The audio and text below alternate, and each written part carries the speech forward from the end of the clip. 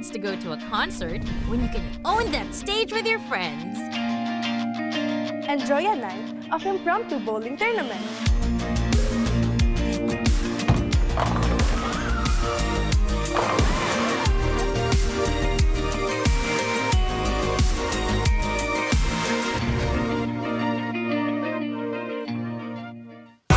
Enemy alert. Your scalp gets 1.5 times greasier, causing dandruff. Get triple anti-dandruff power. Supercharge with Clear.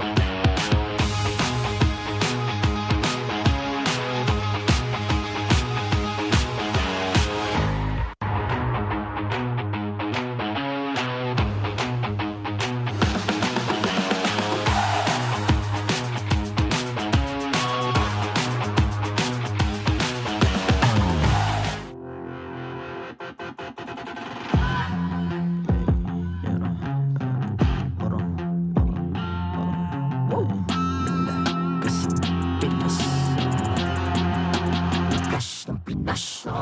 Malakas, Pilipinas, malakas. Kahit anong lane, we become the monsters. Malakas, Pilipinas, malakas. Face the golden sun and ribbon for the 3 stars. Look at us to the top, no ifs, no buts. Winning any game, para to sa PINAS. Di mo matitin ang aming boses sa new level. Nasa kalye man o mobile, you know I become a legend. Open fire, we unite, we winners. Built with pressure, the diamonds are made of. Switch na lane na parang gera, HP Racing may reset up. Built agad ang buhat ni Hilda, full load SS parang Laila. Susundan ko ang iyong bakas, kasama patas. Tagumpay natin to dahil tayo'y malakas. Para sa Pinas, nasa amin ang alas, hindi tuwa atras. Kinikilala sa taas kasi kami ang malakas. Para sa Pinas, nasa amin ang alas, hindi tuwa atras. Kinikilala sa taas, ganito kami sa Pinas. Wow!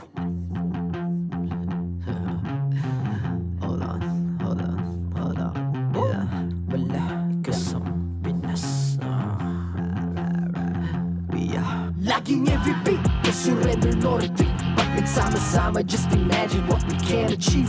Laging MVP, no surrender, no retreat. Giving 100 all my all, cause we just cannot be defeated. We are unstoppable, immune and invulnerable. Ready ang equipment, lahat frozen, malak crowd control. Pakita ko na jab like beast of the southeast. Takas sa watawat, proud and loud, cause every enemy we devour. Susundan ko ang iyong bakas, kasama patas. Tagumpay natin to dahil tayo'y malakas. Para sa Pinas, nasa amin ang alas, hindi tuwa atras. Kinikilala sa taas kasi kami ang malakas. Para sa Pinas, nasa amin ang alas, hindi tuwa atras. Kinikilala sa taas, ganito kami sa Pinas. Wow!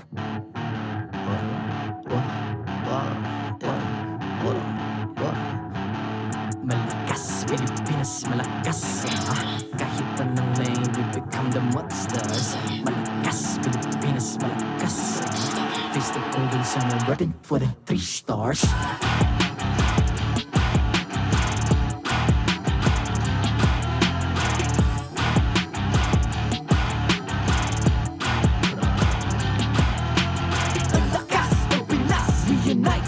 Stars, ang lakas ng Pinas, we unite, be the stars. Ang lakas ng Pinas, we unite, be the stars. Ang lakas ng Pinas, we the stars. Ang lakas ng Pinas, we unite, we the stars. Ang lakas ng Pinas, we unite, we the stars. Ang lakas ng Pinas, we unite, we the stars. Ang lakas ng Pinas, we the stars.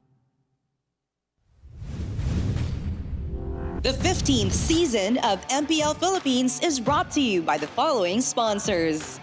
Infinix, the MPL official tournament phone. Lakas sa laro with Infinix. Smart, the official telco partner of MPL Philippines. BPI, the official bank partner of MPL Philippines. Mas magandang bukas, buksan sa BPI. Our partner in esports, Time Zone. Join the fun at Time Zone. TT Racing, for those who dream, work, and play. TT Racing has your back. Clear, power up your dandruff-free scalp. Supercharge with Clear. Don't miss any MPL action by following our official Facebook and subscribing to our YouTube channel. Follow MPL Philippines on TikTok for more content. Experience the Lakas ng Pinas of MPL Philippines Season 15 action live at Green Sun Hotel. Grab your playoffs tickets now via the official MPL Philippines website. Host unforgettable events at Green Sun. Enjoy the Arcade Haven promo, available from Fridays to Sundays. Book now via reservations at greensun.com.ph. MPL Philippines is monitored and supervised by the Games and Amusement Board.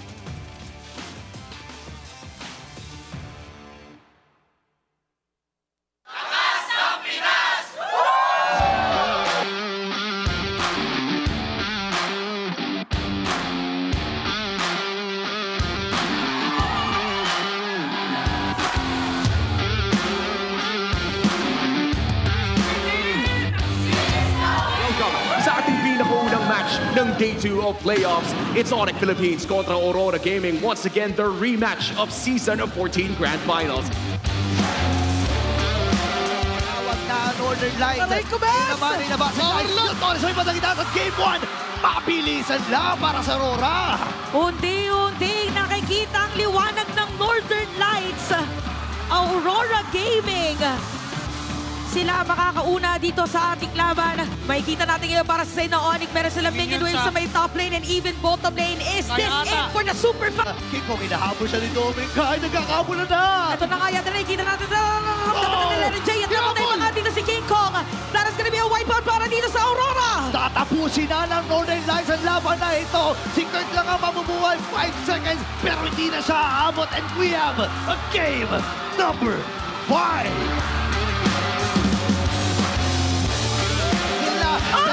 From Onic Philippines, this is it ata. And this time ay naubos ang Aurora at diretso na ang pamilya sa upper bracket finals. Onic Philippines. Sila ngayon mananalo para sa ating game.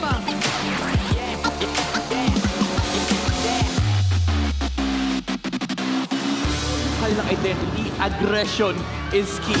And makikita natin yan dito sa draft ng game number 1. Endable na nga yata, parang walang dedepensa. Tapos na ata ang laban na ito at ang Team Falcons ang magwawagi sa game number 1. Kaya ba ng mga bibitawan dito ng Team Falcons? At parang hindi na nga ata dahil ang Team Falcons ay match point na. Match point for Team Falcons.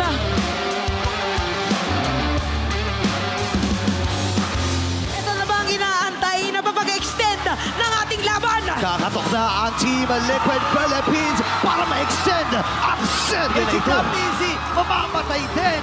Karltzy of Oheb at diretso na ang Team Liquid Philippines. Sa ngayon ay meron pa rin tayong Game 5. Another full Game 5 series, ladies and gentlemen. We have 3 players assigned ng Team Falcons.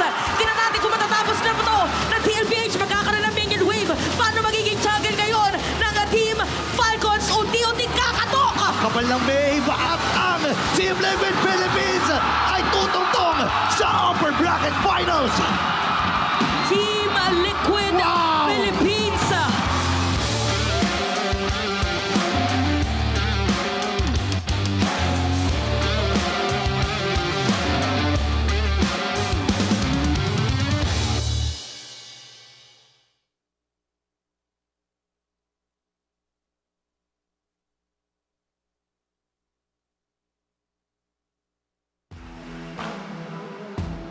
Welcome back to the Champions Arena once again. My name is Hans Galeria. And this is your very own Odin. And Odin, we are just one step away. One of our teams is just a step away from representing the Philippines, the strongest region in all of MLBB, sa darating na MSC at EWC 2025. Is it Onic Philippines or Team Liquid Philippines? A trailblazer of a new era or a titan of MLBB? You know, I'm wondering if we're gonna be seeing another set of Game 5s because that's been the rhythm, that's been the tempo that we have for the playoffs para sa araw na ito. Pero hindi lang naman yan ang dapat nating abangan. Tama ka dyan dahil maya-maya lamang ay mapapanood rin natin ang lower bracket semifinals between Aurora Gaming and Team Falcons. There's gonna be a lot of drama, a do-or-die match to end day number 3. But of course, that is not only gonna be the main concern because we still have the Alamat Awards to give recognition para sa ating mga pinakamagigiting na manlalaro mamaya. And I'm really sure that we all can't wait to witness that para ipakita ng ating mga manlalaro ang tunay na lakas ng Pinas. Kaya super fans, welcome to MPL Philippines Season 15, The Playoffs!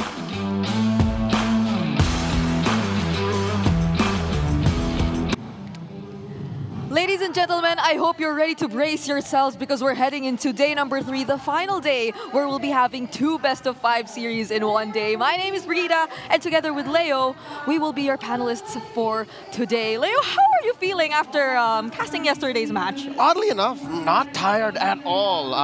Online, I've been reading that this has been the most electrifying, competitive, and worth it must-watch opening to an MPL Philippines playoffs season yet, and I cannot disagree. What was that, 20 games over the span of 48 hours? We are, actually on the road to 30, if ever. One would feel fatigued, but I don't. I don't too. Honestly, we've been here since the first day. We've been watching all the series, and I hope you guys too. You feel nothing but excitement all the more for the matches that we are about to witness today. But before anything else, of course, we're here to inform you all that equipped with all-day 120 FPS system, the next generation Infinix GT30 Pro is the new official tournament phone powering the next seasons of MPL Philippines. So from this point onwards, you know, you get to see our players. I believe we see their hand cams a couple of times, and one time even on the fanny when there was a player using it. And this is probably one of the biggest reasons why, you know, they're very comfortable in terms of playing their games. And I hope they're well rested enough, you know, especially for Team Liquid. They just finished their series late night last night, so they got to recharge heading into their first match of the day because a lot is at stake. But of course, hey, MPL fans and X-fans, get ready to witness the best student teams battle for glory at the Infinix Campus Cup Philippines local group stage. It will be live streamed from June 14th to 15th and the national finals on June 28th, only on Infinix Philippines Facebook page. This is XCC PH, hashtag where legends rise. Let me just tell you, I hope you guys, if ever you are part of a collegiate team, if ever you are still studying and playing MLBB, I hope you did sign up for this because there's almost a 2 million prize pool on the line for all our collegiate players. I love that Infinix is investing in the future of sports, right? They're covering the strongest league in the world, and then they're also, you know, watching these up-and-coming athletes come through to collegiate. And who knows, like, there might be one of these collegiate players someday playing on the MPL stage. So that's something we also have to watch out for. But of course, we have to take a look at our updated playoffs bracket. Leo, what are matches we'll be seeing for today? Today, it's going to be the upper bracket finals and the lower bracket semis. Brigida, you know what's scary, but just the same, makes me feel all warm inside? The fact that this bracket looks very similar to the forecast right now, going into day 3. All of the winners, some scores were on point, but all of the winners so far, the results were very similar to what I said in my video a week ago. And for the regular season, it wasn't the same, right? You've been going through a lot of 50-50s. It was rough. This is rough for a different reason, and we're all good for it. Yep. I believe the top 4, at least, were predictions that many have probably agreed on. But they brought us all to Game 5 in as early as Day 1, and that was probably something a lot of us didn't expect too. But again, for today's schedule and for our upper bracket finals, that's Team Liquid Philippines going up against Onic. Team Liquid Philippines' chance to once again return to Riyadh, but Onic, they definitely want to get the chance to fly out there too. They've never been. Their brothers in Indonesia have, but this, the Super Fam, they have yet to step foot in the land of EWC. But later on tonight, it's going to be Aurora versus Falcons. That one, you were telling me before the broadcast started, you were worried about. I am. I mean, aside the fact that it is going to be an elimination match, whoever loses that series will have to say goodbye and hold that top 4 spot here in the season, or here in Season 15. It feels like whoever comes out of that will just have insane momentum to whoever they're going up against. Yeah, the lower bracket is a comfortable place for Filipino teams, and I'm hoping that whoever does come out of that lower bracket finals is ready for whoever drops from this one. This is the Golden Rivalry, the road to immortality, and MSC at EWC 25. Yep, I absolutely agree with the entire headline we're seeing right now, because if there's one matchup I am definitely looking forward to see, and I believe a lot of us too are excited to see, it's that matchup we're seeing in the gold lane. It's these 2 gold laners who've made such a big name for themselves wherever they go, to whichever team they become part of. Yeah, this is Oheb versus Kelra, Kelra versus Oheb, whatever you want to say, Blacklist versus Execration, Blacklist versus Omega, Blacklist versus Onic. Like, they've had many different matchups through the years, and we'll run you through that Golden Rivalry right now with a quick throwback to the season past. They are 1-1. Bring it 1-1. It's equal. So this is gonna be the deciding match, at least for this season. For now. For now, like whoever is gonna be the one winning the overall matchup between Team Liquid Philippines and Onic Philippines. Because again, they're 1-1. In terms of games, I guess there is a slight advantage in terms of Team Liquid Philippines because they're 3-2. But we cannot deny the fact that this has been a very close fight. I know Kelra has had a lot of titles under his name. Yep. But overall, if we were to look at it, Oheb, his all-time stats, they're still up there. Oh yeah, no, especially in Season 15. Oheb, as well as Team Liquid Philippines, have been topping charts. GPM, DPM, Lord Control, Oheb and Team Liquid Philippines are running it. And I think you could say for a majority of the past 4 years, the time that has elapsed since the Golden Rivalry was started in Season 7, that's been true. Oheb have scored more world champion. Well, he scored his first world championship, his first big ticket MVP, and then more MPL championships compared to Kelra. But Kelra, you have to understand, is a triple crown champion. Almost every single tournament he plays, whether in home soil or internationally, he bags the MVP. Yep, you gotta list all of that, be it the MPL Philippines title, the MPL Philippines Finals MVP title, the MSC title, the MSC Finals MVPs, the M Series and all that. Kelra has it all, so he's definitely left that legacy in the scene. And even if you ask him, interestingly enough, it feels like he doesn't want to acknowledge yet that he is the god in the goal. You know, like he stays that humble even to this point, despite everything that he's achieved. But just to look at the playoffs matchup for these two players so far, yes, these are way back. If you look at their hairstyles even, you're gonna recognize that this has been way back. But clearly Oheb, he's been winning the all-time matchup. But in terms of who's been a bit more flexible, I think we'll have to give it to Kelra. Huge hero pull on the gold standard.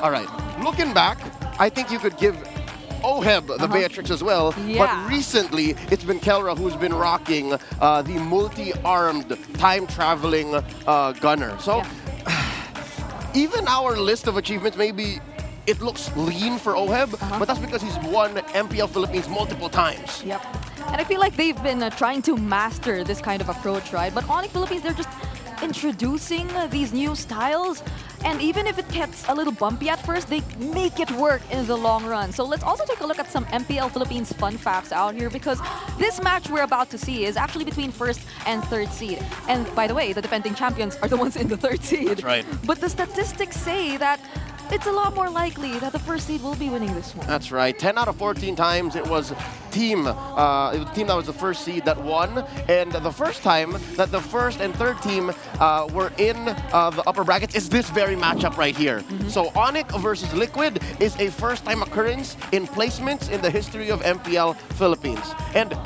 only 3 third-seeded teams have reached the grand final. So for Onic to do this now, to add another notch to this already record-breaking matchup, they would have to make like Season 5, Onic PH. They would have to make like Execration, where Kelra came from. And they would also have to make like Blacklist in Season 11 and 12. Oheb knows all about that. And just to add to that, no third-season team yet has ever won the MPL championship. It's always been 1 or 2. It's always been 1 or 2. 1 or 2. Look at all these banners. Those are all first or second seed teams.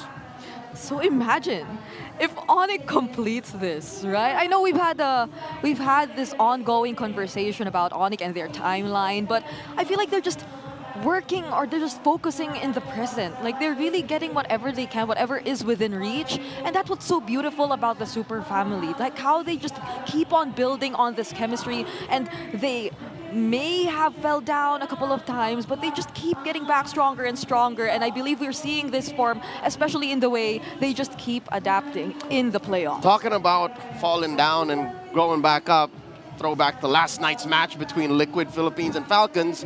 How do you bounce back from an 0-2? How? Liquid can do that too. That's true. So these are two teams who've been through a lot, even in their first few matches. But I think we gotta call on the caster's desk for now because we've had our fair share of ideas. But hey, how are you guys doing out there? Naisu, Ingan, and Renmar, how do you feel today? We're feeling cold. refreshed. I feel cold. You're cold. Renmar, how are you feeling, Renmar? I'm always hot. He is. I agree. I cannot argue with that. Why is it when every time I try to comment some self-love, Brigida comes in, it's like, I think we gotta get Renmar in check, gotta humble him down a bit. I cannot argue with that. Both of us, Leo and I, we completely agree. You are digging yourself a hole right now. Right? We completely agree. We completely agree. Yeah. Then I get you. Leo doesn't look convinced, Brig. Silence means yes. Silence means yes, and that is what he's saying right now. But this is time for us to check out the community poll as well and ask our viewers right now who they think will be securing the first grand finals and the MSC slots. Is it A, let's go Liquid, or is it B, it's Onic time? And it's not just the viewers we're asking for this one, of You're course. asking us? Of course we're asking you. You go first, Naisu. Wait, are you already showing yours? I'm already showing mine right here. Going for it. I know there's like a bright light, so I'm trying to... Wait, if I angle it that way. He is super fam. He is super fam. I'm going with the super fam right here. Don't forget this. Okay, I mean, he does have the jacket. So, Ingan, what about you? What is your prediction for this? This ain't a unanimous desk because I'm going for TLPH. Wait, yesterday we had to make the sound of a horse. Could you also do it just for the sake of everyone doing it? Family Feud. Okay. How do you rate that, Leo? That sounded like a balloon getting deflated. What was that? That is a horse I'm gonna keep in the wild, very far away from my farm. I didn't even rate it, so. That's not rated anymore. Redmar, 1 out of 5. What about you? What is your? This was tough, but I mean they beat my Falcons. They beat my Falcons. They broke my heart last night. It was an emphatic reverse sweep. Yes. And right now, honestly, I'm just a Coach RC stan. Yeah, honestly, when I saw him already jumping here in the panel and then the reverse sweep just suddenly happened, you know, it was just so surprising to see. But of course, the battle emotes, don't forget, they're available until August 9 for 109 diamonds only. You can get new emotes from Aurora, Team Liquid Philippines, Twisted Minds, and if you haven't yet, grab them now for Onic Philippines, Omega, and TNC. Those emotes return. Show your support for your favorite MPL team and buy them now at the in-game shop. Of course, we aren't exempted from this as well, Leo. So what about you? What are your predictions for this match? I put my money on my mouth and put out there my reputation as a prolific predictionist. And I said Liquid. I said Liquid would punch their ticket to the grand finals first. So let's go Liquid. Oh my goodness. So I'm about to share mine and... Let us know, Brig. So Let us know. it is not a unanimous desk, but it's only Naisu who will be different. No, I'll change mine to Onic then. What? I'm an Onic guy That's now. my son. Yeah. What? Okay. Bring it out. What's your prediction? Go. Mine's Team Liquid, the father and son. They are in agreement that they're both Onic, so it's 3 of us for Liquid. Thank you so much, casters. We'll see you later. What was that about? Why did he change last minute? What was that? Like, he was so convinced he even did the sound of the horse. No, it sounded like... it's not a sound of a horse. Again, it sounded more like... Oh wait, even that sounds better. Ingan, you step it up, bro. He can work on it. Like, Yeah, he he's can got time. probably make some calls during his play-by-play. I will listen you know. closely. I will listen closely, so you gotta watch out. We will be waiting for that perfected horse sound later on. But you know what? This has been a very funny intro so far. Yeah, you know? no, for such a high-profile match. Yeah. For the Golden Rivalry, for us to laugh it off, you know what? This is just nerves. This is just us expecting what's already coming. Come on. You know what it is, right? We'll be so locked in later. This is probably the last time we're able to laugh it off. But this is definitely a very high-stakes match. We did mention it earlier. There's not just whoever's going to come out on top for this season, at least at stake for both of these teams. It's that slot to MSC, and it's also the ticket to the grand finals. And a lot of records being broken. Again, this whole first and third and first situation. If Onic wins, then already they changed the game. They changed the course of history. But if Liquid wins, then that makes Onic have to climb out from the lower bracket. It's been a while since Onic had to do that. Yep. Them having to go through the entire play-ins, them having to go through 2 game 5s already throughout. I mean, that's one too, like stamina, endurance. Yeah. That'll be tested definitely for Onic Philippines. And given that they've been through a lot in the first 2 days, they definitely don't want to go down there. You know how crazy this is? They've had a tougher time in the past 48 hours than they had winning the M6 World Championship. That is actually true. They've had such an easy time back then. I think even in SPS. But you know what? This is time to find out what's going to happen in this series. So let's all see the player walk-ins.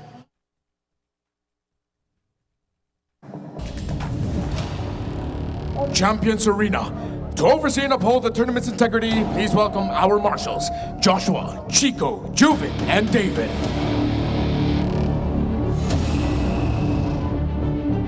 Only one is destined to be the first team in the grand final stage.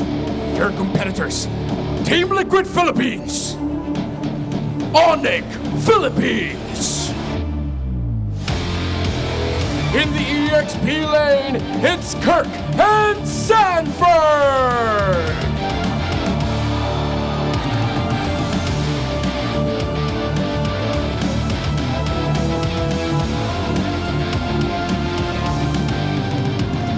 In the jungle, Karltzy and King Kong.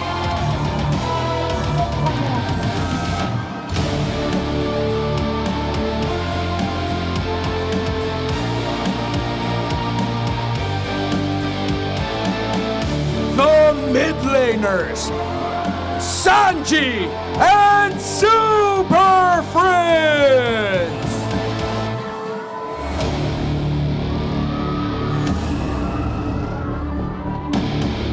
The roamers, JP and Brusco.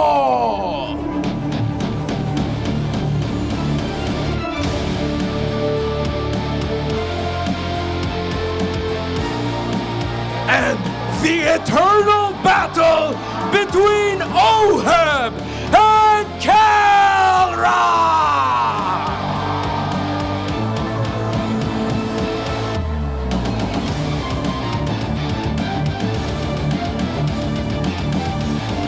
And their respective coaches. For Team Liquid Philippines, Coach RC. For Onic Philippines, Coach Why Not?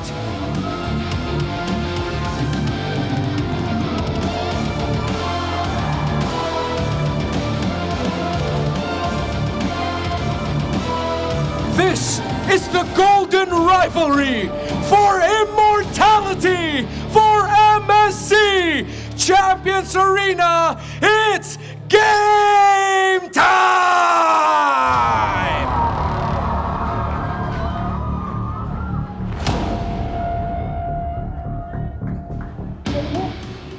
I honestly cannot hide my excitement from the way these players just decided to walk in and not even make fun of each other, not like the past 2 days. Leo, take us through what we should be expecting for Team Liquid Philippines. Team Liquid Philippines, #1 across the board. Turtles, KDA, kills, GPM, DPM. #2 in game duration average. But here's the thing. In the playoffs, they decided to get a little experimental. You now have a Terizla in the hands of Sanford. The JH, Jawhead, previously 100% from Daddy JP. He doesn't rely on that as much anymore, despite it being his top heroes. So something to watch out for is how Mr. 2K, Karltzy, might pop off today. Yesterday, he was more of a role player. Yesterday, he was more like, yeah, whatever you need me to do, man. I'm going to play the Fredder if I need to again. But against the Super Fam, I think he himself will have to understand that my team needs me more than I need to show off. Yep, I agree so much, especially with JP. He went beyond what people expect of him. He went beyond the hero pools that we kind of limit him to use. But this is Onic Philippines. Similar to what you did mention, they're actually leading in least deaths, but they're quite low in terms of kill participation, and they are actually first in terms of first blood rate. You know, that's just their aggressive and individualistic playstyle that you constantly see from them, but they're still able to balance it out with the right amount of chemistry, with that synergy that we always see in terms of how the Super family is able to play. And these are overall stats too that we should be watching out. Man, look at that hero pool. Yep, they are either tied or have already gone above Aurora, their rivals as Trailblazers in the new era. So that is the one thing that they have that is higher than Liquid. So under the leadership of Coach RC, Liquid has just streamlined their approach to the game and decided to make like the defending champions. Again, this is very Onic of them to say, hey, rely on your solo mechanics, play as a team, and then go from there. That's their key to actually making it back in that series against Falcons last night. So this matchup here, you can look at the numbers and say, all right, Liquid is up. Yeah, you know, they're better at KDA. They have the #1 highest GPM and team DPM. But understand that Onic have deep pockets. They have. We just mentioned it earlier too, in terms of our gold laners. Oheb, it does feel like for the entire season, he's been only either on the Harith, on the Granger, on the Kimmy occasionally, on the Moskov. But other than that, it doesn't feel like he's been bringing out too much, unlike Kelra, you know? Like, even way back, right? Kelra's been the guy to even pull off all these Ruby gold lane picks, all those interesting kinds of gold laners. The Clint, that maybe it didn't work, but who knows? I mean, this happened too with the entire 1-1 Jushin scenario, and they didn't give up. They didn't give up on it. Like, they still decided to keep trying, and eventually we saw the idea behind it. But before we head into this match again, I believe we should be listening on what's going in that smart ping test here right now. No sniper, grabe. They will show it on the camera later. Let's go, let's go. Eto nga ako pre, si Mikasa. Mikasa. Ere! Paborito ni Mikasa sabihin. Ere! Ere! Wala pre, jacket diff bro, it's already a jacket diff. Yeah, they already lost. Why are you close ranging me bro? Sinabi ko na wala talaga may kwento Napokus lang ako. Sorry mga boss, nakapokus lang ako. ML lang nasa isip ko. Tsaka na yun, pagtapos ng playoffs. Nobody gets me like you do. Grabe yung improvement si Puega pre Binigyan na naman ako ng inspirasyon ng Puega pre, para magpapayat. Papayat ako, okay lang. Ako, kinakabisado ko lahat pre. Pati yung golf ko, napabayaan ko na pag-golf ko. Wala ganun talaga pre. Si Michael Jordan kasi, hindi na kami magkasama ngayon LQ kami. Ay, LQ tuloy. FO. Binanatan ng truck ang tao. Sinagisaan ng tao. Nagpulbo pa.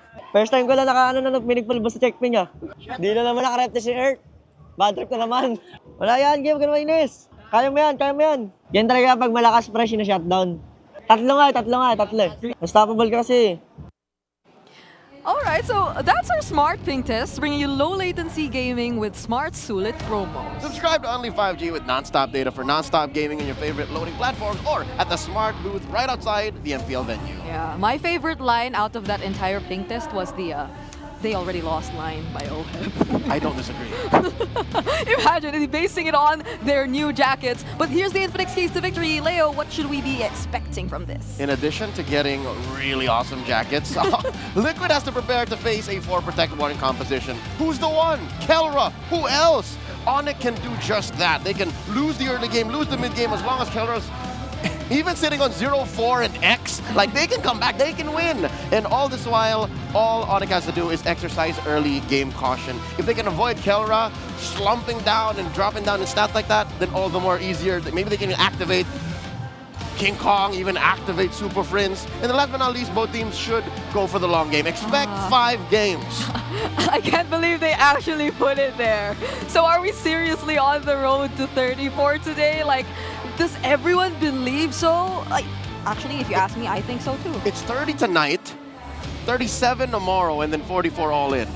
Oh, wait, so 1 day at a time. 1 day at a time. We're maxing out the entire playoffs. That's such a feat, you know? Like, if we get to achieve that, it's insane how we're able to maybe statistically already call this the most competitive season yet. It already is. It's a concerted effort between the teams, between the fans, and of course the talents who have some juju that make these series go long. All right. You know who you are. We don't believe in curses here, by the way, but we are about to witness the first draft of this best of 5, and we're calling in some reinforcements once again. Renmar, how do you want me to introduce you for today? I'll introduce myself. Hello and good afternoon, Leo, Brigida, and to the Renmarians all across the world. Hail Run Marions! Hail! Hail Run Marions! So that's how you do it. I'll be taking notes. But for now, Coach RC, they're batting out the Fanny and the Oheb and Onic Philippines. They took the Oheb. Well, You're not wrong. It is the Oheb. He's sitting on an amazing record right now. Yeah. Do you get me? Yeah. He understood. It looks like the Oheb just read. So Kimi and Chip are the options, however, for Onic Philippines. And it feels like the only first picks that are still out there so far, along the lines of the Joy. Yeah, Joy, Juicin. Box has also been a rising first pick in this playoffs. Yeah. So the Baksha is available. That's been a flex, a major flex for a lot of teams. Falcons did use it too just last night when they unfortunately got their reverse sweep. But now what could be the last ban for Onic Philippines? The trend so far is opening so much in terms of the jungler picks for both Karltzy and King Kong. You think there's a chance we might be seeing a race for the low E for the first picks here? I mean, it is Sanji and SuperFrince. That's the thing. With Chip out of the equation, you're going to want to watch out for that early low E. Low E snuck into drafts twice yesterday in the last phase. So with the Joy being banned here, maybe these two teams get the incentive to, lock in that low E here first or to close off their first phase. Yeah, and by the way, that Luyi last night was crazy. Oh, yeah. Like, it's been using the diversions non-stop whenever it was available, pairing it up also with some crowd control. It's definitely going to work wonders here for both of these teams, whoever decides to pick it up. But Team Liquid Philippines, they seem like they would rather pick the Jushin this time. Yeah, I'm not going to knock it. I think there's still a wide hero pool available for SuperFrince, so they don't need to race for it too hard. But Dangable, I believe, is might be the mindset here for Onic, or maybe looking towards getting one of the priority picks for Kelra. I don't know if they want to rush either the Moskov or the Granger, though. Yeah, I mean, we did mention in the Keys to Victory the entire Core Protect 1 thingy, but when it's the Moskov, I think you can expect something else from Kelra. This time around, they're sticking with the Granger, though, and the Baksha that was just previously mentioned. Yeah, what's so amazing about this Baksha is it provides rotational speed, reach, and anti-heal. All of these things are good in multiple kinds of combat. So by locking it in early, Coach Wynot's not closing the draft. But Liquid, oh man, they secure the Hayabusa, key to their comeback last night, and of course the Phoveus, who is currently still, even post-patch, sitting high up in the prio bans and picks. Yep. And there's gonna be a Suyo from King Kong to round out the first half of the drafting phase so far. So I'd say there's still plenty of flex that you can expect from Onic heading into the second phase, right? Yeah, you can still flex the Baksha into the roam and the EXP, and lately that changes a lot of the dynamics, considering that it's up against the Phoveus. However, it might still default into the classic Hilda versus Phoveus in lane, considering that you see a Hayabusa on the other side. Makes sense for Kirk wanting to say to Coach Why Not to Coach Hayes, hey, can I get a Hilda at least so that I can try to apply pressure in their jungle? The Hilda for Kirk has been, like one of the heroes you just constantly attach to his name because he plays it that way. That entire solo Wrath Warrior feeling whenever he gets the hands on the Hilda. But now they're respecting some of JP's potential hero picks, taking out the Jawhead as well. You can't deny the astronomical win rate that JP has on the JH. But look at this, Liquid blocking out SuperFrince's favorite, the Farsa. They should ban the rather the Selena, then ban the Farsa, because that's all three main heroes that he has. But that still leaves the Luyi open. Oh, yeah, that's right. So what do? You pick your poison, right? Is it Selena? Is it Farsa or is it Luyi?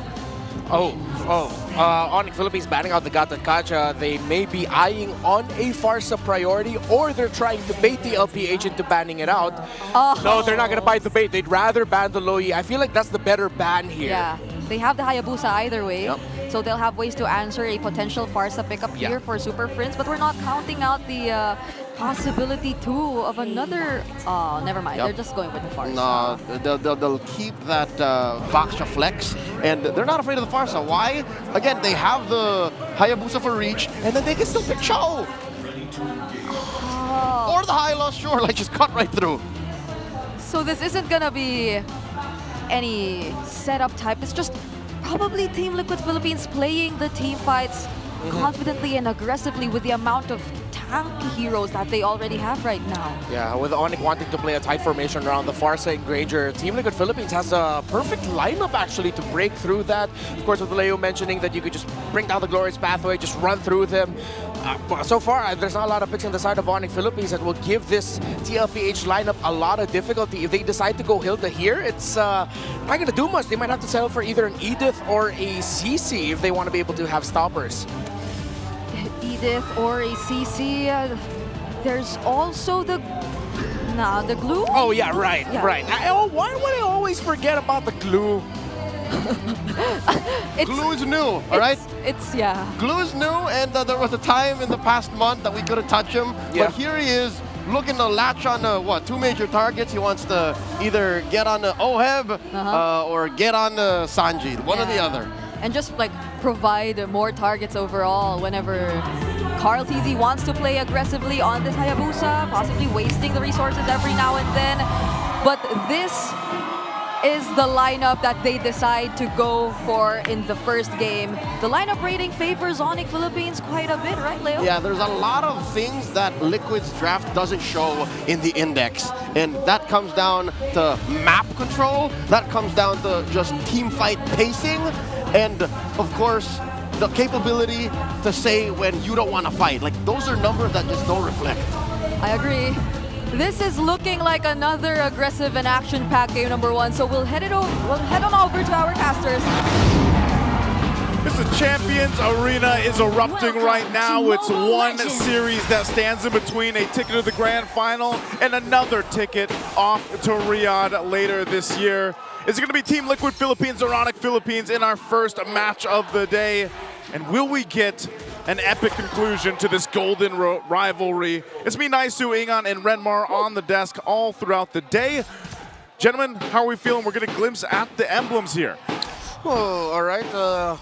All standard in terms of the emblem picks. Of course, SuperFrince going for his fast rotating, heavy map presence Farsa, and yeah, I too am erupting with excitement. Yeah. Even though it's only game number 1. I feel the drums.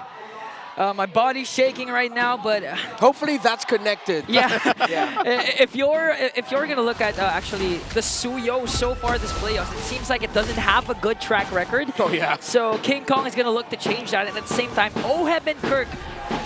Second time only to use the Moskov and the glue for these respectively. So far, no wins coming into the playoffs. So let's see how things will change, because so far it has been a slow start for both of these teams. We're used to seeing the mid laners and the roamers really poke it out in the mid lane.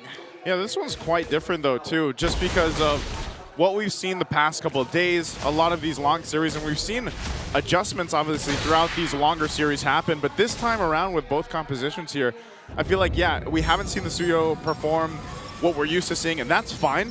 He kind of needed that adjustment to happen, and at the same time, you just have to be able to support him. Now you have a glue here that could help, but Brusco finds Karltzy with a shield unity, forced out the shadow early on, but in exchange for the revitalize, so a crucial battle spell for Onic expended for this turtle. Yeah, very early in the game, Team Liquid Philippines are not going to be able to contest objectives as much. I mean, you've got Glue, you've got Baksha that you have to deal with, Suyo, of course, one of the relatively tankier assassins. Oh, SuperFrince with a feathered airstrike. It's a grab coming in for the side of Onic as they take down Sanford as well. Let's see how TLPH will respond, because Kirk flickers in once again with SuperFrince. King Kong also on the chase, goes in for the kill, and an aggressive start for the Sonics as they take down one more. The daddy goes down. He goes down, and hey, King Kong might have just put Suyo back on the board a little bit here. Oh yeah, King Kong has not won this playoffs yet, if I'm not mistaken. He's 0-5. With everything that has happened, with all the lineups he's had to go against. But so far, in this one, this is not a terrible hero matchup against the Suyo. Sanji gets picked in the mid by Prince and Brusco.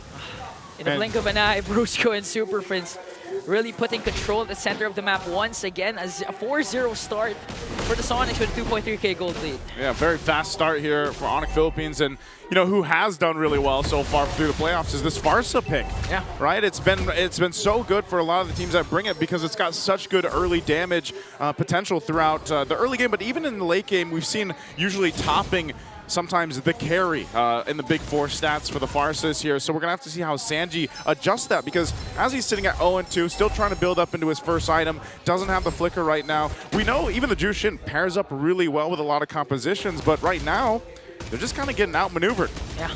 Because you can see the dive center composition of Onic, Brusco has been a thorn in the neck of TLPH. As soon as the Lantern player is just beaming up, Brusco just dives in with the shield unity, disrupts whatever TLPH has in store for Onic Philippines. All right, so Onic Philippines, oh, they might find another one. JP, no, you don't need to dive under the tower this early on. Second turtle is going to be up, and it's still going to be looking good for Onic, as Karltzy is already getting pressured by Kurt. Yeah, Kurt just replicating what a Hilda does right now. Sticking on to Karltzy, even sustaining damage coming in from 2. JP goes in with a glorious pathway. SOD is going to connect here. Sanford goes in with an Infernal Pursuit. Might be able to bring down SuperFrince. That's one member down for Onic Philippines. There's going to be a flicker. Sanford working on King Kong with the zone as JP might be able to get taken down. JP will fall. SuperFrince as well. King Kong escapes. And just in a snap, Onic Philippines lost their formation. Kurt, yes, he was doing the right job. King Kong might be up next in the docket, but Bruce goes there to help him out unless... No! See ya! King Kong was there, and now Carlos, he's not, there's no way Kirk goes under that. It's a Hayabusa versus a glue. He's going to be fine, gets away, but Kirk takes a couple shots. Might just be trying, I thought he was going to try to delay for King Kong to make it there, but yeah, ultimately, Onic Philippines still holding on to that lead they had there. What an interesting fight for the objective, but at least Carl got the turtle. Now the play here on the bottom side for this turret. Instant rotation from Onic. After dominating the turtle fight, instantly goes down and helps Kelra, gives him enough space to take down a turret down bottom. And now so far, we're seeing Onic Philippines, really the sustain is just there for them, because it's going to come down to a point where TLPH, they have to use a lot of resources just to get by Brusco and Kirk. Yeah, they are so tanky, and again, they don't have the damage profile to deal with them this early on. Although, yes, they were able to break the formation of Onic Philippines. It's the strength of their lineup.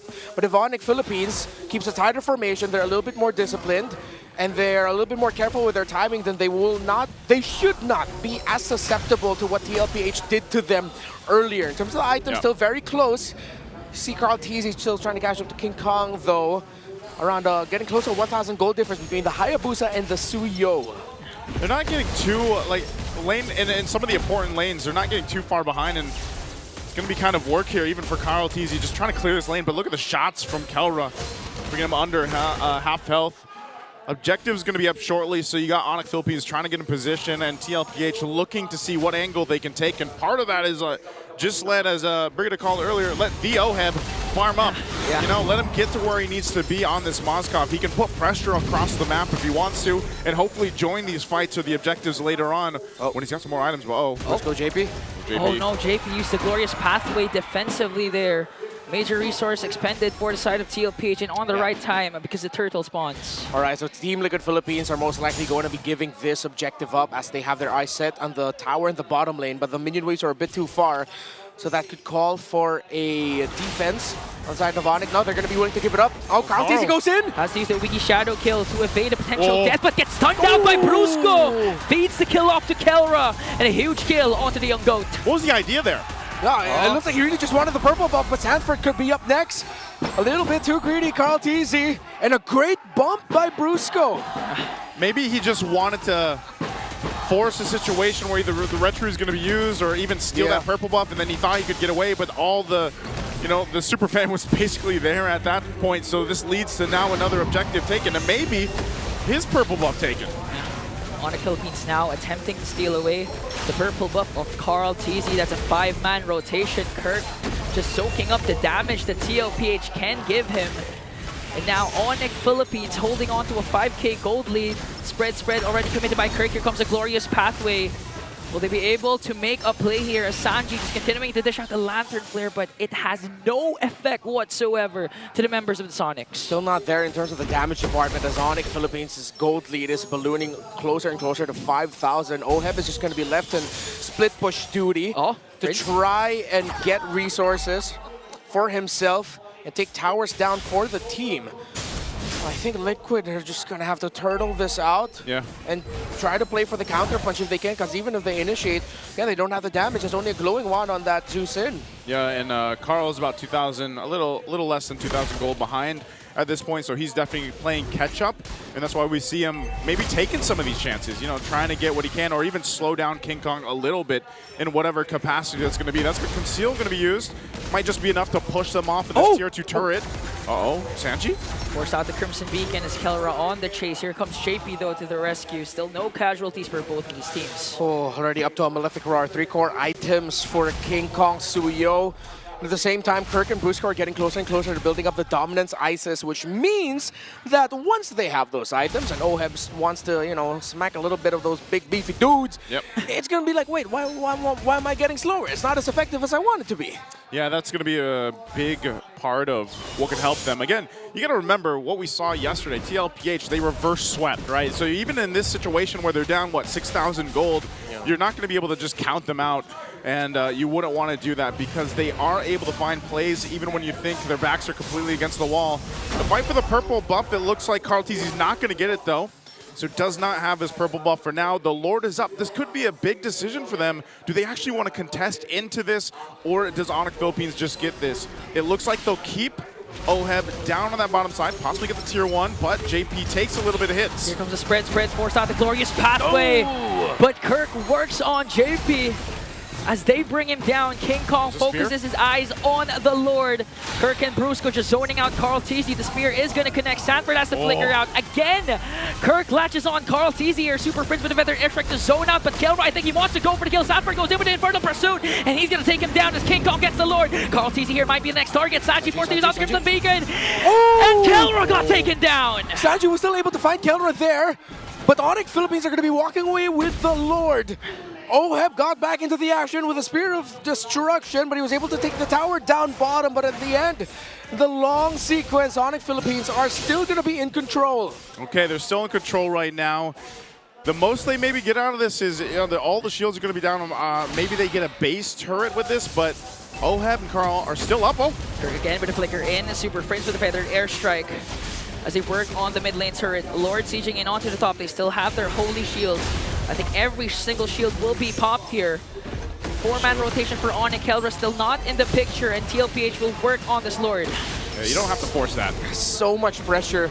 Kirk is literally the glue holding not Onic together, Team Liquid Philippines together. And they don't want to be together. They want a little bit more of separation between them so that they can do things individually. But Kirk is just keeping them at bay. Sanford doing everything he can to do something here, but he's going to be in trouble. But Kirk latches onto Sanford here. Glorious Pathway cast it down. They're working on Kelra. Might be able to bring him down. That's one member down in exchange for Sanford. Karltzy goes in with a wiki shadow kill. It might be a turnaround here for Team Liquid Philippines. Brusco already low, but the members of Team Liquid Philippines are falling as Onic are holding on. Sanji might be able to take down one. A double for Sanji, but Kirk answers back. A mega kill. Kirk and King Kong working on the top lane alongside SuperFrince, and they're going to bring down an inhibitor turret.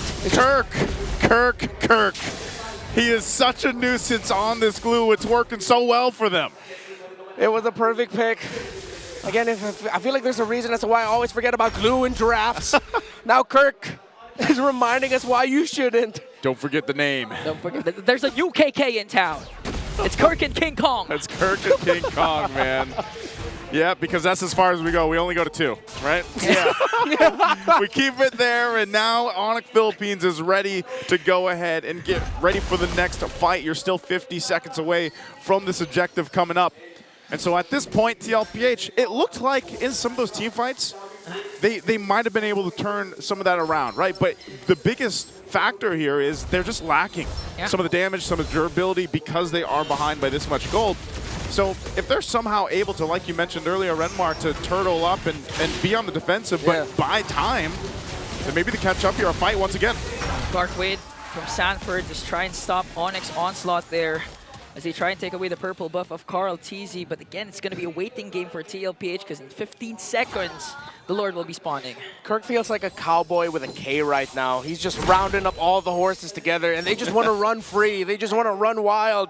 But again, they're just all kept up, and of course that means that SuperFrince is happy, Kelra's happy, King Kong is happy because, well, when he goes in with the Soul Sever, he'll be able to deal so much damage. Yeah. That's why SuperFrince isn't afraid to early cast the Feathered Airstrike because he knows there's a cleanup that can come from King Kong. Kirk with the spread there. King Kong? As King Kong jumps in once again. Brusco with the shield Unity looking for the proper target, and he latches onto JP. That's going to be another one. Counter's going to take JP down. Onic Philippines look like they've found the main target, and that's 2 down for the side of Team Liquid Philippines. The next target might be Oheb here. King Kong jumps in, but Karltzy wants to fight back, and Karltzy wants that trade, but Sanji is the only one left. SuperFrince with a double. That might have been enough, though. Sanji on the run. Forget the Lord. Brusco wants to hunt him down. Kelra there, too. We'll see if they can push this into the mid lane. They still have some time. They try to keep it together, but Sanji, he's all alone. Can he actually clear this out and defend it? The call for Onic Philippines is to get an inhibitor turret in the middle lane. Let's see if TLPH can still come back from this game. They don't decide to go for the Lord because King Kong is not in the picture. So there was still time bought for TLPH. All right. They have another shot at this. 3,500 is the gold lead. It's not massive. They have the resources. Should have enough to get small wins here and there. But again, it seems to be them needing to initiate something. But it's tough. It's so tough when you have to think about the grab of the glue. Yeah. He hasn't died, man. Yeah, he hasn't. He's 3-0-8. Kirk has been unstoppable here. He's been the catalyst for Onic Philippines and the bane for Team Liquid. Yep. He's providing so much space for Kelra to basically move around. Even King Kong to an extent. And that's what I was saying, you know, Suyo, you really need to rely on that composition. Kirk again! Again, Kirk with spread paired up with SuperFrince's Feathered Airstrike.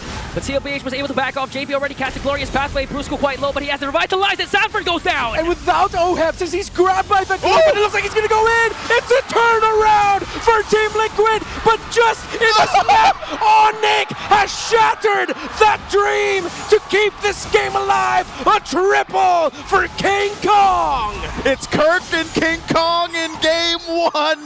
They made it work, and now they'll march into the base. And in a blink of an eye, the Sonics rages forward as they take game 1. Woo, what a game! Yeehaw, says Kirk, the cowboy with the K rounding up the horses. Man, if Glue was an actual cowboy, I would be devastated and scared. Yeah. They're not called cowboys, right? They're called wranglers. Wranglers. Right? Wranglers, yeah. He's wrangling right now, and he's wrangling them with glue links. Yeah. Let's go ahead and throw this one over to the panel to see what Brigida and Leo have to say about this fast game 1.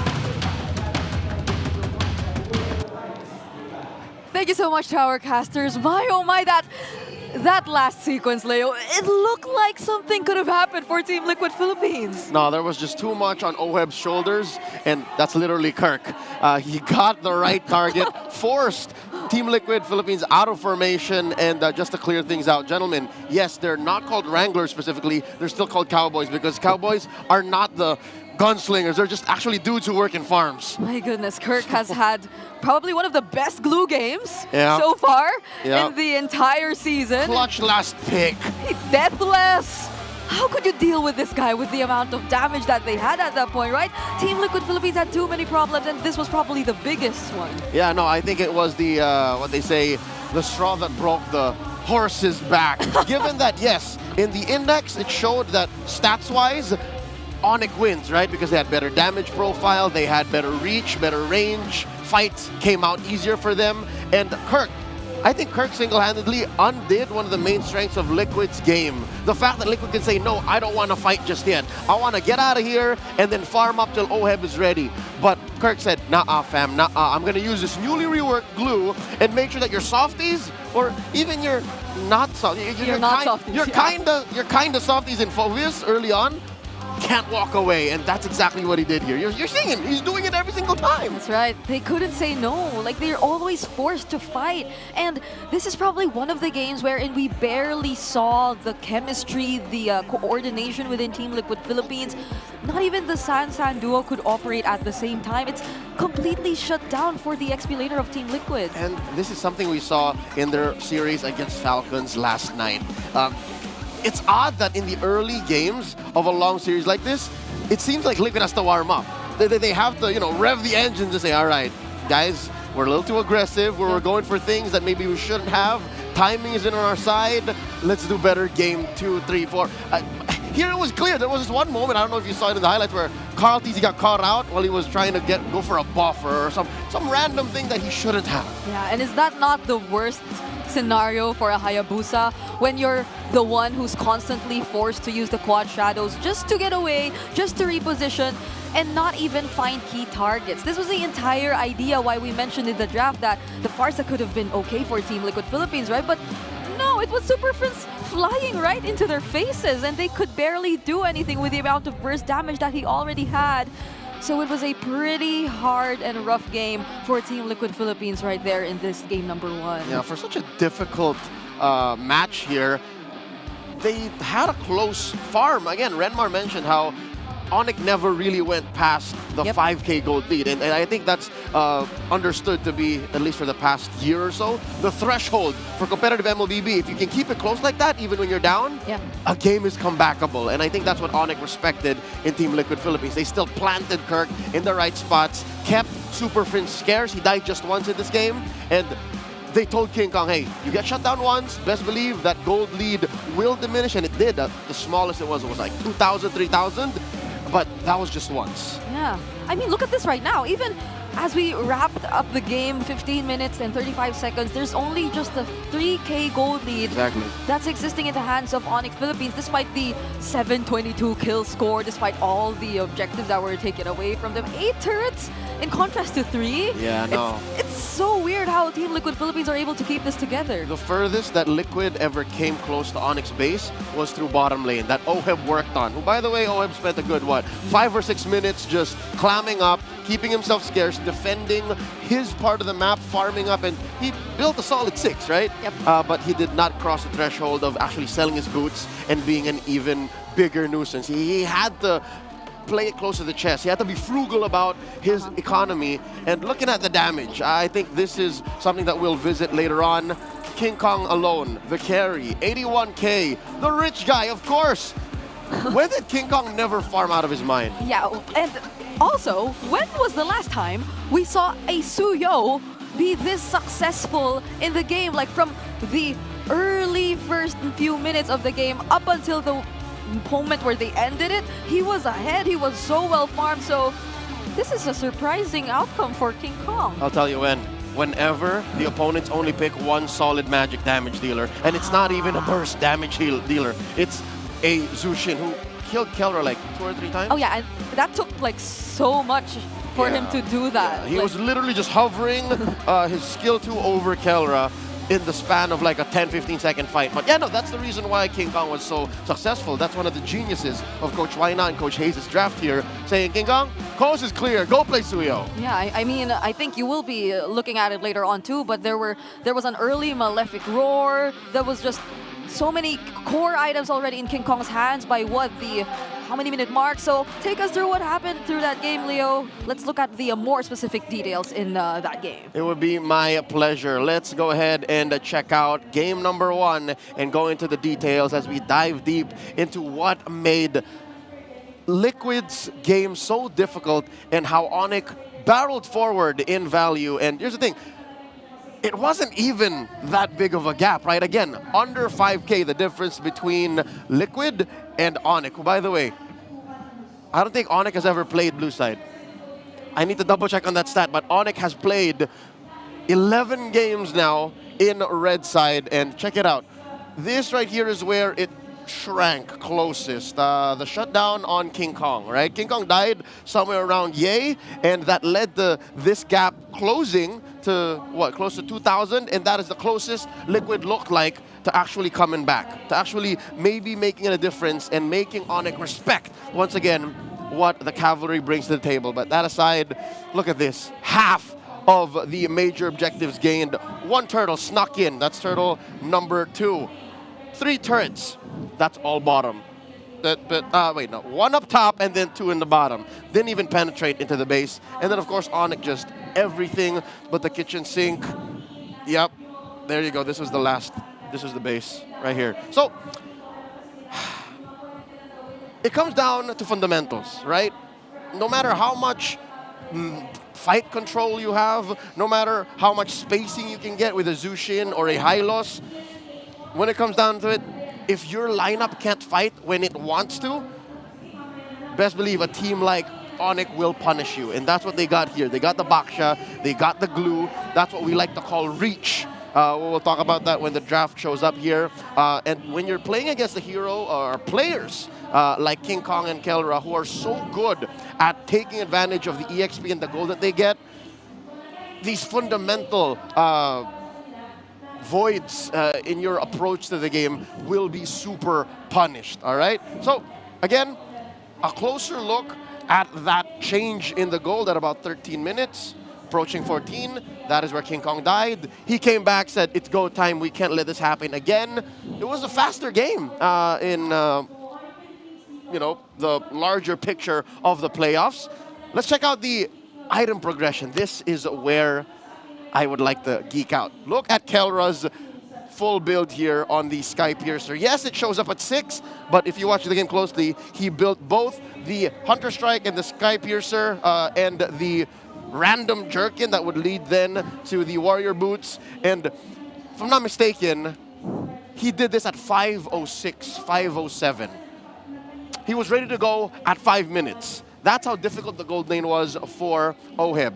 And then look at King Kong here, who Brigida mentioned was rocking an early Malefic Roar. There it is. So this is a Suyo that knows that they're in for the kill. Hunter Strike, check. War Axe, check. Like these two, you never let go. And then, bam! Malefic Roar. You're going to shred through Sanford's armor. You're going to shred through JP's armor. The healing, forget about it. You got the Brusco Baksha here running around building that Antikiras early, nullifying Sanford, nullifying Karltzy. A little bit of Oheb already. Because again, very weird damage profile here. Only one main magic source in Sanji's Zushin. Check out as well, Kirk, this was mentioned by our casters, the Dominance Ice. I believe this one single item here was enough to make sure Oheb had a difficult early mid to early late. He did eventually build 6 items and felt a little bit of a power spike, but no, this right here, the way Kirk said, yeah, if ever Oheb were to get me, if ever JP decides to touch me, say goodbye to the healing. Even Sanford found it hard to ride out those early engagements. The front line did not exist for Team Liquid Philippines because of what Kirk did here. The early Dominance Ice. SuperFrince, of course, you build the usual defensive suite in the Queen's Wings and the Winter Trunch, and then Brusco. Folks, I suggest you guys pay attention to how Bakshas are built. Again, throwing back to the Chop Suey meta, he built a Black Ice armor here. So just in case these fights happened without Kirk and his fully built Dominance Ice, Brusco was there. Brusco could slow down the healing, cut the shields, and stack on top of those Baksha marks. That's the reason why Baksha is so big in the current metagame. Now let's talk about the draft, all right? Number one major problem, damage profile. I noted this in the desk whenever I would be on and a team would be defending. I give the wave clear score for Team Liquid Philippines here with this draft a 6 out of 10. I don't like it. It takes a while. There was a moment wherein it was Karltzy and Sanji trying to clear a wave in mid or in bottom. It took him, what, a solid 10 seconds. Just like, this is one wave, gentlemen. And again, that's a decision they made. This is a team fighting lineup. This is a lineup that wants to at least be at neutral, win the fights that they choose, and then retreat from the fights that they don't choose. That was one of the main strengths that I noted in this draft, but they didn't get to those positions. They never got to a point wherein they could say, I don't want to fight. On the other hand, Onic, again, kings of range and reach. Range, POW, Farsa, POW, Granger, reach. That's a new concept we want to introduce. How perfect that it is Brusco who is the king of reach in this game. Reach is different from range. Range is how you can effectively attack your opponents while being far away. Reach is what you get in assassins like Hayabusa and in heroes like Baksha and Kufra, wherein you jump in, close the gap, and then be right in your opponent's face. That is reach. That is what ruins heroes like Farsa, ruins heroes like Eve, and even Zushin. If you can close the gap and make her fight wherein you're not comfortable, then forget about it. Like the shield negation that Baksha provides against Azushin almost makes Crimson Beacon an auto click. And that compromised Sanji, that compromised all of Liquid, and that's what led to this quick win by the Super Fam. Yep, those mid-game stats by this guy, the reach,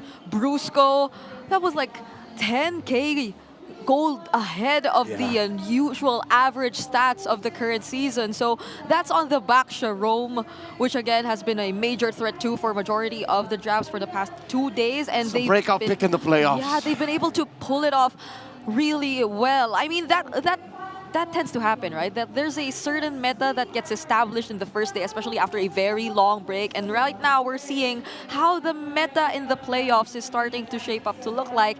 And it does feel like Onic Philippines is the team to actually perfect that meta so far and the way they're able to execute it overall. But yeah, I completely agree. It's been a very tough game. I barely felt the sustain in Team Liquid Philippines lineup. I initially thought there was so much. That was a Phobius, that was a high loss, but we barely felt it. But right now, let's take a look at the smart power pose of the day. So for everyone watching, it's time to put your game face on and make your smart power pose because you will be getting a redeemable in-game code if you get chosen here in this segment. So folks, note the tongue. Note Kirk's tongue. They gotta pay attention to the tongue. Yeah. Show us the right one. one. This kid. Homie went too far. Wait. He didn't hold it. Metal mouth went a little too far. No, that's too high. That's too high. Yeah, there's too much tongue. It's just a little. Hey, that's not Kirk. Here we go. Oh, I think this one. I think this works. All right, this bespectacled lady knows. Okay. She did it right the first time. Okay, I think we need a bit more. Homie's got a nice smile, but how do I say this? The young lady's tongue is a little too playful. This guy's not having any of it. No, we you just show a bit of your teeth? Yeah, I'd say like the upper half of your teeth and there you go. Like, gentleman in the back with the tattoos almost got it. Okay. Did he? But no, that's a bit too much. Yeah. So, okay. So this guy's gonna be our winner for the Smart Power Pose. Congratulations to you. I hope you enjoy your redeemable in-game code. He won with charm. Yeah, he didn't get the tongue right, but like, yeah, it's fine. You see, he got heart. He held it all the way. Yeah. So he deserved to get that redeemable in-game code. Dedication. So congratulations.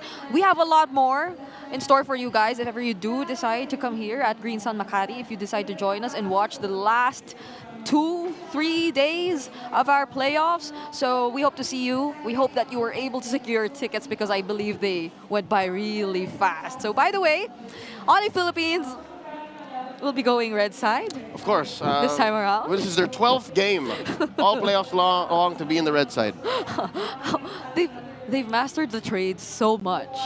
Like, they just know this is where they want to be. We saw it earlier too. Like, their win rates when they're on the red side, it's just way too up there. They're just so confident in terms of them playing the red side and them letting go of certain picks, like even the Jushin first pick earlier that was done by Team Liquid Philippines. You see how they were able to play around it. Even the Phobius is a common ban that we see in the first phase, but they knew exactly how to respond to that. But again, oh my God. Leo did mention earlier, we do observe that Team Liquid Philippines tends to take a little bit more time. Yeah. I believe this was a trend for other teams in international tournaments too, or like way back, it was something we saw in Aurora as well, but now it's happening to Team Liquid Philippines. That's why we love the lower bracket. But here's the thing, you don't have to go to the lower bracket. Like, winning this series punches your ticket to the grand finals and to MSC. So it doesn't have to come to that, all right? So I have hope that a lot of lessons were learned in game 1 to give us a more competitive game number 2. It's just, Onic also watched last night. Onic also knows what the cavalry is capable of, so they would, you know. That was probably their form of rest, right? Like watching the series together after they played their own series in the first match of yesterday. But we're calling Renmar in once more to join us in the draft. Renmar, how are you feeling? Did you like what you saw in that game? Yeah, I mean, I did. How Onic was able to come back into that. Hello again, Leo, Brigida. It was a it was a very dominant game for Onic Philippines, completely denying the sustained heroes for Team Liquid. So now they changed things up. No Jushins whatsoever. It's a more common first pick so far for Team Liquid Philippines. Hey man, all the Renmarians are asking, should the Baksha show up here again? I mean, there's a chance that it will, and probably in the E. No, I think it's still going to be in the Rome. Considering that there's a Harith on the other side, Team Liquid Philippines might consider picking up the Baksha. That's one of the heroes that's been proven to not counter it, but just give it difficulty, of course. You know, you're reducing a little bit of the shields that he can get. It's still a crazy amount of shields, but, you know, every little thing helps when trying to deal with Harith. That and the Phobias, so this is already a clear signal, but it might be a trap by Coach. Why not? Yeah, I agree with that. That they might be trying to bait out a Baksha pick early on. What if they have answers to this? You know, like we've seen it in the previous days. Like for lineups that had the Baksha, it feels like you have to allot a ban for a certain pick that will make your time very difficult. But Team Liquid Philippines might not fall into that trap. They're picking up the Gatot first, and if they pick the Baksha here, that'll pretty much reveal a lot since you already have your jungler. So you don't get the flex benefit of the Baksha if they pick it up here, so they will proceed with the Farsa instead. Ooh, okay. I like this Farsa ban. Sanji applied, SuperFrince applied so much pressure for the lineup of Team Liquid Philippines earlier. Yep. So, good response right away, picking up the Hayabusa. Yep. It seems to be the go-to slot now for Haya, Red 3. If it wasn't such a magic damage-filled first half for Liquid, then that would have been a Suyo, right? But Haya it is, again, quick access, quick reach to the Farsa in the back, now closing off these picks. Do we attack the gold lane? Do we attack the XP lane for Liquid? Yeah, I mean, the matchup that just can kind of manage things with a Harith in the lane is probably the Granger. Like, that's the closest, but that's already banned out. So the next possible probably will be the Moskov if ever they do want to offer that. But this is looking pretty interesting since does Onic want to let go of the Baksha in this kind of scenario? Since it feels like the Baksha earlier played by Onic was up against Team Liquid Philippines with this exact same lineup and it worked. So would they want to like encounter that same problem? They do need a little bit more thickness in their lineup though. Maybe this time around, Team Liquid Philippines might consider picking up the glue for themselves. Just a little thing to deal with the Harith and whoever's going to be left alone in the backline, most likely the pick of SuperFrince, considering that Team Liquid Philippines had a really great ban here in the Salinas. So then does that mean they're going to be considering taking out something like the Lo Yi, maybe, if they want to take out another SuperFrince Comfort to put him in something that might be a bit of a matchup mishap for him. Oh, and by the way, I think the carry might also be an option for, but that's too much magic damage if you're Team Liquid Philippines already. Yeah, you need either physical or true at this point. Like that is way too much magic. That Radiant Armors early on is just gonna snuff their development in the game. Yep, I agree. So what does Team Liquid Philippines go for as their last ban? Is it gonna be the Lo Yi? Indeed. Mind you, Oheb still has a Bruno. A pocket Bruno. Oh yeah. That he, for a majority of the regular season, alone played a lot. Like, that was his go-to if everything else failed. Yeah, and that makes sense. Considering that it's going to be paired up with the Farsa, or with the Gatot Kacha enjoyed diving forward, there should be enough room for the Beatrix. However, that means that Team Liquid Philippines will have to have another frontliner in the back line to peel, because the Hayabusa will just be able to dive onto them easy. That too. So it's Bea or Bruno left for the Filipino sniper. Yeah. Yep. And the Lo Yi potential pickup if SuperFrince wants to go that route? Or do they just really be cautious of the presence of the Joy? Because, you know, but I mean, it's like you can just play it as aggressively as we saw it yesterday if ever they do pick it up. It works well with the Haya too in terms of managing the split or the opposite waves if ever they do want to go for the macro. So for the world's longest quad shadow. It can happen if ever they do pick it up here. I mean, but they have no rush for it. Because again, you already know who the mid laner is over there. Oh, all right, just catching up. Ooh, there it is. All right. Oh, they pick up the Cho and there's no Rawhead anymore. So what does JP go for? There's no chip too. Or is he gonna go for the Gatot? That might as well be the case. Because again, we know Liquid has deep pockets, but no, they learned their lesson yesterday. We're not going to play the meta anymore. We'll play what we know. They're sticking with it. It's something we saw from Onic Philippines too, and eventually they did find a way to make it work. But now it's the mage for SuperFrince.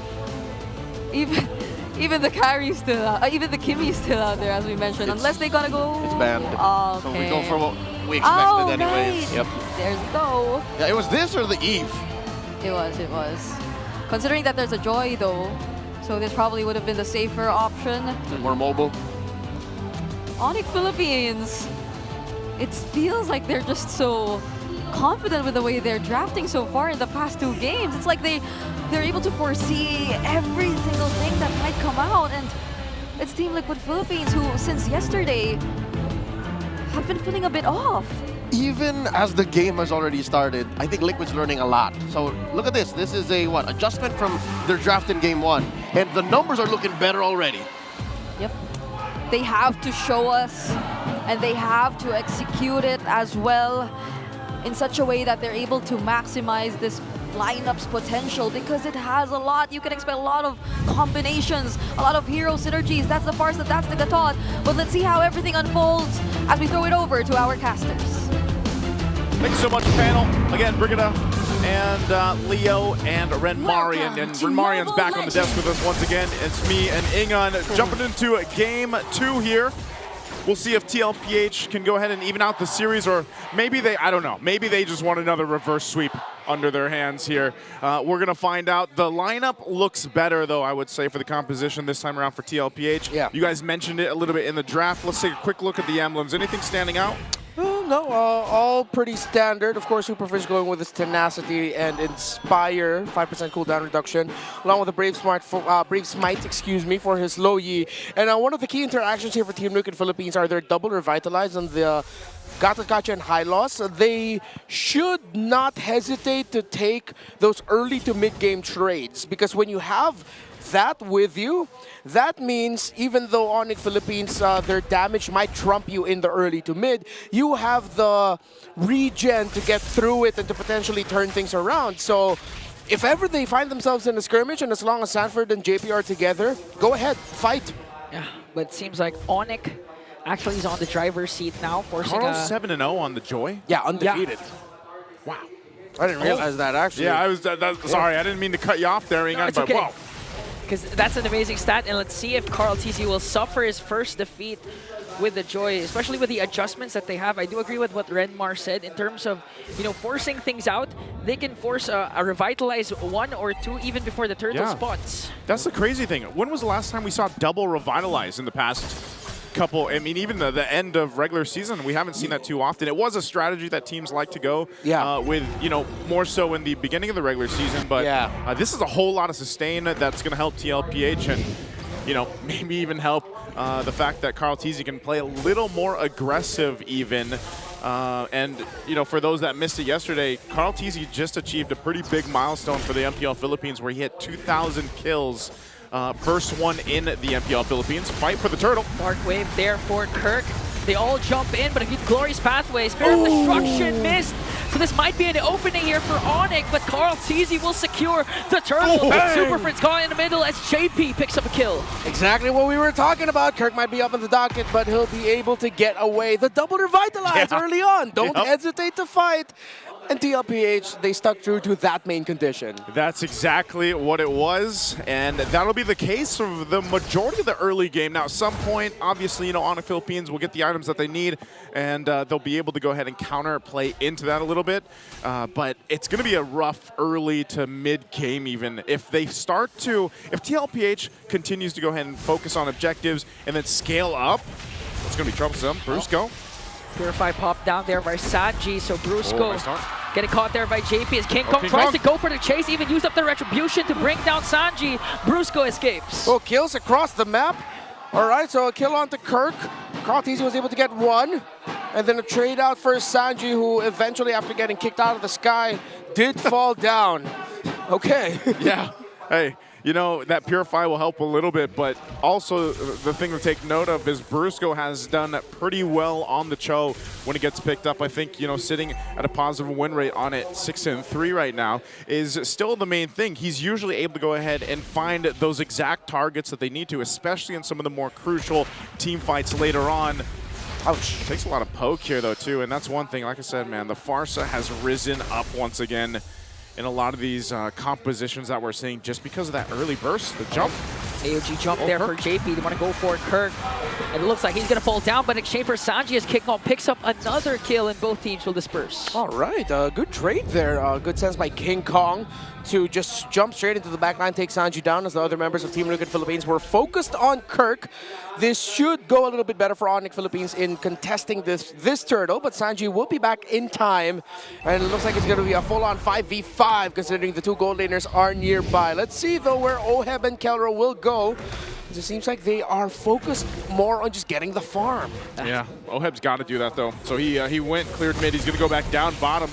The fight for the turtle, though, we'll see if... Oh, throws the spear. There's the SOD and the glorious pathway there from Sanford. Kirk jumps in with the Infernal Pursuit as King Kong gets the turtle, though. But a clash still going on. JP might fall down here, but the first man down is Brusco. Next one is JP. And both teams again will disperse, but there's going to be a diversion, though. Where's that going to go? Okay. Oh, no, they're going to be sending them back. Oh, Kirk still holding on, trying to do everything he can to be able to clear up the minion wave. And he avoids getting taken down. Oheb, good call to not commit the Spear of Destruction to go into the fight.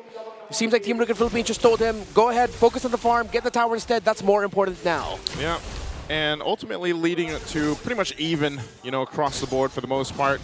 Both teams still looking to find that momentum in this game, but TLPH responds with focusing on an objective, and that's space is what they want to go, because they bring Oheb now up the top side. He's going to be working on that tier 1 there too, alongside the help with Sanford as they force off Kirk. So this is the play for TLPH. Oh, hold on, JP. Trying to collapse onto JP, but he's quite hacky. SOD is going to connect good Dark Wave there from Kirk, but they cannot sustain the damage, though. JP picks up another kill as he jumps in, but Oheb is going to fall down. Another weak Shadow Kill coming in from King Kong. And now SuperFrince is left there. Oh, good counter there by Onic. They all lined up and it looked perfect for Oheb, but he eventually got taken down. But that tight fighting path meant that the damage of below you would be great. King Kong finds Karl, but Karl still trying to get away. Sanford here to help him out. Close call. That was close. That was calculated. That was either close, that was calculated, that was all of it. Right? That's what you see when it's a Joy and a Hayabusa, of course, trying to fake out each other. So ultimately, we're still at the same precipice of this. You know, it's basically even. You have this next turtle coming up. Both of the teams have won themselves. We'll see who gets this last and final turtle of the game. Onic Philippines is going to get in position. They'll continue to put pressure for TLPH over on the other side with Oheb. We'll see if he joins this fight as Kelra takes down the tier 1 top side. Now the response from TLPH for this is also going to be crucial. They've only got the one Revitalize. Sanji is going to be okay too. Has his Purify. Brusco goes in with a Conceal. Oh, the target might be Sanji, but instead went with Karltzy. AOG again paired up with the glorious pathway. The Spear of Destruction is not going to connect. That's why King Kong was able to pick off one. Next target might be Sanji there. And got caught off by Kirk. JP falls down. A double. And 3 will fall down for TLPH. Brusco does it again. Smooth on the Conceal and the kick. A slick kick by Brusco. Yeah, I was commenting about that earlier, man. He's got one of the better records on the Cho, and he's able to find the right targets at the right moment. Again, just the pressure of him, you know, just being on the Cho is enough to keep a lot of teams kind of second-guessing on exactly how they want to approach these fights. This turtle's now up. TLPH is going to get in position. They drop down the pathway. Yeah, Karltzy doesn't have retribution, so they're going for the kills instead. Beautiful kick once again from Brusco to catch Karltzy. Sanji jumps in picture. Again. SOD again will miss. And this time, Kelra in the picture. Salmon Force drop down. And it looks like TLPH needs to run away as Onic Philippines know that the gold laner of TL missed the SOD. And they only lose Sanford. That could have been an absolute disaster. Yeah, way worse for Team Liquid. Could have been way worse there, and it's, I don't know, man, every single time, I don't know what it is about these spears being thrown right now by Oheb, but sometimes it takes just that one at the crucial moment. Now, some of these team fights, again, yes, they're going in favor of Onic Philippines. They're starting to build some of that lead, but ultimately, knowing TLPH, they'll still go ahead and get ready to fight for that first Lord. They still got a minute plus to go ahead and get what they need. They're not too far behind, but the problem is, again, if Oheb decides to just plan himself up, let's say he does miss the next Spear Destruction, then yeah, that's not going to be good, but a Conceal's going to be used. Whoa, whoa, whoa. There's a diversion though. Spear of Destruction again will miss as Kirk working on Sanji. There's a Revitalize though. Kirk jumps in with the Infernal Pursuit. One more hit onto Sanji, but gets ganked up and collapsed on by TLPH. Kirk is going to fall down. All right, good positional adjustment there by Team Liquid Philippines to make sure Sanji will be able to get away, and they end up winning the trade with Kirk going down. It means though that Onic Philippines has stopped a major sequence for Team Liquid in the mid, and now they'll be able to clear up top and go back to the mid lane tower again to continue trying to defend it. 28 seconds before the Lord spawns. Still a very, very close game. No clear advantage in terms of the gold, in terms of the items. Right now, it's just who can press buttons better. Yeah, that's what it's coming down to, the execution here for both the teams. TLPH will find another pickoff if they can, but that's what you got to watch out for on the other side. Brusco having the flicker available on the chill. Could choose to do it even before they decide to take the Lord. Real quick, how's items looking? All right, in terms of the two gold laners, neck and neck. Already getting closer to a Holy Crystal is Kelra. 2 core items for the Moskov. Well, diversion going to the mid. Are they going to get Sanford? Okay. No, they won't. Yeah, they'll back off of it. But they're going to go ahead and get control of this Lord and perhaps even just take this one. Karltzy's got the information, but they're blitzing this. Oh, they're blitzing it. Karltzy in the picture. But got odd retreat there by King Kong. Now they want to go for the punish. SOD finally connects, but Brusco with a beautiful kick onto Karltzy, but still gets taken down. Now they're going to steal away the purple buff, so Brusco for a Lord. Hell of a punish there by Team Liquid. And yeah, the SOD that finally landed led to something good for TL, but Onic did get the Lord. And they will lose their tower in mid. So it's a massive trade. It's the Lord, which Onic will be able to push out with. But Team Liquid Philippines finally got the tower in the mid lane that they've been eyeing for the past few minutes now. Look at the items of the junglers, very close. Holy Crystal, Magic Lantern already completed by Karltzy. The core items for Hayabusa locked in all the way up to a Malefic Roar and War Axe as well. They are both very online. Early engaged. Kirk has used the Infernal Pursuit because the Glorious Path they dropped out. Kelra again with 11-14 even flickers in. Trying to chase right after Oheb. Kelra still alive! King Kong is unstoppable! Kirk falls! Diversion, where is this going? It's just gonna be to advance their push even further. 3 down on the side of Liquid. I can't believe Oheb even got away. Kelra used the flicker to try to catch him, but didn't. So they might be able to still defend this even with just the 2 of them. Shield's gonna pop, Lord's taken care of. Midway still pushing in. Here's Onic Philippines in the base. Brusco charging in with a cheat couldn't do. It might be endable there. Purify there for Sanji to be able to clear out the minions, but they burst him down. Kelra, King Kong, and SuperFrince has to back off because the minions spawn for TLPH. This might be an opening. JP with the A! OG to take down the Monster Mage. Team Liquid have defended. Onic have overstepped. Oh, Onic Philippines, they saw the finish line, but TLPH said no, not yet. It felt like I watched this last night. Game 5, Team Falcons versus TLPH. Hey man, at this point, it feels like we've been here already for a week, right? But let's take a look at the replay here. This is what we're talking about. They go in, they make a play on Sanji, but it's good for Oheb. Like I said, think how important it was that he didn't die from when Kelra went, because if he did get him, that'd be game over. Yeah, and Sanji was able to maximize the feathered airstrike because he pressed Purify just in time to cancel the cancel of Brusco onto the Farsa. So that meant that Oheb was still able to lock down onto the final siege minion so that they can push out. It still is a dire situation for the Cavalry though, because we cannot deny Onic Philippines are most definitely still in control. The big difference in gold is actually in the mid lane. Only up to a Blood Wings is the Farsa, but the Low Yi has 3 core items already locked in, the Enchanted Talisman, Glowing Wand, and his own Blood Wings as well. Yeah. And that's what's crazy about it, because Sanji, even despite being down in terms of gold against SuperFrince, you're still seeing how much damage a Feathered Airstrike can do. And yeah, the right timing or key timing on that Purify is going to be crucial for him in avoiding Brusco even. So Lord is up once again. There's been a whole lot of action already just near that 13.5-minute mark for this one. We'll see if TLPH has an answer. You know, a lot of the team fights that have broken out have all been from Onic Philippines deciding to go and make something happen. With one base turret down in the mid lane, TLPH will go and try to make an adjustment. They can manage the waves pretty easily though, because that is that mid wave turret down, but you can already see where Onic Philippines is deciding to plant themselves here. They might go for some sneaky maneuvers. Split push potential there from Brusco and Kelra, but I think... yeah, they gotta join the fight. Yeah, they have to join the fight, because again, Brusco has been the main initiator for the side of Onic Philippines, but the best part is for TLPH. They can punish whatever execution Brusco does right now because of the double revitalized setup and the glorious pathway in AOG that they have. Right, look at the items. Dominance Ice, Athena's Shield for the high loss.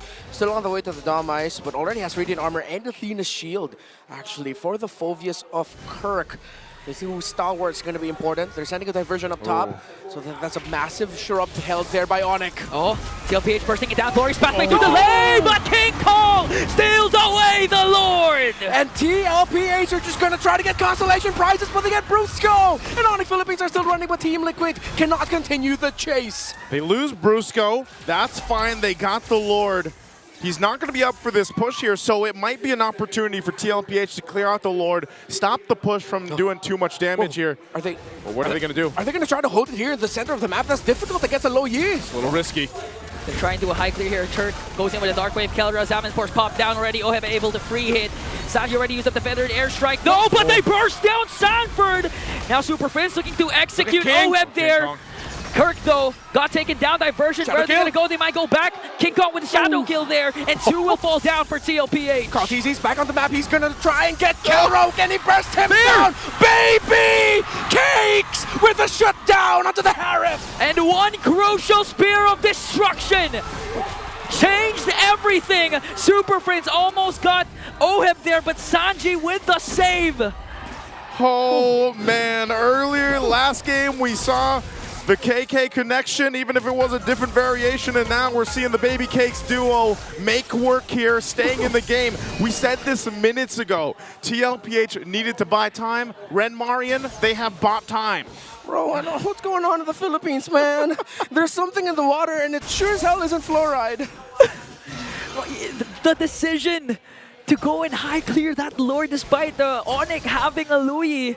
And again, they have trouble locking down Kelra, so assuming that the Zaman forces drop down, he's just gonna dance away.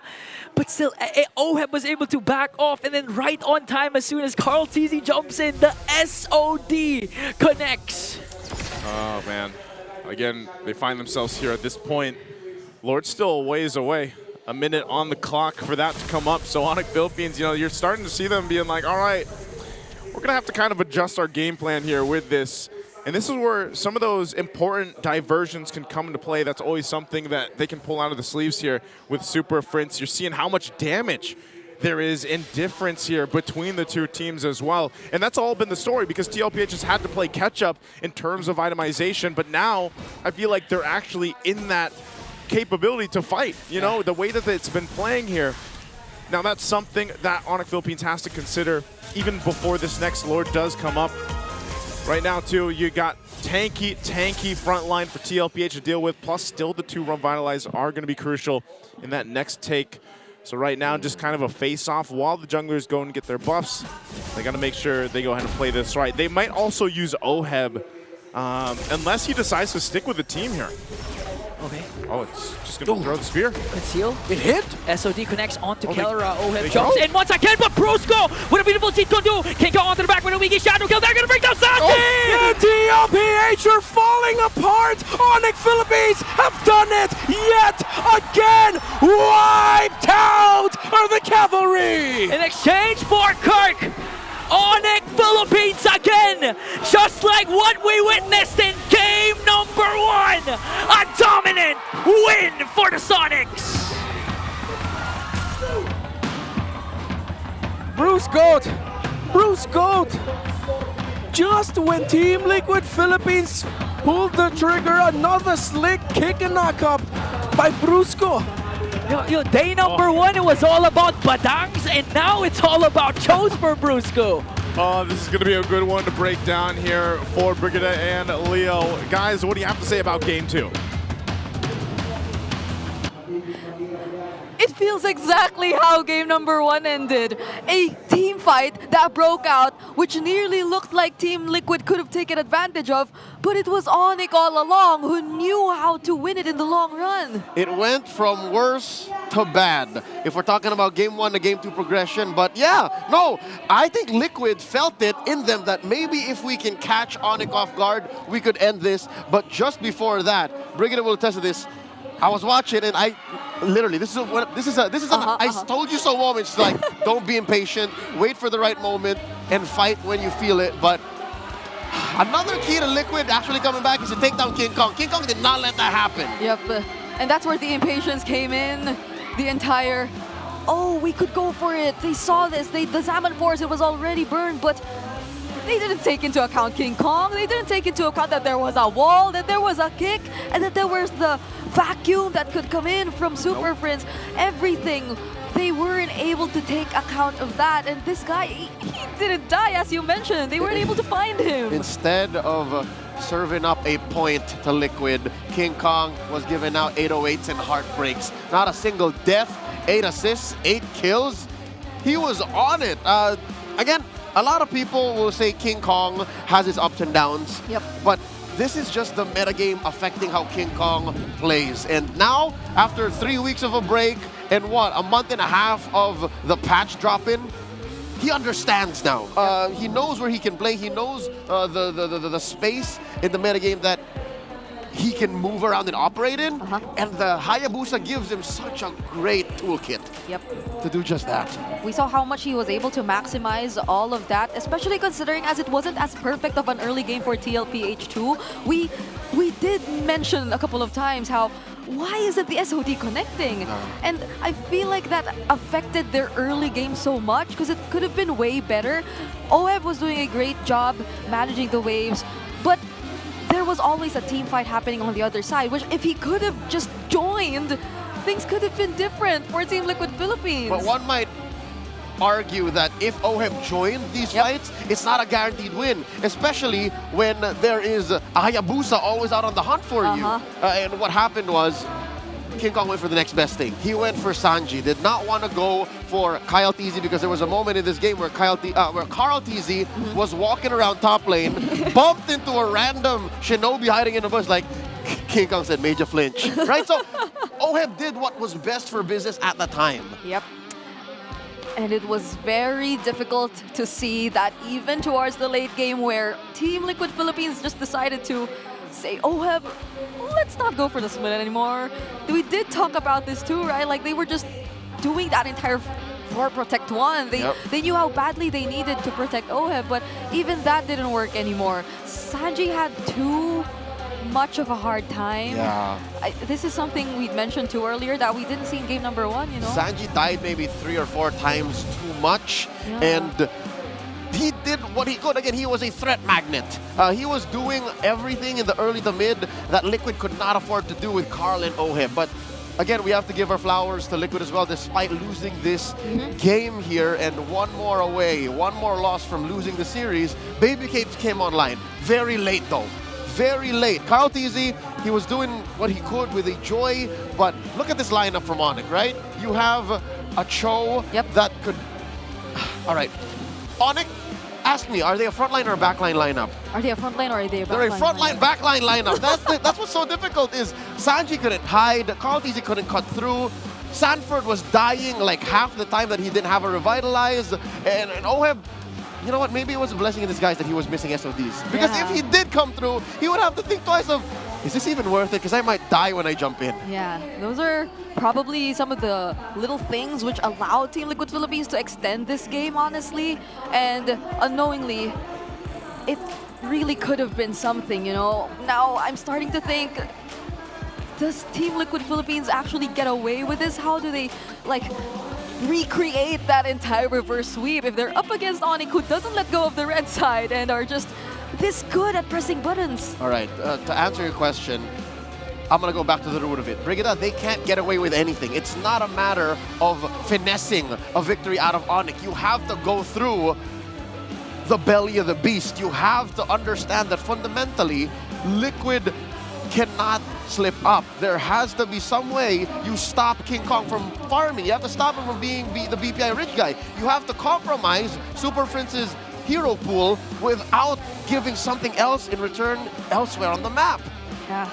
We might need to see a little bit more of their mid or trio rotations and how they're able to actually focus down on certain things in the early game, because it does feel like there are two different things that they want to do, especially if you look at Sanji and JP. Yeah, maybe 3 or 4 or 5. Like I had a grocery list of things to check off for them to even think of getting back into the series. But yeah, no, you're right.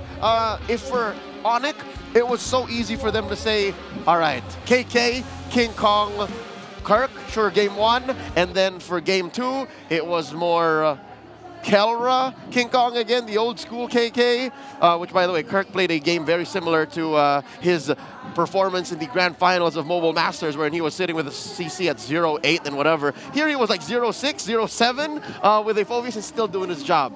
That is one of the main strengths of Onic here in this series so far. And in the run of the playoffs, like, they are such role players from lane to lane to roll to roll. Now let's look at the gold difference timeline again. This time, it's a little closer compared to game number 1, where in game 1, it was like Onic on the red, yeah? It was just, whoop, it was this thick. Here, close, close, close, close, closing the gap. I would reckon at about 10-9 minutes, this is where the gold lead was like 900 or 1,000, just barely. And then slowly, Onic builds that lead once again. It closes, and I think it's at this point, right here, about 16 minutes. This is where Liquid goes, yeah, why don't we force something in mid, right there. We go for the conceal play, jump into the AOG, and regret it almost instantly because of what Brusco did, because of how Onic's draft was a front line, back line kind of lineup. For those fans of Key and Peele, you know what I'm talking about. Here you'll see Onic ended really quickly. Again, mid was penetrated for Liquid, so you know that that was irreversible damage. Not to even mention how the game almost ended about 5 minutes ago, right? With that defense of a lifetime with Sanji pressing the Purify at the very perfect moment. Brusco just taking all the turret hits. That was a close call, but this right here could have looked very different.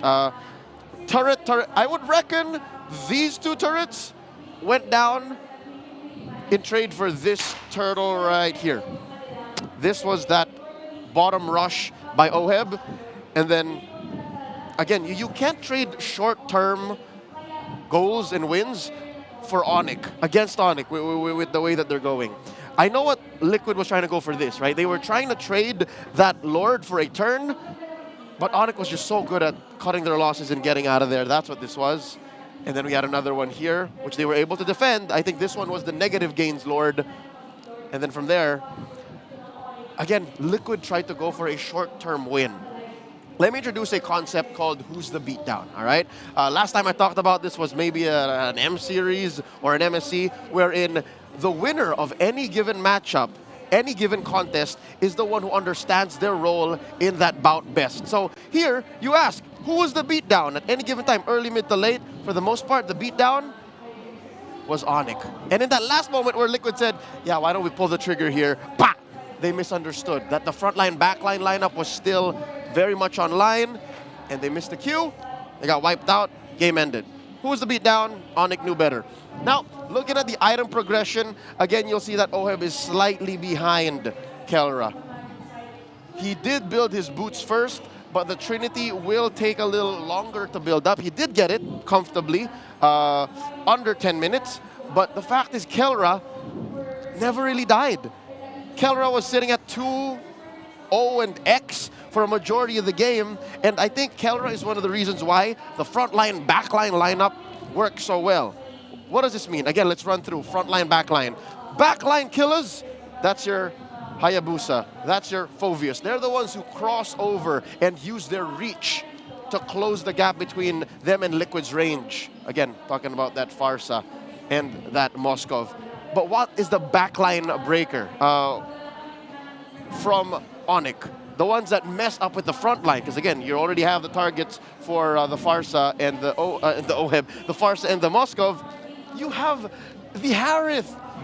You have the low yi, these are the ones that punish whoever King Kong and Brusco don't find with the kicks, right? So you have people who threaten the back line, and you have people who threaten the front line. And that's what makes it so hard for the AOG and the Glorious Pathway to make a difference. So even if you try to catch them off guard, even if you thought that, all right, timing is better for us here in mid, let's get him, you forgot that Kelra can just as quickly. I think there was a defensive response from Kelra and from SuperFrince to actually just tank it a little bit, move back, and then fire off. And again, amazing damage profile spread here from Onic.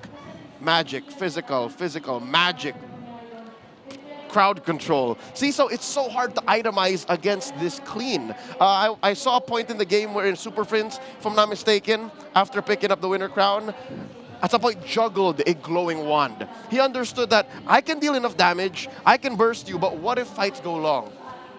He felt the wrath of the double revitalize, and that's why he had to buy it back. Same goes for Kelra here. Kelra had to be very specific about how he built this concentrated energy. He knew that underneath these double revitalizes, he had to fight for a little longer, sustain that front line, back line team fight that might go maybe 10 seconds, 15 seconds. Once they've confirmed that Oheb missed the SOD, that's why this came in early for him. Holy Crystal here. I believe there is a Feather of Heaven somewhere in this build. This is a juggle right here, cooldown boots. So itemization came into play, and I think that's one of the reasons why Onic is also so ahead of the game here in this series, because despite the gold lead being very close, again, not more than 2,000 up until, you know, someone started to drop the ball, you're making this game of inches turn into a game of opportunity. And that is what leads us to match point for Onic. Let's go back at the draft recap. This was a clutch pick here, right here. The low yi being, again, something that you expect to come from SuperFrince. And even when you plan to face off against it, Coach RC understands, the rest of Liquid knows that they banned the Selena, they banned the Zushin, they left this out, and they think this was enough to answer for it. Maybe in scrims they were right. Maybe in their simulations they were right, but not in playoffs. Not now, not at match point. So Onic looking to break Liquid's record-breaking performance in the regular season. 0 deaths for King Kong, 1 death for Kelra. The KK duo wants to go bulletproof. It's only been 3 weeks, but imagine that, right? They've evened out their score in the regular season the last time they met, and Onic are now 1 win away from taking that win against Team Liquid Philippines overall in the season, and even punching their ticket to MSC. So how satisfying would that feel, that you deny Team Liquid Philippines, one of our representatives last year, of an easy way to reclaiming their spot to MSC, and you just keep breaking records because, again, you're 3rd seed. Yeah. You're up against 1st seed. Yeah, no, breaking records individually, breaking records as a team, breaking records within the league. This is, again, a new strength, a new power spike in the history of the Super Fam. Is not just are they individually gifted athletes in MLBB, but they also know how to change, how to evolve on the go, on the fly. Yeah, we do have to commend even their staff, everyone involved in the way we're seeing the Super Fam right now. But I believe we have something going on in the Champions Arena, so let's throw it over to our All Access segment. Maraming salamat sa ating panelists. I am just right in front of Super Fam. Super Fam, buhay pa ba ang lahat? Isa na lang ang kinakailangan ng Onic Philippines to make it into that Grand Finals, Odin. But of course, bago natin simulan na magiging laban, kasama natin, walang iba, for another time this season, Fuego. Welcome ba? Kamusta? Hello po, ayan. Okay naman po. It's so nice. Ano muna dyan, masaya po. yung emote mo. Oo nga. Ano ba yun? Kaya pa ba? Wow! Nako, hindi ko alam kung nakuha nyo na yun ha, pero dapat kunin nyo na while you still have time. Fuego, hindi na ako magpapaligoy-ligoy pa kasi madalas ka naman ang nandirito at nanonood. Sino ba sa tingin mo ang magcha-champion this season 15? Actually, lahat naman ng team deserve mag-champion. Grabe yung playoffs ngayon, no? Sobrang lalakas talaga, di kita yung laban. Pero syempre, para sa akin, it's Onic. It's Onic Philippines. Bakit Onic, Fuego? Kasi pansin ko since last year, pag nakuha na ng Onic yung kanilang momentum, mahirap nang pigilan. Yeah, and I think that's what we've seen all throughout the 2 matches, Yes, Odin. lalo na ngayon. Na may momentum na sila. Andito na nga sila, 2-0 na. And Fuego, napapansin din naman natin na lumalakas na rin yung ibang regions natin. So, tingin mo ba kaya nating makuha this time yung MSC title? Yes, kasi babalik na si Kelra sa MSC eh. Sorry. Ay, Tama. Babalik na siya sa MSC babalik at na sa siya. AWC. You know what? You're right. You're right. Kasi, I mean, dami na kasi nating pinanalo eh. Diba? So parang understandable na kung bakit nahalinhin na natin. But again, I wanna know, from your perspective, ano bang nangyayari? Because the past 2 days, all Game 5s, it was pretty intense. What separates Filipino players from the rest of the world that tila hindi nila ma-break yung kadalasan na ginagawa talaga ng Pilipinas? Kasi dito, RG pa lang talagang balagbaga na sa Pilipinas. Ilan ba stars mo, Fuego? Ngayon, nasa ano lang guys, nasa 100 lang. 100 stars?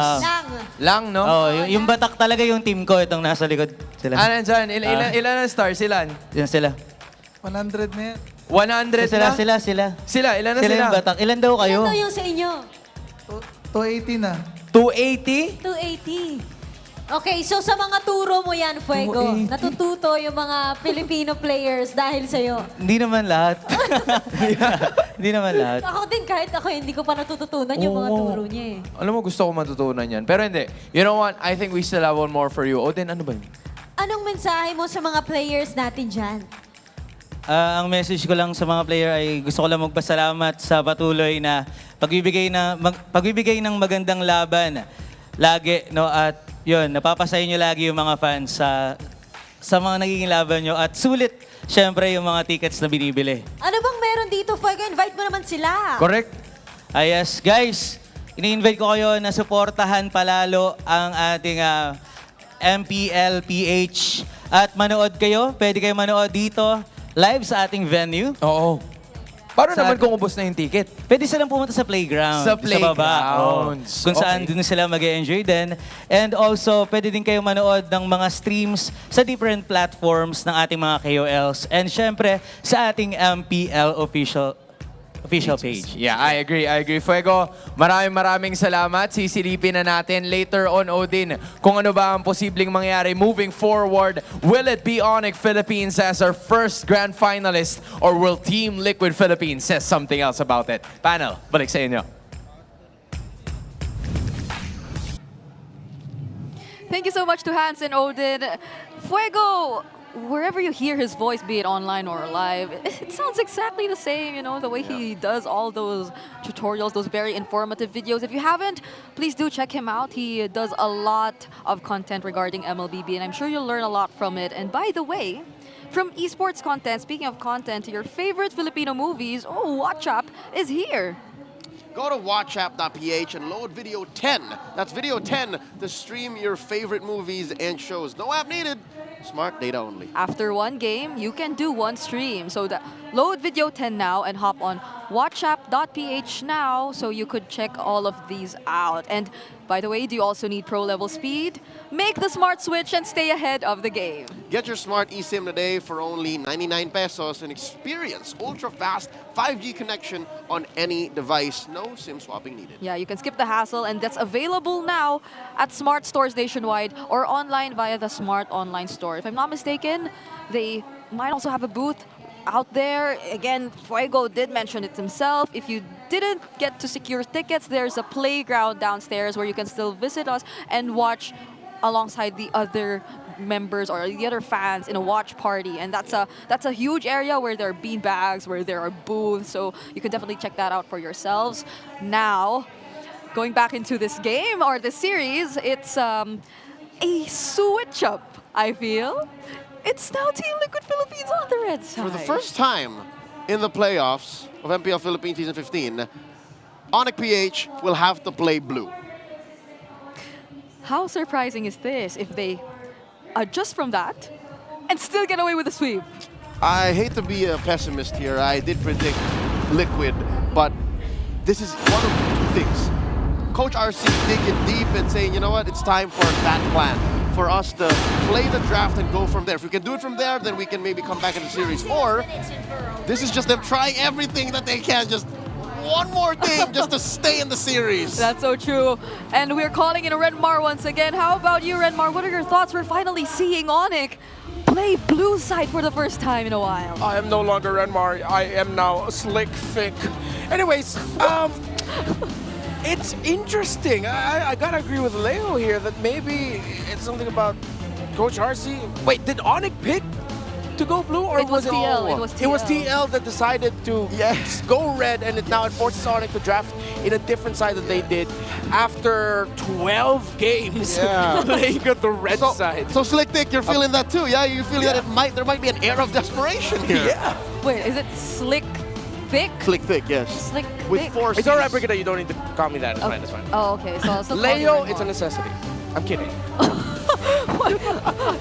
There are so many things changing in this game, you know, like it's their sides and it's the names, but right now so far I feel like the bans too, they're changing significantly. We're seeing the Lucas suddenly banned here for Onic since they're in the blue side. The Kalea's taken out as well. That leaves the Fanny, the Joy. The Fanny's not, it's banned out too, but that leaves the Joy as well as the other options still available for Onic Philippines if they ever want to consider that in their first pick. Yeah, the Zushin is anymore. a pick that TLPH constantly attacked in the first phase, but now they instead go for the Joy.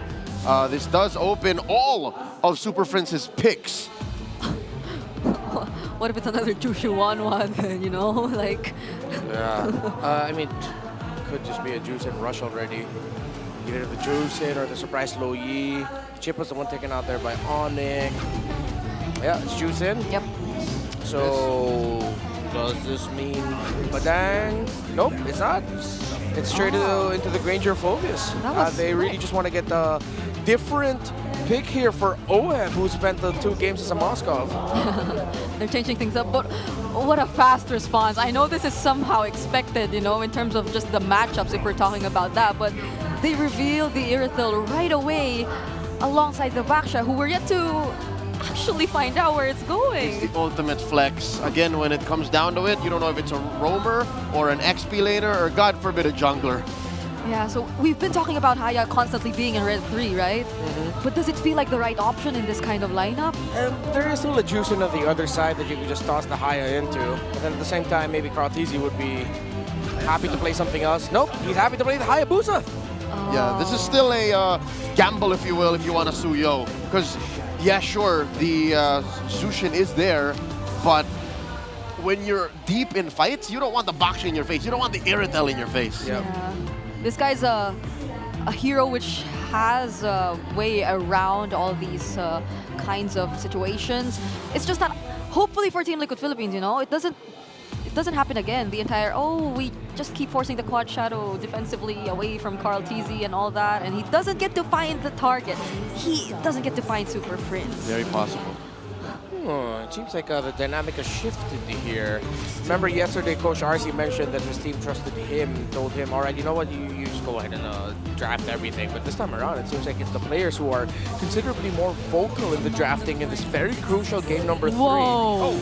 Oh, hey. We just caught up. Yeah. Okay, yeah, that was a sudden blitz. All right, okay. Louis and Eve taken away by Onic, so some of the best options for SuperFrince gone, although the Varsa is still there in the wings. Although they might want to pick the SuperFrince pick last, because you don't see enough on the side of Onic to say it's safe to pick the Varsa. Yeah. There we go. There's the Gatot. And is this a clear go signal? Can King Kong go Lancelot? Whoa! Same thing for picking the Farsa in red 4. You don't see enough on the side of Onic to go ahead and pick it. But you know what? If they decide to go for it, I'm not going to knock it. The Lancelot damage is going to actually be magnified by the Irithel if ever they decide to go for that combo. Yeah, Renmar, I mean, rather Slick Thick. This is now or never. Again, it's 4 and 5, blue 4 and 5. They have to close up their draft now. Yeah. Unless it's a Baksha jungle, dear God. Wait. Oh, it's a Baksha jungle! With an Angela roam for Brusco and then EXP Hilda. What a massive shift. The first time we've seen Onic draft blue side and they do this. Hello? this is them in blue. That's why they didn't want to show it. That's why we never saw this, and that explains why it looks like this. Yeah, Sanji, what do you do now?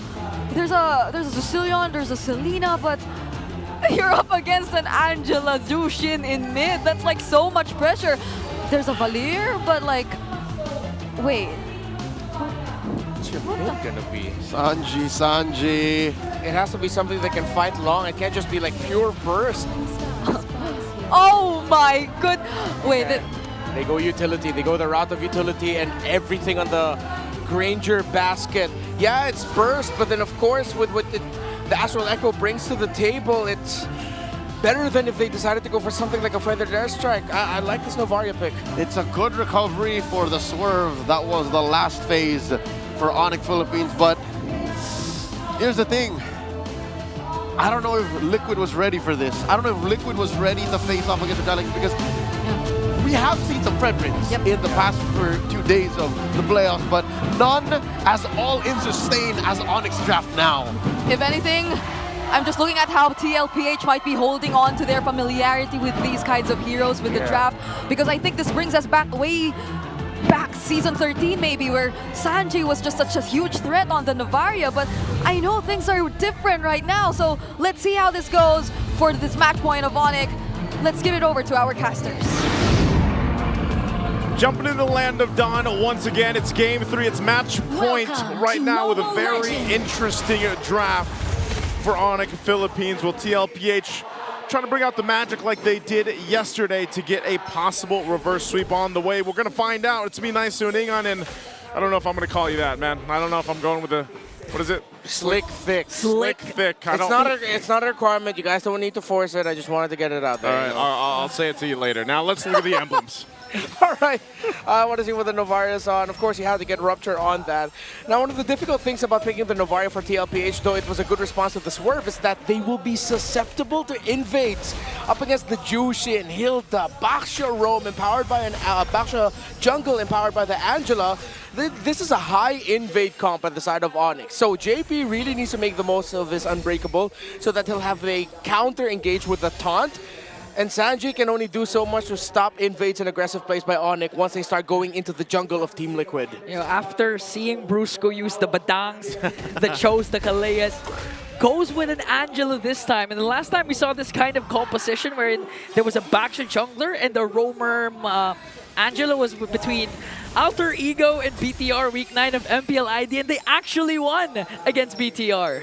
Yeah, it's something that can work. I mean, I commented to this in the panel yesterday. I was like, you know, I'm glad we're in this part of the meta where you can bring the utility junglers back again. And I know we don't see Baxia too much in the jungle, but King Kong brings it forward. We've seen a whole lot of Fredrin lately. So it's like a throwback, but it's like we don't want to stay there. Like, we just want to take a glimpse at it because we were there for so long before. But the way that's going to work with the Angela is going to be great. Oh, they can make a play here. Already burning the flicker, though, from Sanford. Yep. So this could be a good sign to just go ahead and grab that turtle. It looks like even for TLPH, look at Kirk. The Lantern Flare and the Puppet on the string. Intense. No way. Crowd control. No way, Kirk. Almost got a hold of Karltzy there, so it looks like TLPH won't be able to contest for this first turtle. Yeah, Onic Philippines can just continue to do this, or specifically Kirk. They have free access to the jungle of Team Liquid right now. Karltzy is going to be able to get his orange buff, but it's tough. They could not get close to the turtle, and this might be the story for the first 7 minutes of the game, where it's just Onic constantly going to the jungle of Team Liquid in the key objective team fights. Okay, that's well played for Onic. You know, the whole sequence of that leading into that first turtle. Not going to be anything massive, of course, but at least getting that first objective, and it looks like they're able to go ahead and actually poke down quite a few members of TLPH. Kirk especially. I mean, we've seen this Hilda in action quite often, and it is just tough to deal with for a lot of teams early game. Oh, Astral Echo dropped down, Lantern Flare as well. Forced out Sanji's flicker there to evade a potential death. Yeah, good thing he actually used that flicker. If he didn't, he most likely would have been taken down by SuperFrince and King Kong. King Kong could have just tower dived, and SuperFrince would be the one to finish off Sanji. So, looking at the goal difference, already a lead for the Jushin, small one. Irithel as well.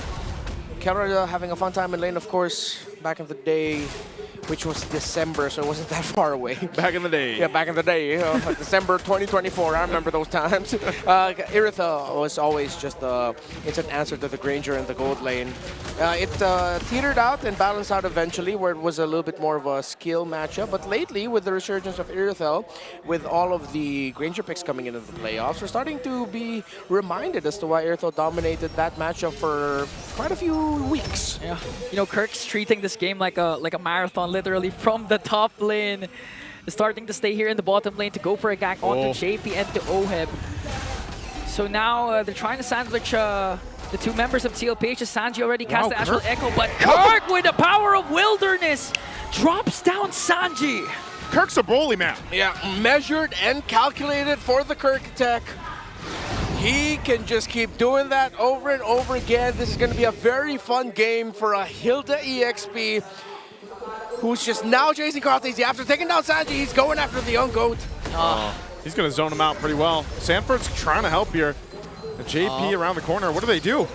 Picked up by the Lantern Flare. Sanford desperately trying to go with Infernal Pursuit and zone out the members of Onic as TLPH Karltzy just wants to get his orange buff as Onic secures the turtle. Very close. It looked like Sanji was going to get the last hit into that turtle, but just in time, King Kong was able to retribution it away.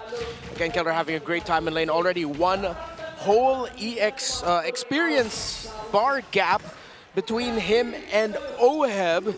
3,000 plus in the gold, and Oheb has yet to break the 3,000 threshold. Let's look at where they are at right now. Excuse me, he did break it, but it's closer to 4,000 for Kelra. Purple buff looking like a big objective because Onic here on a roll now. Good Lantern Flare there. King Kong soaking up the damage. JP used the AOG defensively. You see it, man. Like TLPH, yeah, if you're really just looking at the goal, there's not much of a difference. But the way that they're losing in all parts of the map is because they can't fight. They're getting zoned out everywhere.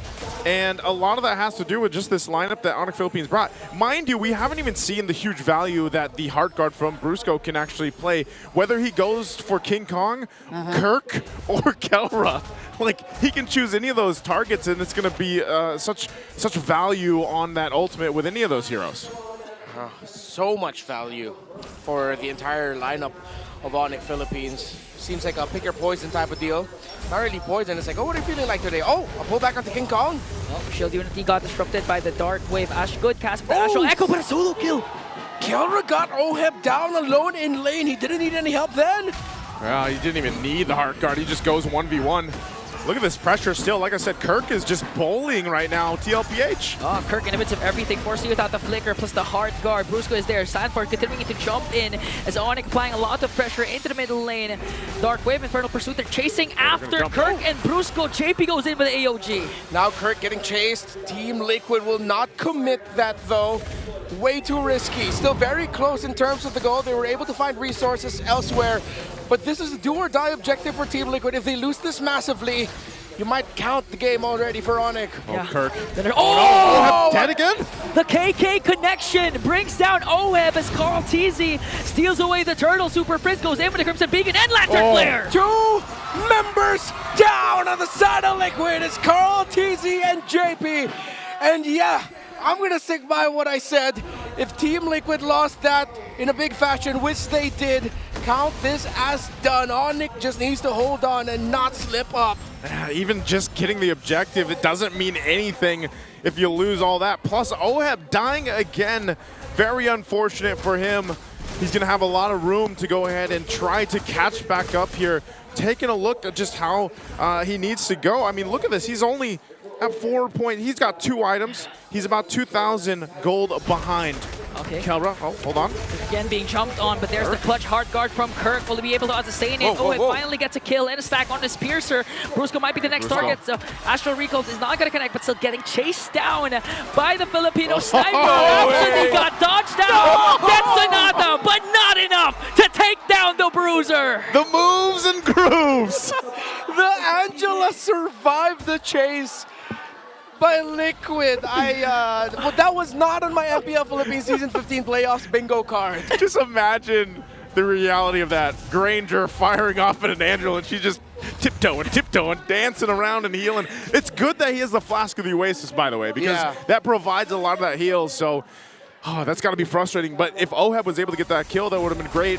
But it does get him a little bit closer because I was just pointing out the 2,000 gold difference between him and Kelra, and so he needs moments like that. So again, this could be in that similar fashion like we talked about earlier, where TLPH has to buy a lot of time. And how do they do that with this kind of lineup? Well, it's moments like that, and maybe even punishing Onic Philippines if they get a little more, you know, confident and overstep a little bit. Yeah, 100%. Onyx game to lose right now. Oheb still desperately catching up in terms of the gold. Purple buff invade by Onic Philippines. Is it going to be a big one? Kurt just zoning out every single member Kelra of TLPH. Kelra from the back! Trying to work on Oheb though, so there's no CC to control Kelra, and he takes down a turret with him. Jump in. Oh, clutch hard guard there from Brusco. Sanford for the chase, he was too fast. Karltzy jumps in, pops the wiki shadow kill, but Kurt shares the damage as well, and they save Kelra. Good routing by the run of Kelra as now he's getting chased down. Let's see if Team Liquid Philippines will be able to take down the Irithel. Kurt now gonna get Dark Wave. He's getting jumped on. King Kong gets alone without a problem, but Kurt falls down to Team Liquid Philippines, but that's all they will get. Yeah, and all throughout that, King Kong was just working on the Lord, and now the clapback. SuperFrince goes in with the Crimson Beacon plus Lantern Flash. Just look at the damage of Kelra alone to all the members of TLPH. And this whole time, King Kong gets the Lord. He's managing one of the waves at bottom too, cutting it off. But that's the thing. That was all pretty much a distraction. You saw how long they were able to survive just that whole exchange because of the speed and mobility that an Irithel brings. But then also you throw an Angela on top of that. So great distraction from Onic Philippines. Now it's TLPH that has to deal with this Lord push. Lord sieging in onto the top lane. Still Onic Philippines taking the discipline route. Good cast of the Astral Echo to try and prevent Onic from snowballing now, and they will be able to take the Lord down. If Team Liquid Philippines manages to pull this off, it's going to be one of the greatest comebacks of all time. PH MLBB, but Onic look absolutely hell-bent to just sweeping up the cavalry here, to being the first team to make it to MSC. To try and defend their legacy for immortality. They are just mere moments away, but can Team Liquid hold on and extend this to a point where they'll be close enough to turn the whole narrative around? Yeah, and for Onic, if they manage to sweep TLPH, this would be the first sweep of our playoffs, and at the same time, the first time a third seed will win over a first seed in the regular season. Man, I said it yesterday. I was like, there's no way this is going to be a sweep when TLPH was in that position. They're in it now, and it's looking a little dicey. You know, 4K behind. You got a lot of ground to cover still across the lanes here for the majority of it, and they haven't had an answer really just yet to deal with this sustainability that the Angela brings to this. But even then, when you have a lineup that's meant to go ahead and catch people, especially with an Avatar of the Guardian, for example, from JP, but there's just, on the other side, there's so much mobility, you really have to be able to land those Avatar of the Guardians, the unbreakable taunts, and what have you. But it's just difficult. How do you catch Kelra, you know, and how do you get to the right targets here when everybody's running? I mean, think about Hilda, Baksha, the Irithel, and even Angela. Yeah, I mean, so your only target is SuperFrince. But do you even want to get close to SuperFrince? Because then he's just going to throw you around. Yeah, one of the main targets could be King Kong, but what can you do up against a Baksha that has an Angela, and at the same time, it's hard enough to drop the AOG. What more, the Astral Recalls from Sanji. Sanford forced to flicker because SuperFrince is there with the Crimson Beacon, Lantern Flare, Astral Echo drop down. JP goes in with the AOG. Is this it for Onic Philippines? Will they continue? But they force out the Revitalize, and TLPH retreats. All right, good thing Onic Philippines so backed off there as the Lord already spawned. If they decided to dive that tower, that would have been way too much. Big resources gone though. Good thing Sanford committed that flicker, because if he didn't, he would have gotten caught out. JP went in with the AOG, but he got out as well with a Revitalize, and Onic were disciplined. This does not look good for Liquid. This is going to be an extremely difficult Lord take. Even if Karltzy can somehow steal it, what will be the price? Will they pay the iron price in blood, get the Lord, but then lose all their bodies and lose the series? Or will they somehow steal this away and get away with just enough to make something out of nothing with a second Lord of the Game? Oh, good zone. Dragged in. JP's dragged everywhere. Oh, Astral Echo already cast it down. Kelra from the back. AOG used defensively. Here comes Kelra with a hard guard. Brusco as well. Sanford got caught up by 4 in a killing spree for Kelra. And TLPH have already lost one, and they no longer will be able to contest this Lord. A free one for Onic Philippines. Free one, and there was really no option for TLPH to deal with that. Again, like I was saying, SuperFrince doing an amazing job of just zoning everybody out. And even Kelra leaving them guessing when trying to go for an off angle and everything. So TLPH, they find themselves in a predicament here. They're going to have to deal with this Lord push. They are down quite a bit. Do they have a chance here, Renmar, looking at the items?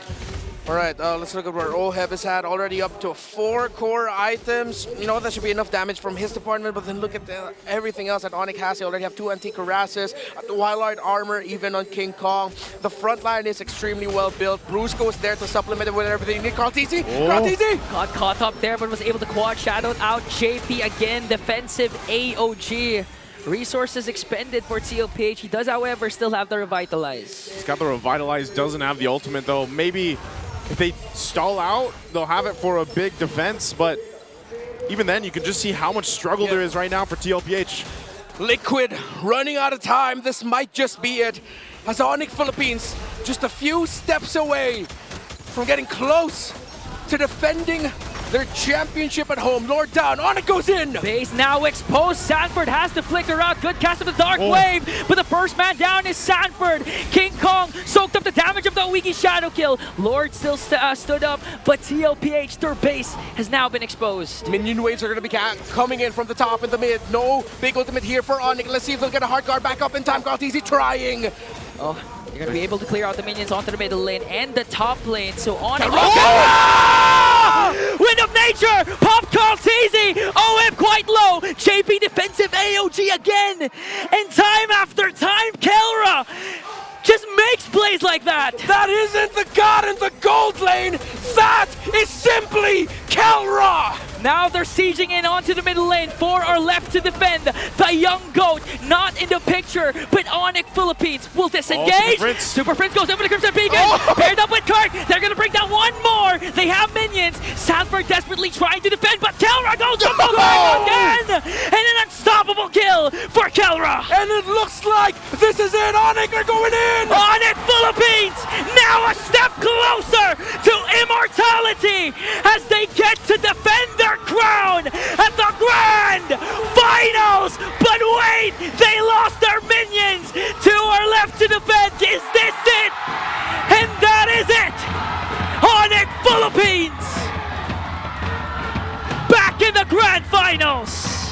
Some of the biggest names in global esports remain in our playoffs. Aurora, Falcons, Liquid, but the biggest name in global MLBB esports have a shot at immortality, and they are the first in the Philippines to go to MSC! They are excited, man. Again, you remember what happened here in the regular season. Some of the doubters saying what happened. First half of the regular season, they struggled a little bit. They then went on a win streak through the second half. And now they're the first team to make their way to the grand finals here in a dominating fashion of sweep against a top seed team, TLPH, who has proved so much themselves up to this point. As they take their bow here, again, TLPH will go ahead and get another chance. But man, Onic Philippines is something else in this series. A sweep, first sweep, and at the same time able to do that with a Brusco Angela. I mean, wow, we're just in day number 3. And this solidifies it. A warning shot to the rest of the world. The gods will be back in the world stage.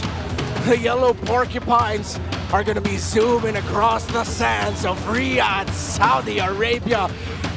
Oh, can't wait to see it. Can't wait to hear what Onic Philippines has to say as well. We're going to have to go ahead and throw it over on stage to see what they have to say for the win.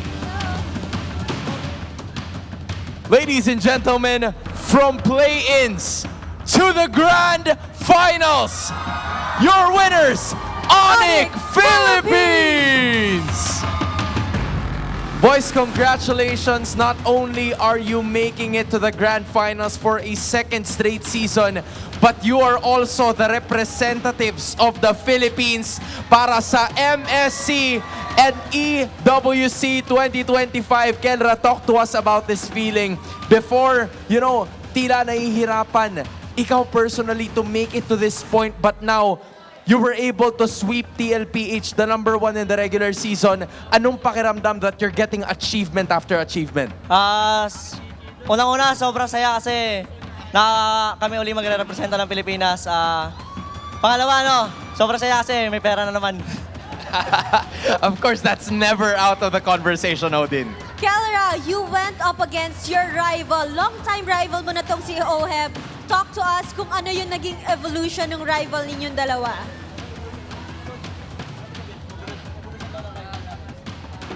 Kelra, ikaw at si Oheb, you're familiar with this story already. Yung rival namin, habang tumatagal, nagmamahalan na kami. Kung may mensahe ka para kay Oheb ngayon, anong masasabi mo sa kanya? Mensahe ko kay Oheb, sana makapasok din kayo sana kayo makapasok sa finals para magkita ulit tayo. Mahal ka namin. We're looking forward to that, Hans. That's a change that we don't usually see every day. King Kong! Ang dami ng sumusuporta sa'yo from the Super Fam. Everybody else came here to support you today.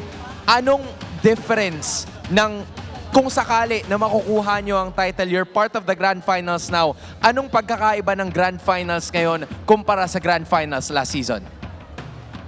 Para sa akin, siguro, medyo malaki yung pinagkaiba ng Grand Finals ngayon compared sa last season kasi ito yung season na ito yung season na madaming nakabasa ng playstyle namin, ng pattern namin, pero nagawa pa rin namin ng paraan para makapasok ng Grand Finals. Sobrang thankful ko sa buong team.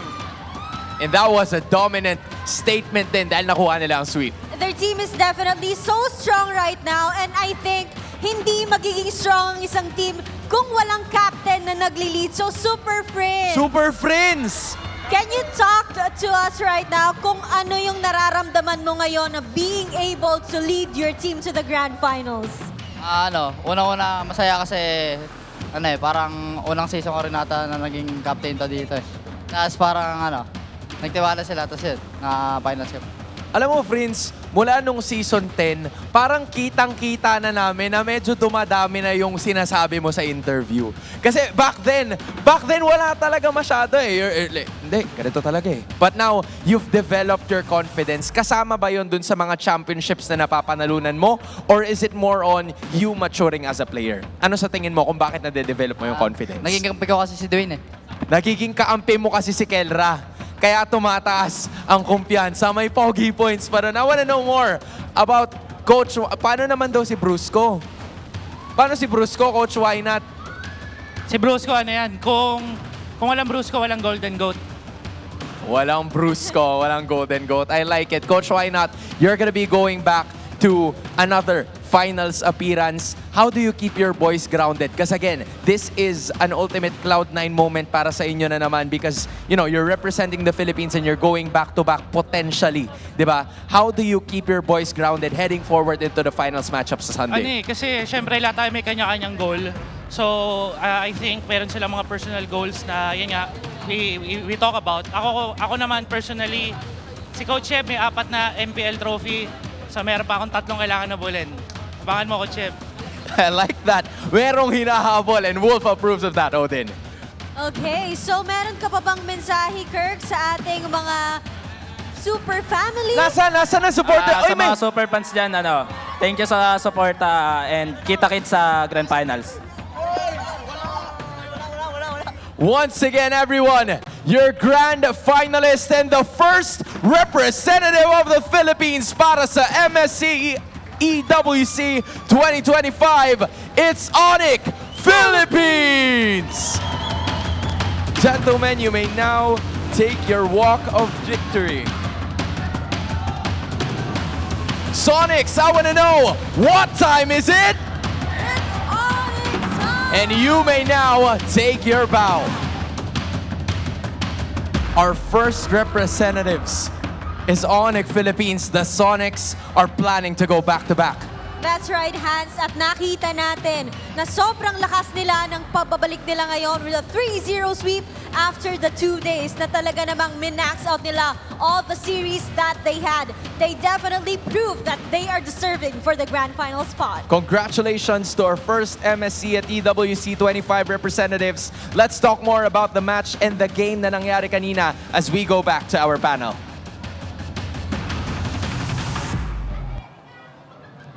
And it is now official. We know 1 out of 2 representatives for the upcoming MSC at EWC 2025. That's gonna be Onic. They're back in the international stage once more. Again, we mentioned how if Onic won, they would break so many records in league and in the whole world. As we know it, I'm pretty sure the rest of the MLBB esports world is watching saying, come on! Come on, Onic! What could be their reaction, you know? Like, what could the entire world be thinking right now? Especially after that Irithel performance from our game MVP.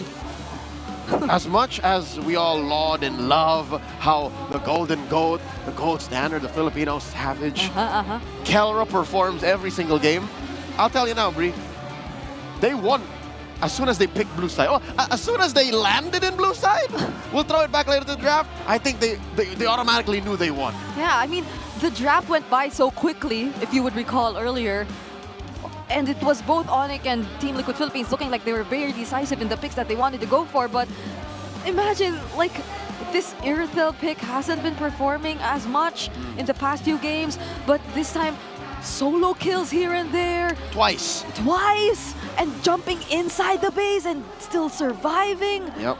Kelra made it work. We'll see in the highlights, and once we look at the economical graph, more, details into how they did this. But folks, again, in case you haven't been tracking the stats and you've just been watching and looking at how Onic continues to dominate the brackets in the playoffs, this is their first time in blue. And that means it's a new drafting pattern that Coach RC thought he could catch Coach Waina and Coach Hayes off guard.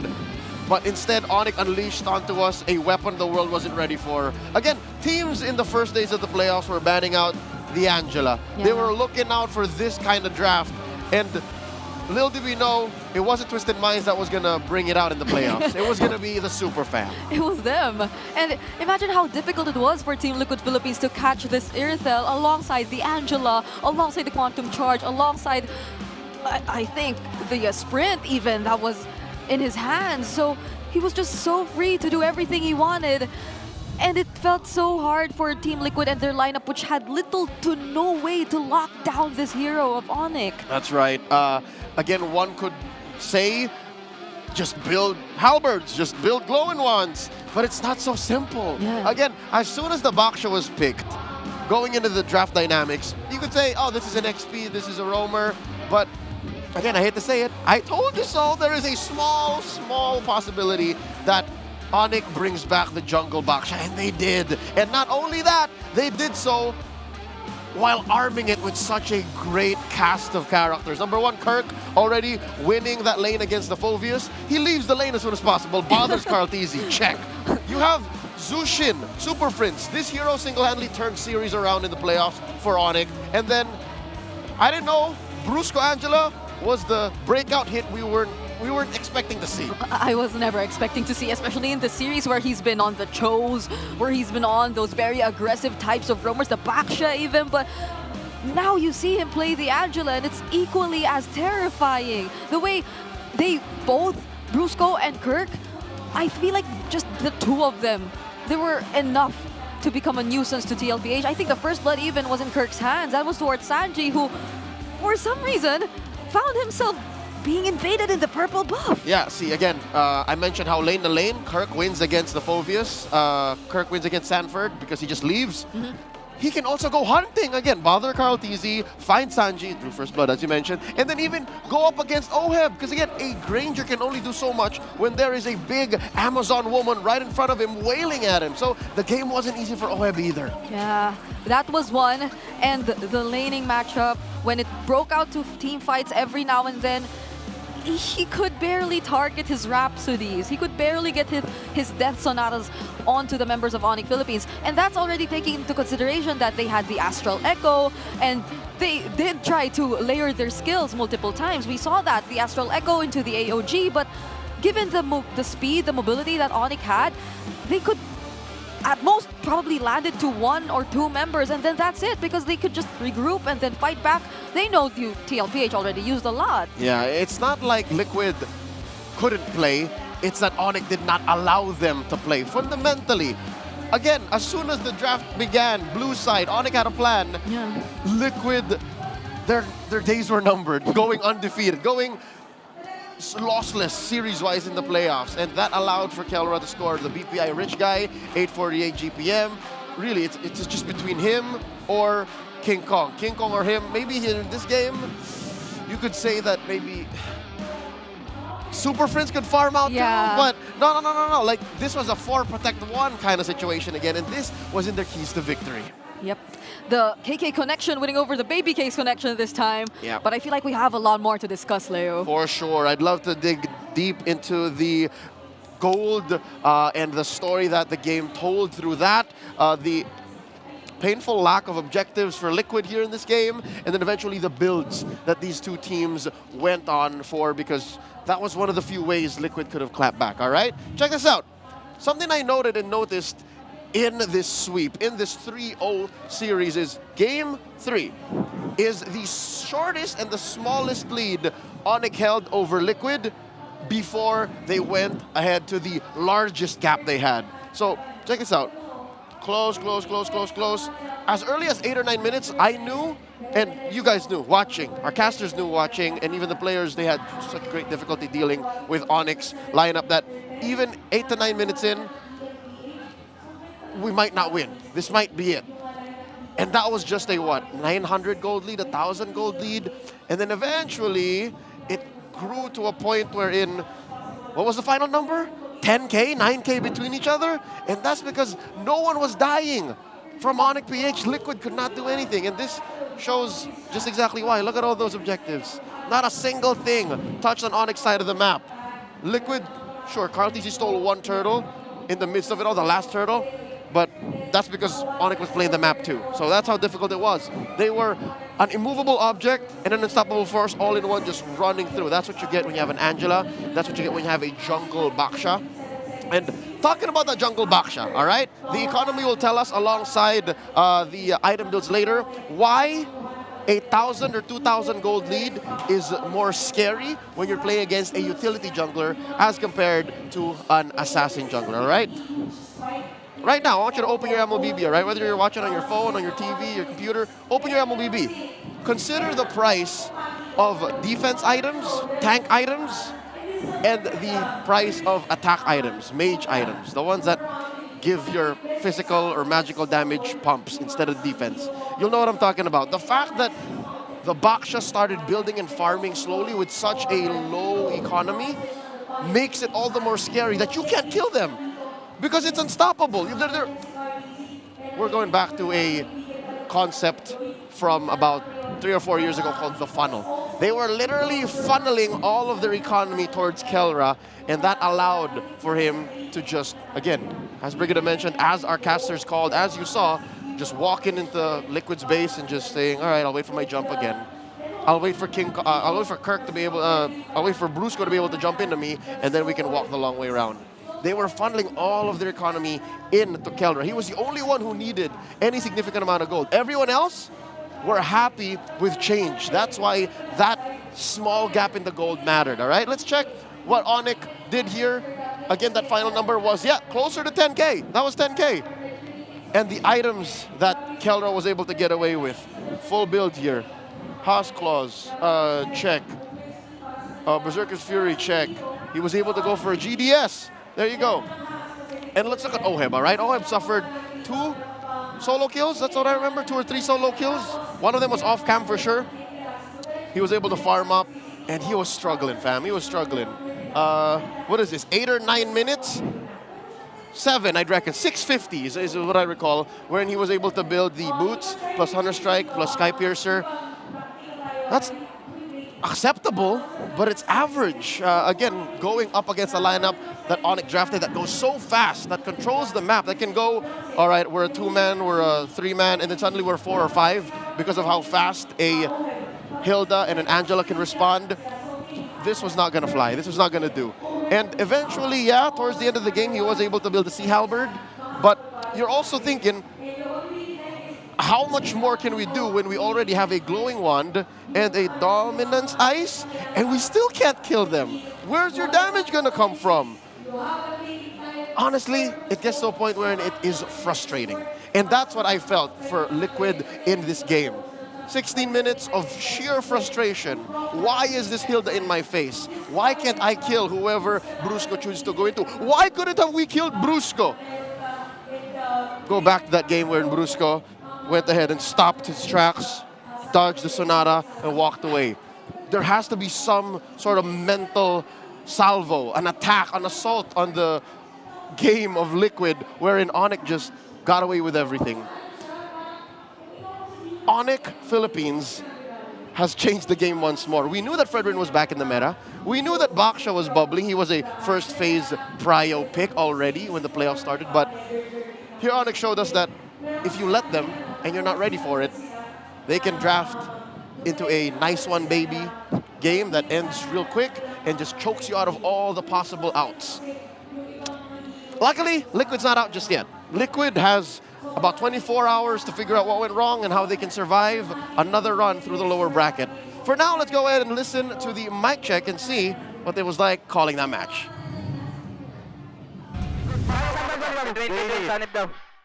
Walang flicker to. Kalma.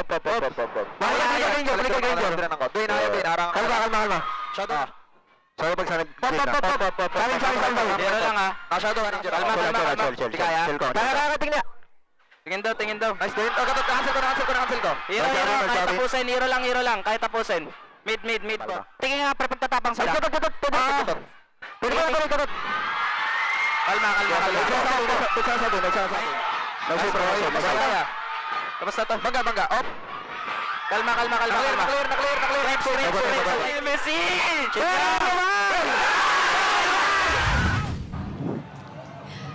Yep, that was probably one of the few mic checks which were very hyped, and you know exactly why they had to be screaming towards the end of them actually getting to break down that base of Team Liquid Philippines. I mean, confirmed MSC, confirmed Grand Finals. We get to defend our title. And for a second there, especially in the regular season, the world forgot that MSC is just another step towards completing the Golden Road.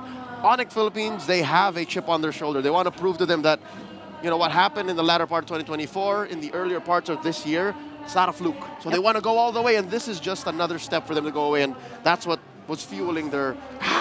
Yeah, and when you talk to these players, whenever you go into interviews with them, they're very honest too, you know? Like, they don't deny the fact, like, wink, either be it King Kong or Kelra, you just know what you're about to win. You just know the prize pool, the huge amount that will be right in front of you once you get into MSC. And that's just one of the many things that these teams or these players are fighting for. The last time we saw them in an international stage, they got a coach who was newly engaged, and that was a different kind of motivation. This time around, they're on that road, constantly breaking records, beating expectations, and just showing everyone out there that despite the bumpy start they had in the start of Season 15, they're about to get out there once again and show what they're able to learn. That's scary, though. The super family that just keeps on learning together. Yeah, they're always hungry. I think it's that constant strive for something greater and for more. Again, they've damn near done everything you could in the world of MLBB esports.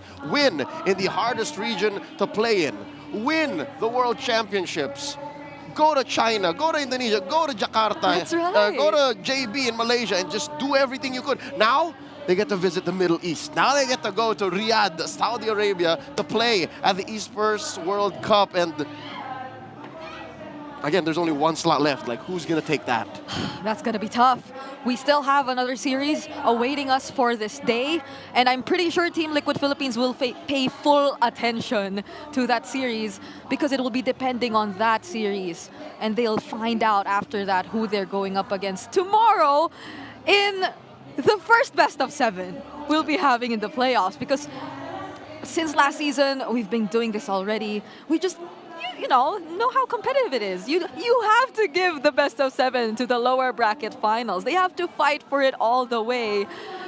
And that is one thing we will all be looking out for tomorrow, while Onic Philippines are just gonna chill and watch and prepare for the grand finals that's to come on Sunday. Yep, suddenly, after playing 2 best-of-5s all the way, back-to-back, Onic wins 3-0 and can take a day off. Finally. I feel like they're saying, finally, we get a break. Because if they did not win the series, just to remind you all, they've been through day 1, they've been through day 2, and they'll be fighting for all days. You know, I'm wondering who's responsible for the Baksha Angela draft. That's true. Like, who is the mastermind? Who is the mad scientist behind such a Game 3 winning draft that single-handedly got them the ticket to MSC, ticket to the grand finals, and that day off? Yeah.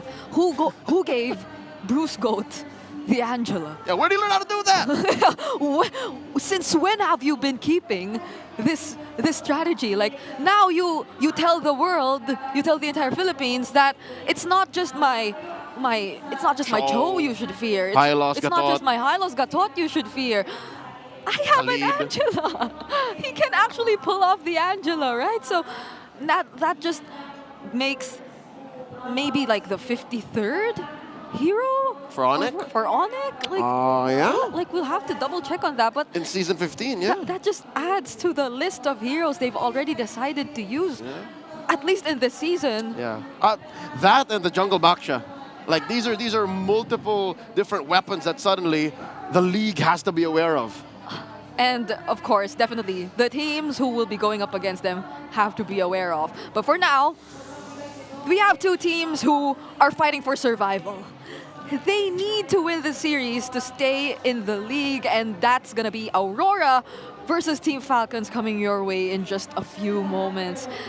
What are your, like, surface level thoughts about this, Leo? That was last season's lower bracket finals. Oh, right. That went to 6 games. And we're not in a best of 7 setting, we're in a best of 5 still, but it's for tournament life. It's for survival. It's, you know what's at stake. So I wouldn't be surprised if, like, they bring back the entire Game 5 thing. We weren't able to see it. We lost the road to 30. We will be meeting it probably tomorrow or on Sunday, but for now, we won't be seeing that just yet. So we'll see their preparations in a few moments. But now we have to celebrate something towards the end of the season, and that's going to be the Alamat Awards. So let's all witness this beautiful moment as we award these players.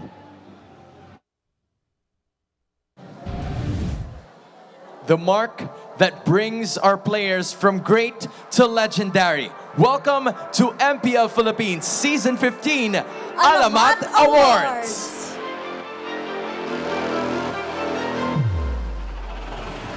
For the first set of awards, we proudly present to you the Season 15 Infinix All-Star Team 1.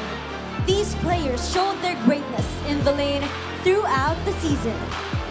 They will each receive a pack and an Infinix GT20 Pro.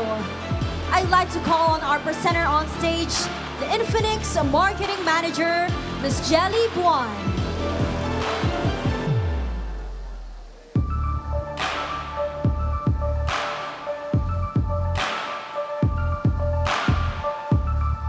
An Infinix All-Star XP Laner, Team Liquid Philippines, Sanford!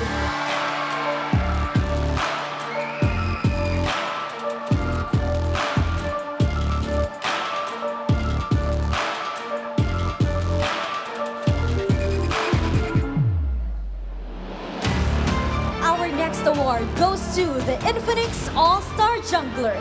He is none other than the young goat himself, Team Liquid Philippines, Karltzy.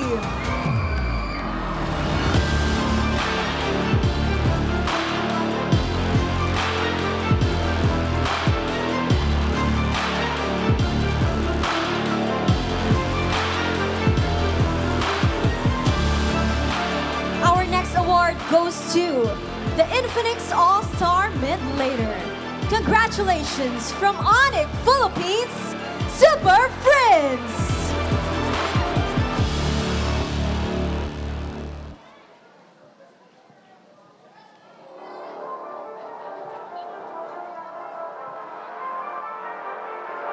Up next is our Infinix All-Star Roamer. Congratulations to the Hitman, Aurora Gaming Strategy!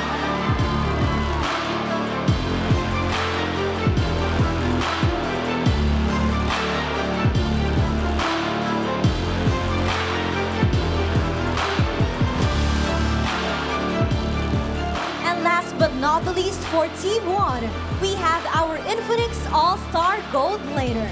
Congratulations to the Filipino Sniper, Team Liquid Philippines, Oheb!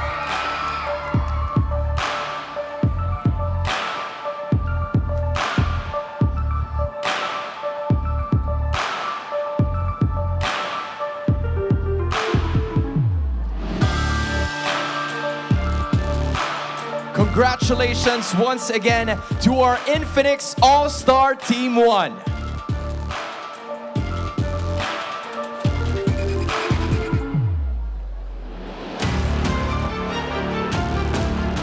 And now for the BPI All-Star Team 2. Each player will receive a plaque and 20,000 BPI reward points. To present our Team 2 the award, we would like to call on from BPI from Agency Backing, Johnson Chiang.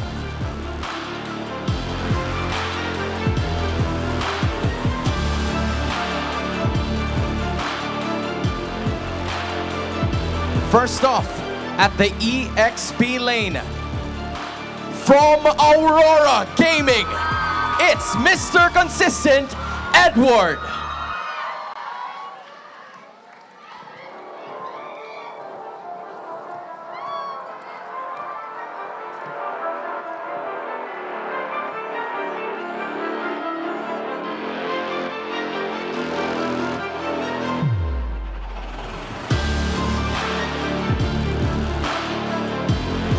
Next up is our BPI All-Star Jungler. From Onic Philippines, the Beast, King Kong.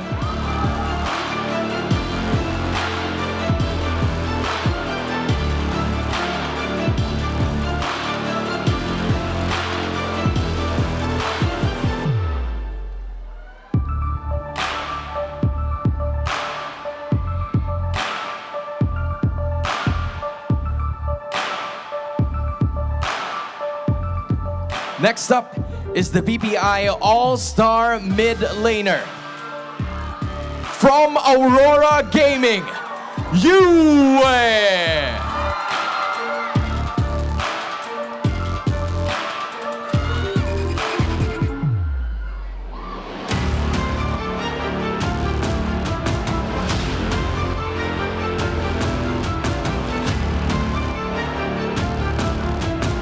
Now it is time for the BPI All-Star Roamer. From Onic Philippines, it's the Bruiser, Brusco.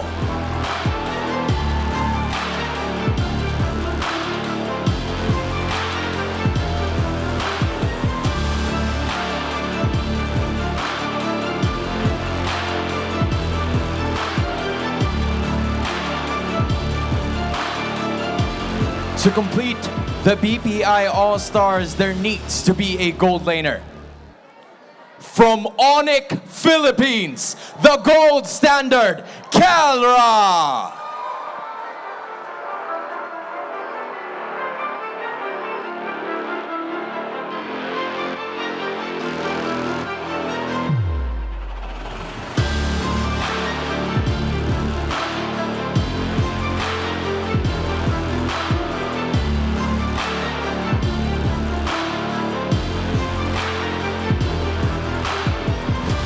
Congratulations once more to our BPI All-Star Team 2.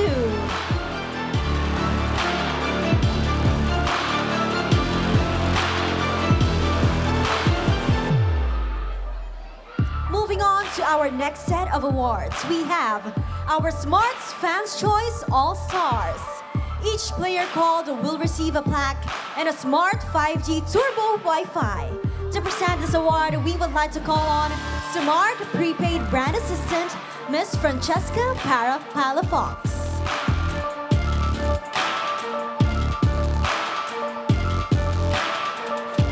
And now, for the Smart Fans Choice All-Star XP Lane, congratulations from Onic Philippines, Kirk!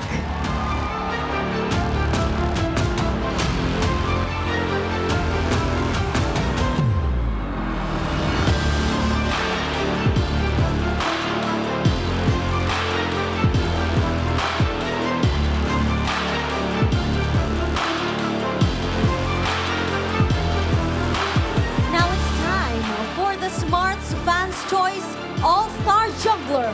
Let's welcome back on stage Onic Philippines, King Kong!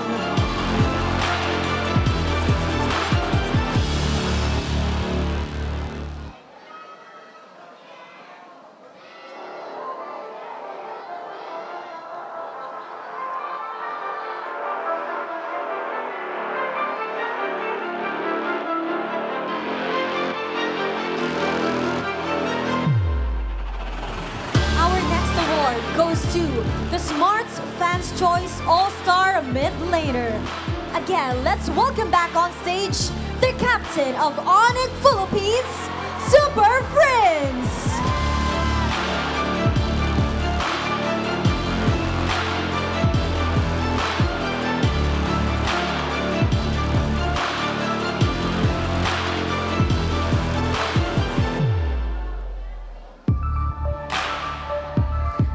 Award goes to the Smarts Fans Choice All-Star Roamer. Once more, it's Onic Philippines, Brusco!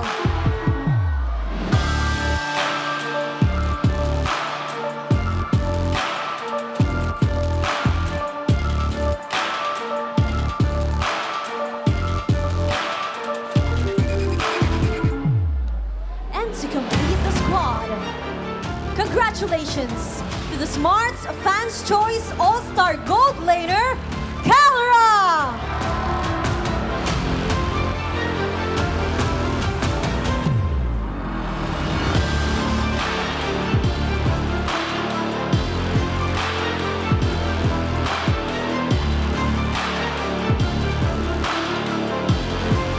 Congratulations once more to our all-star teams.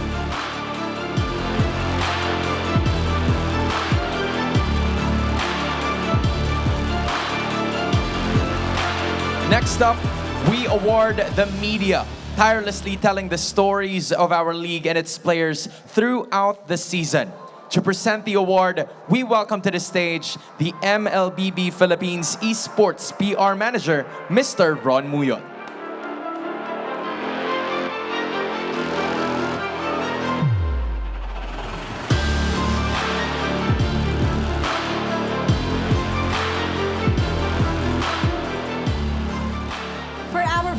Award, the Legendary Feature Award.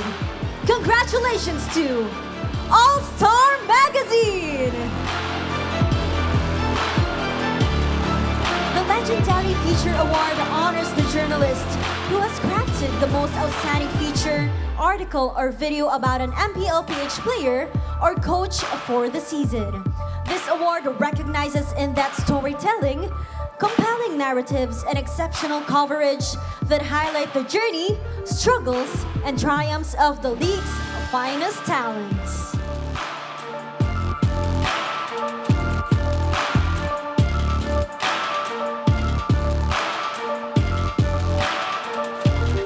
Next up is our Savage Storyteller Award. Congratulations to One Sports!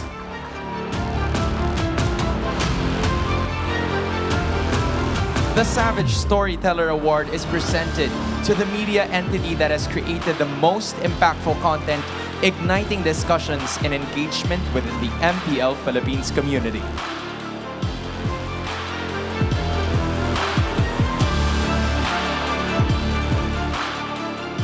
but not the least, the Mythic Media Award.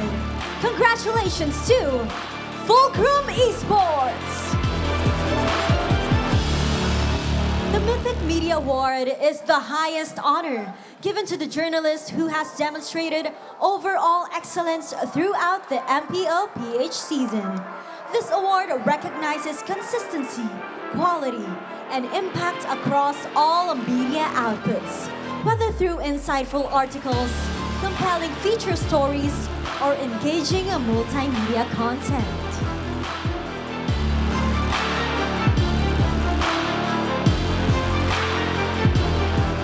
Next, one of the most awaited awards of the season, we have the Most Improved Player of Season 15.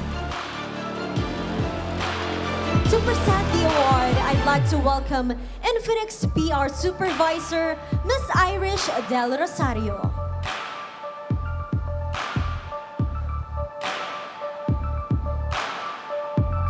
From underdog to unstoppable, this player has shown tremendous growth, grit, and game-winning plays all season long. Our most improved player didn't just level up, they powered up. And to honor that evolution, we're awarding them with something truly next level. The Infinix Concept Gaming Phone. Not sold and not for everyone. This is reserved for the pros. Fueled by cutting-edge electronic integrated light effect system technology. It's a symbol of elite performance, just like this player. Congratulations to our MPL Most Improved Player. From TNC Pro Team, their mid laner, Lancy.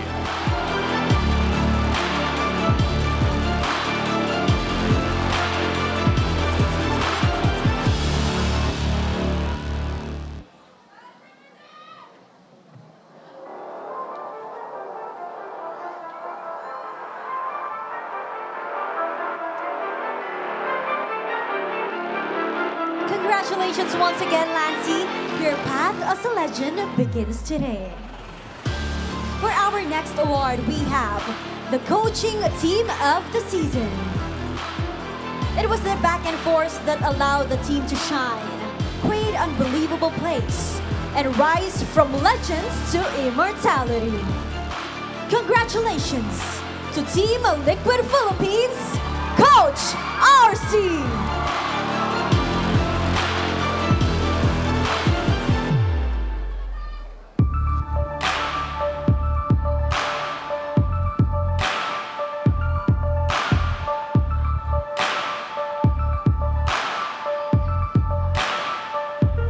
And finally, the award that everybody else is waiting for. The award for the regular season MVP. The player that stood above all, ang naging bayani para sa kanyang kupunan at ang iniidolo ng mga super fans na nasaksihan ang kanyang lakas sa Champions Arena. Champions Arena, do we have some answers? Sino ang inyong MVP?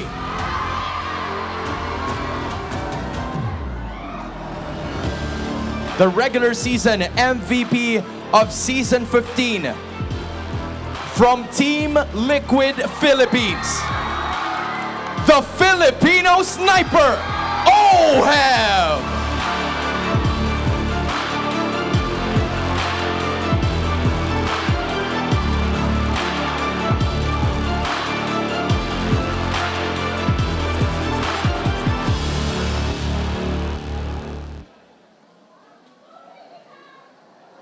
And that concludes our Alamat Awards. Once again, congratulations to the players, the coaches, and the media. Thank you for making MPL Philippines Season 15 legendary. But there's more that we need to recognize. Last but not the least, we will also be awarding the Infinix Super Fan Rap Rumble Award.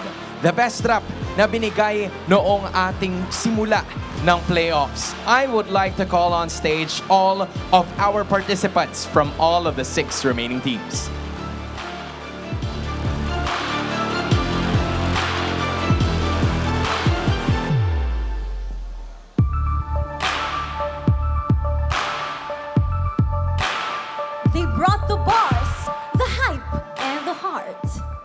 And tonight, one rap rumble champion stands above the rest. As the grand winner representing our amazing MPL superfans, we're giving them something no ordinary fan can buy. The Infinix Concept Gaming Phone. Not sold in stores, reserved for the best, and now for a super fan who provided that they've got pro-level passion. Powered by electrochromic integrated light effect system technology, this phone is the ultimate flex.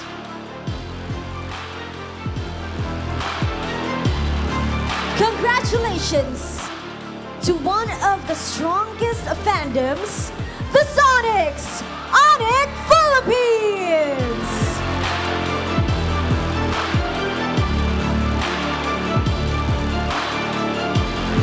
To the representatives of the Sonics, go ahead, claim your prize, and take your photo.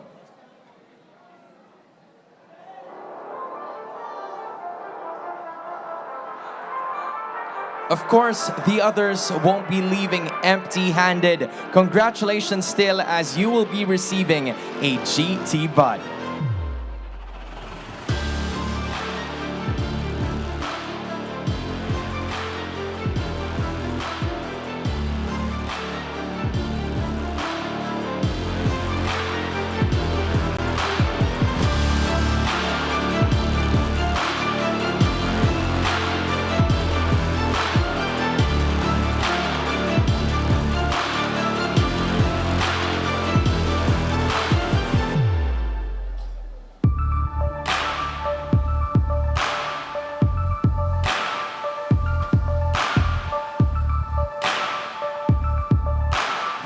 Our super fans for immortalizing our opening of Season 15, the playoffs.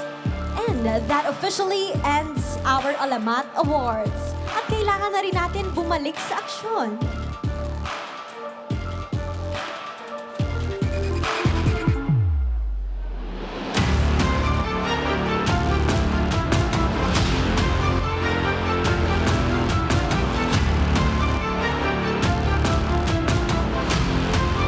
Because coming up next, it's the lower bracket semifinals between Aurora Gaming and Team Falcons. Another best of 5, and only one will stay in the running. Stick with us, because MPL Philippines Season 15, the playoffs, will be right back.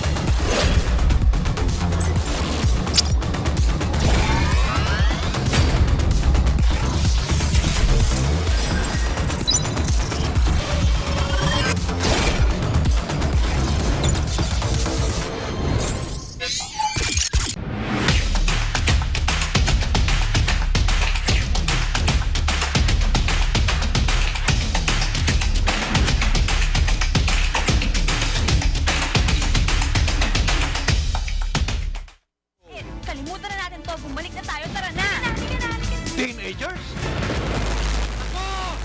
Nagpasagulo yung mga batang yan. You make a move.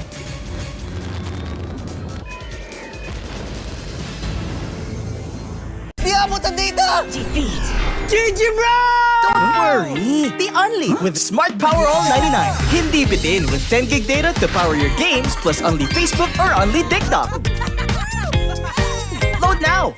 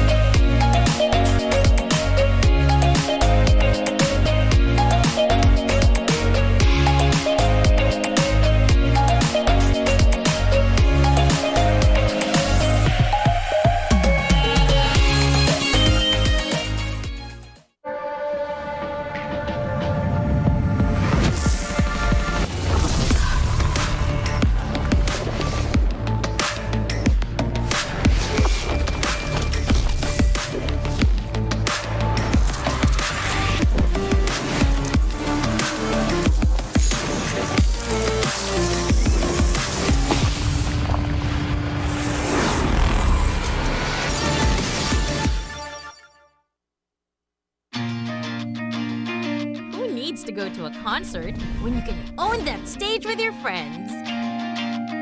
Enjoy a night of impromptu bowling tournament.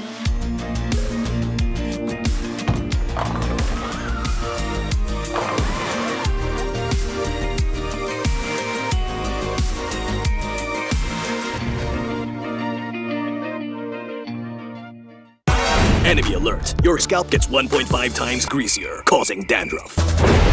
Get triple anti-dandruff power. Supercharged with Clear.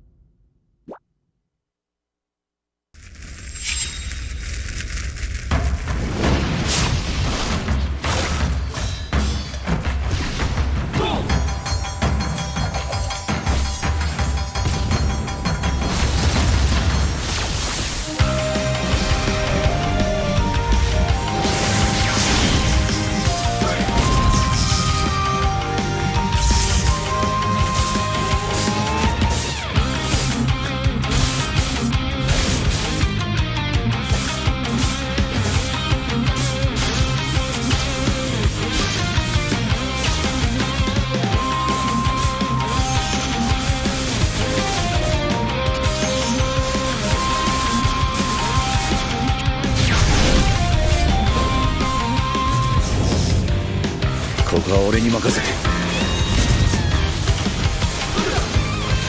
もらった。4代目他目を超える忍びはお前しかいないと俺はそう信じた。み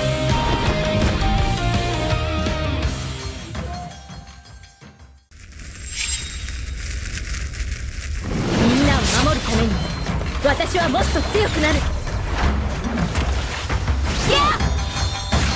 シャンナラ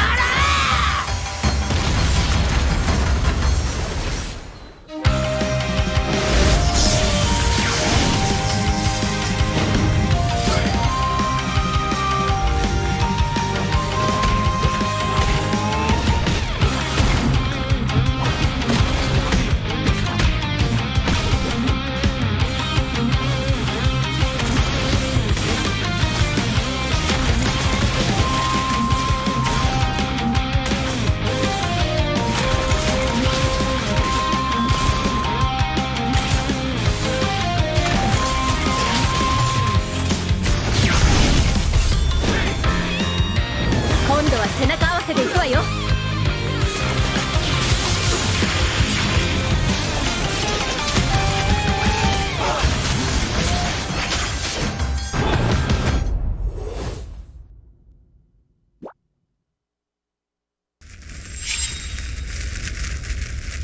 見せてやるよ、シャリンガンの本当の力をな。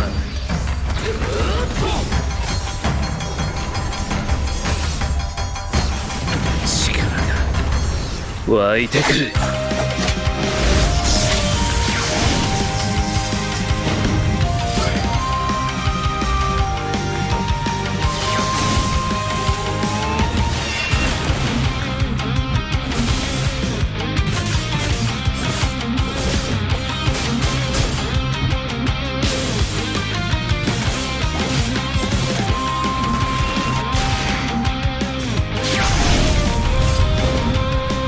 相変わらずやかましい奴らだ。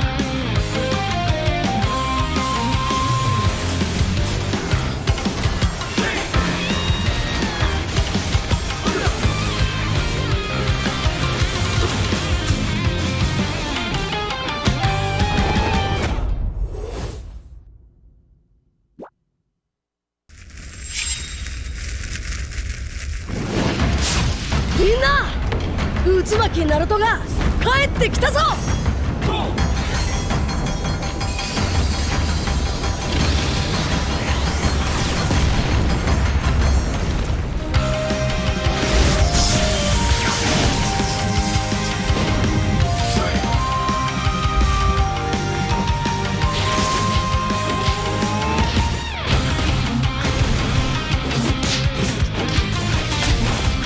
クラマ、力を貸してくれ。よ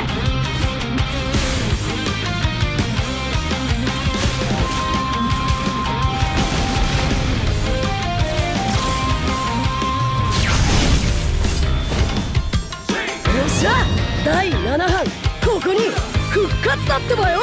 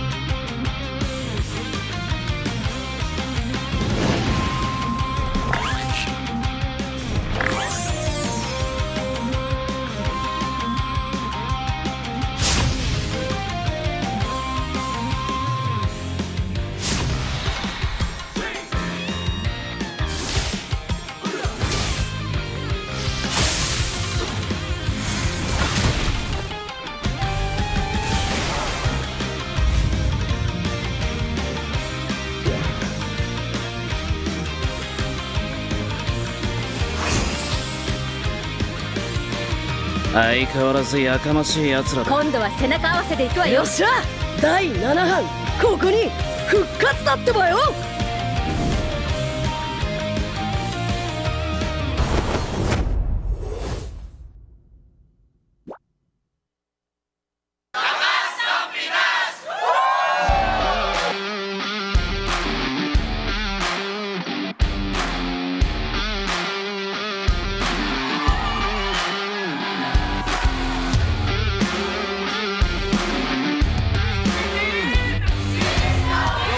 Sa ating pinakaunang match ng Day 2 of Playoffs, it's Onic Philippines kontra Aurora Gaming. Once again, the rematch of Season of 14 Grand Finals. Northern Lights. Aray ko, Bes! Torres may matagita sa Game 1. Mabilisan lang para sa Aurora. Unti-unti nakikita ang liwanag ng Northern Lights. Aurora Gaming. Sila makakauna dito sa ating laban. Makikita natin ngayon para sa side ng Onic. Meron silang minion wave sa may top lane and even bottom lane. Is this it for the SuperFrince? Kiko, kinahabol siya ni Dominic. Kahit nagkakabol na. Ito na nga yata nakikita natin. Kapatid nila ni Jay at namatay na nga dito si King Kong. That is gonna be a wipeout para dito sa Aurora. Tatapusin na ng Northern Lights ang laban na ito. Si Kurt lang ang mabubuhay 5 seconds pero hindi na siya aabot. And we have a game number 5.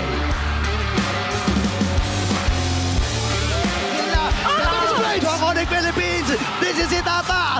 And this time ay naubos ang Aurora at diretso na ang pamilya sa upper bracket finals. Onic Philippines. Sila ngayon mananalo para sa ating game.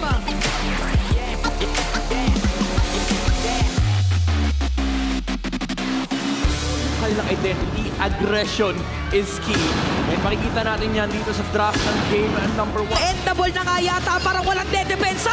Tapos na ata ang laban na ito at ang Team Falcons ang magwawagi sa UG. Kaya ba ng mga bibitawan dito ng Team Falcons? At parang hindi na nga ata dahil ang Team Falcons ay match point na. Match point for Team Falcons.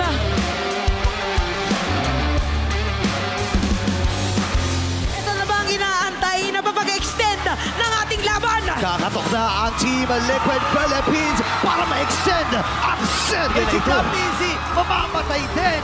Karltzy of Oheb at diretso na ang Team Liquid Philippines. Sa ngayon ay meron pa rin tayong Game 5.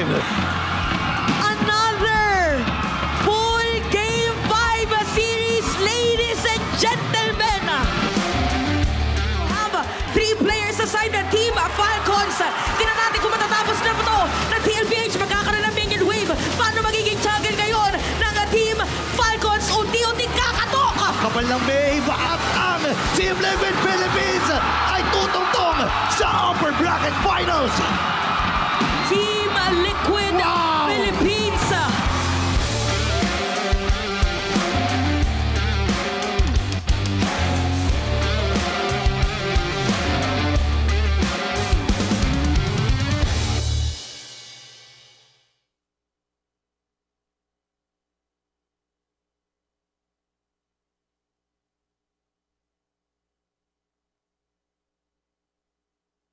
Filipino sniper, grabe! They will show it on the camera later.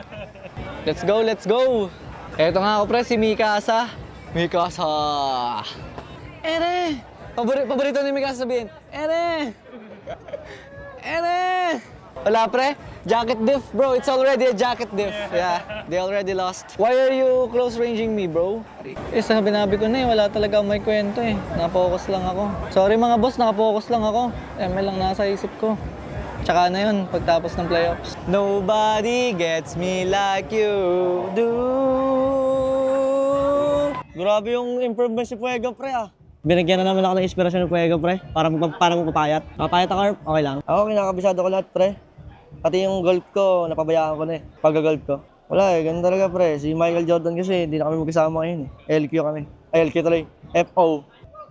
Binanatan ng truck ang tao. Sinagisaan ng tao. Nagpulbo pa. First time ko lang pinigpulbo sa checkpin niya. Di na naman nakarepte si Earth. Bad trip na naman.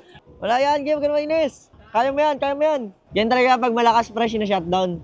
Tatlo nga. Unstoppable ka kasi.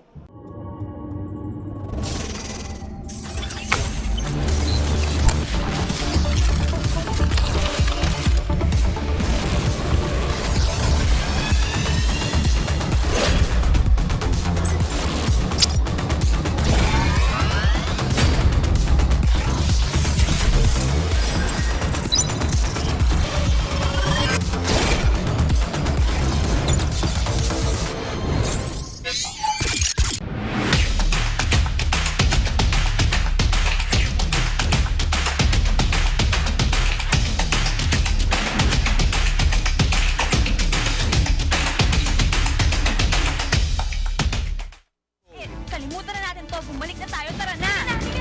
Teenagers? Ako! Nagpasagulo yung mga batang yan. You make a move.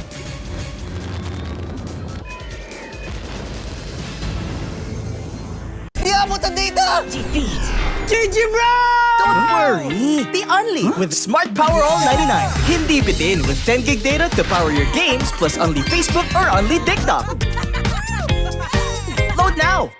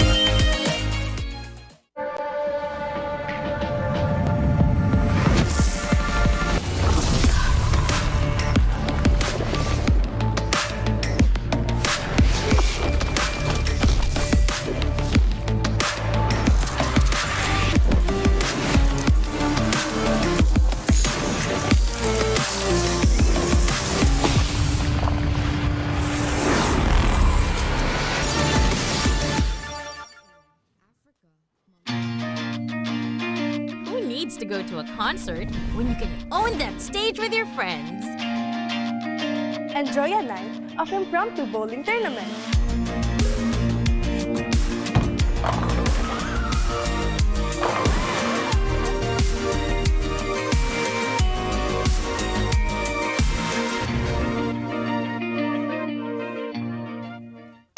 Enemy alert. Your scalp gets 1.5 times greasier, causing dandruff. Get triple anti-dandruff power.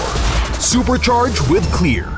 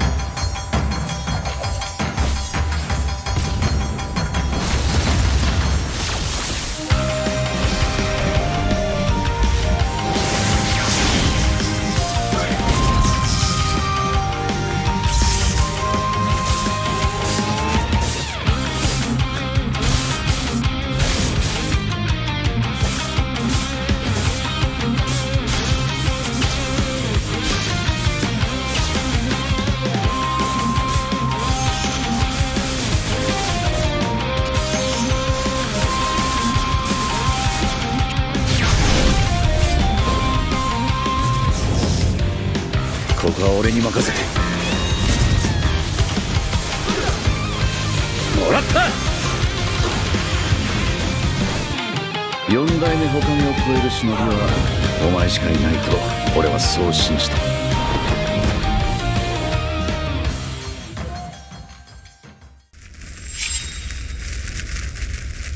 みんなを守るために私はもっと強くなる。シャンナラ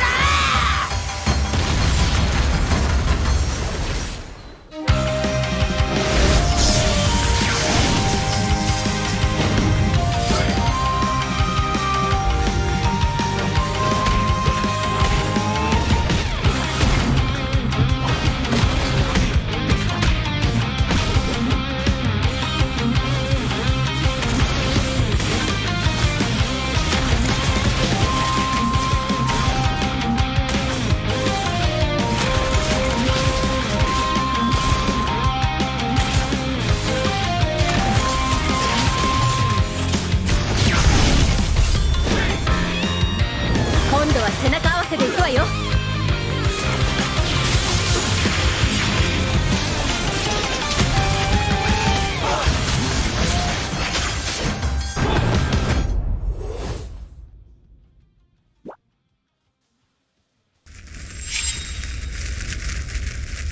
見せてやるよ、車輪ガンの本当の力をな。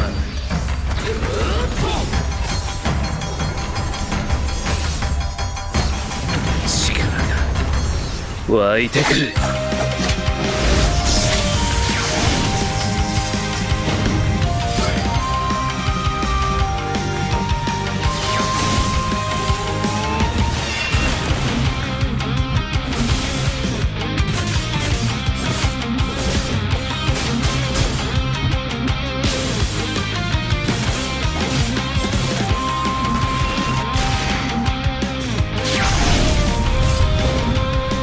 相変わらずやかましい奴らだ。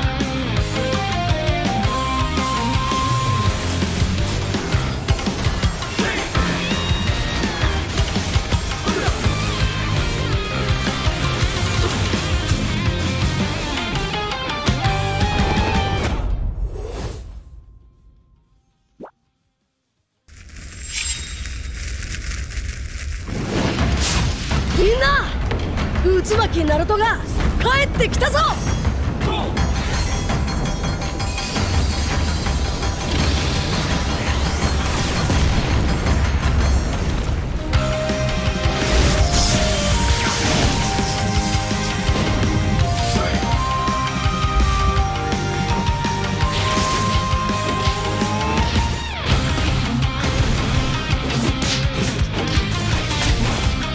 クラマ、力を貸してくれ。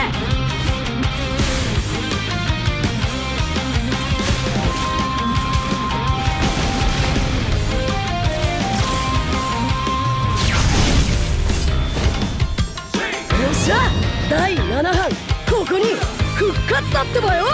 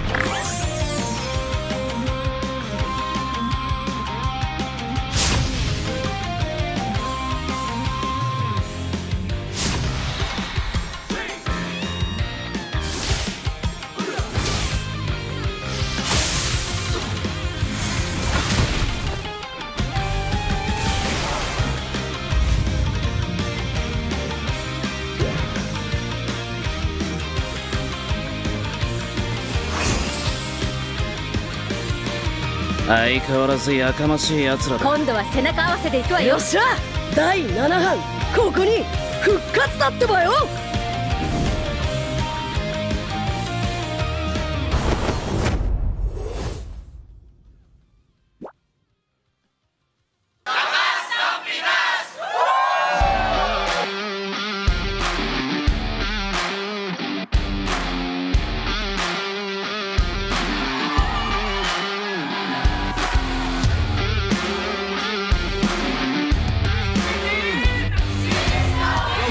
Sa ating pinakaunang match ng Day 2 of Playoffs, it's Onic Philippines kontra Aurora Gaming. Once again, the rematch of Season of 14 Grand Finals.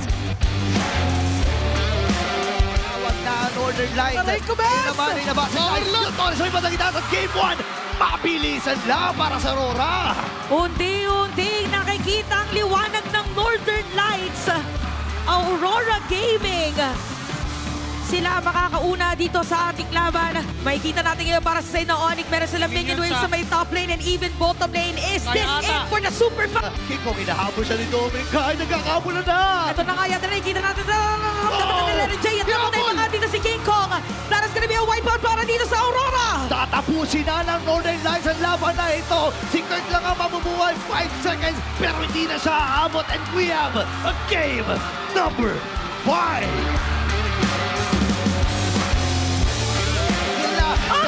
Onic Philippines, this is it ata. And this time ay naubos ang Aurora at diretso na ang pamilya sa upper bracket finals. Onic Philippines, sila ngayon mananalo para sa ating game.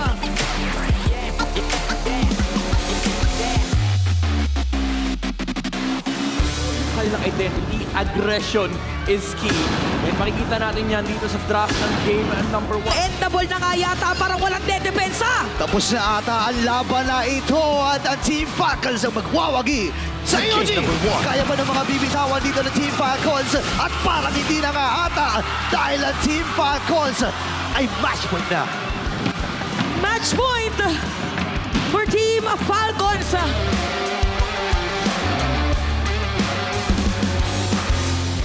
Inaantay na papag-extend ng ating laban. Kakatok na ang Team Liquid Philippines para ma-extend ang set na ito. Easy, mamamatay din. Karltzy of Oheb at diretso na ang Team Liquid Philippines. Sa ayun ay meron pa rin tayong Game 5. Another full Game 5 series, ladies and gentlemen. We have 3 players aside ng Team Falcons. Tingnan natin kung matatapos na ito ng TLPH. Magkakaroon ng minion wave. Paano magiging juggle ngayon ng Team Falcons? Unti-unting kakatok. Kapal ng May at ang Team Liquid Philippines ay tutungtong sa upper bracket finals. Team Liquid Philippines.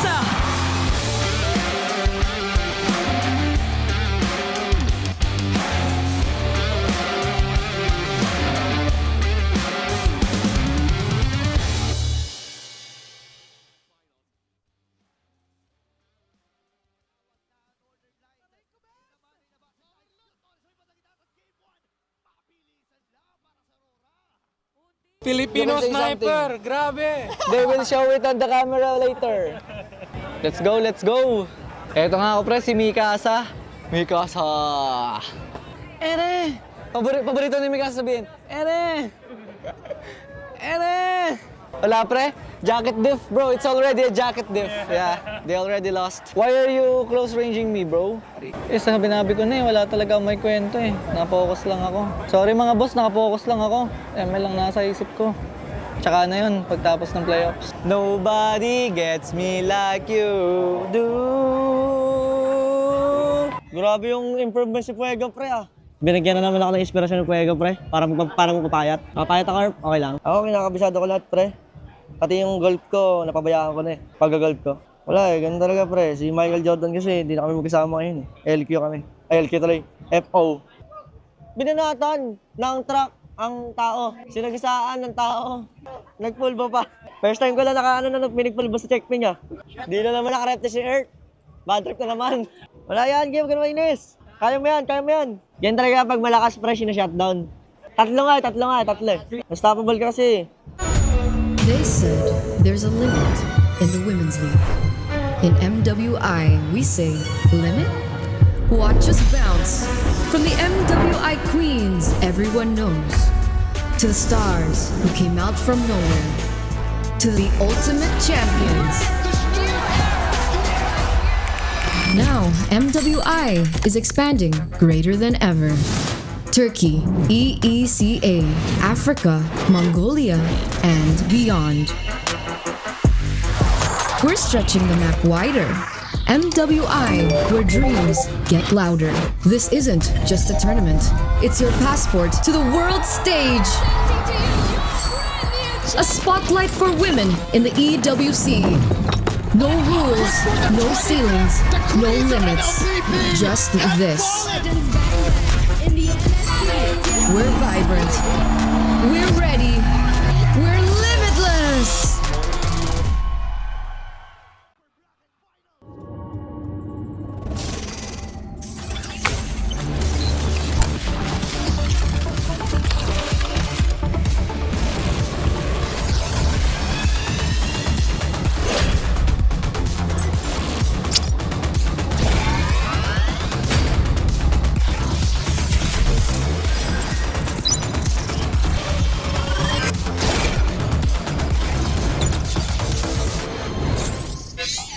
Filipino sniper, grabe! They will show it on the camera later.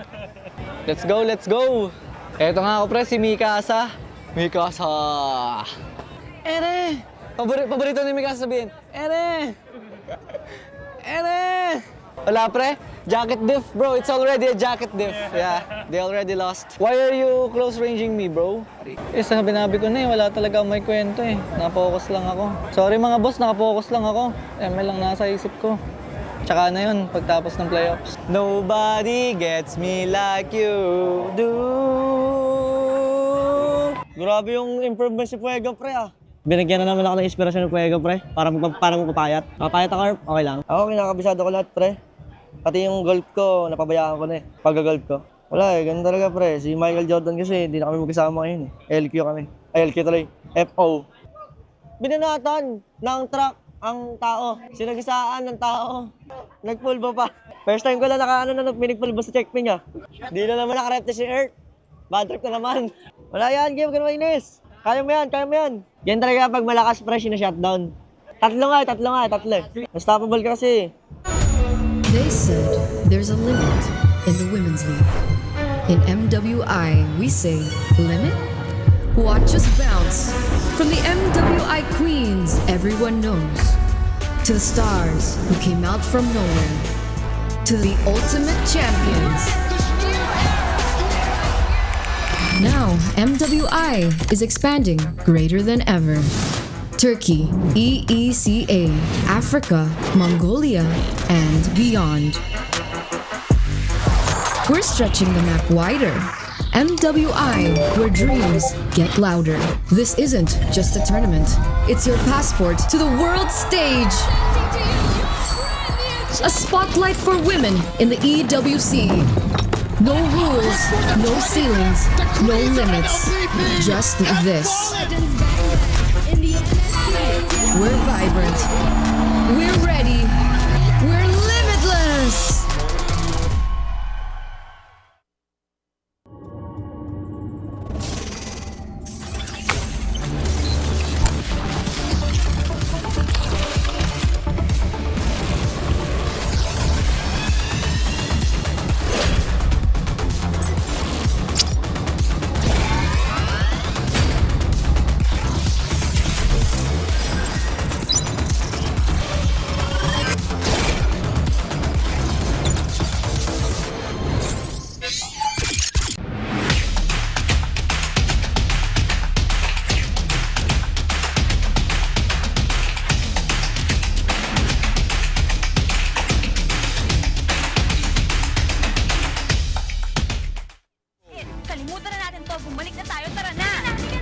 Teenagers? Ako! Nagpasagulo yung mga batang yan. You make a move.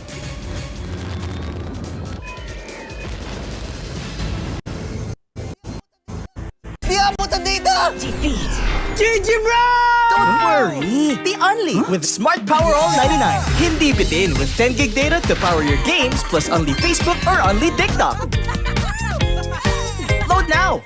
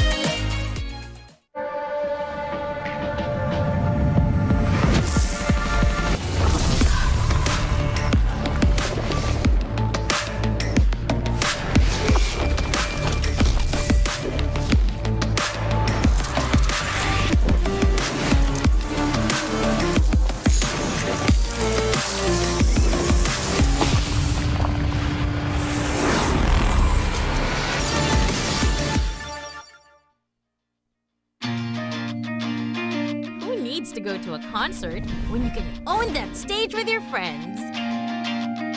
Enjoy a night of impromptu bowling tournament.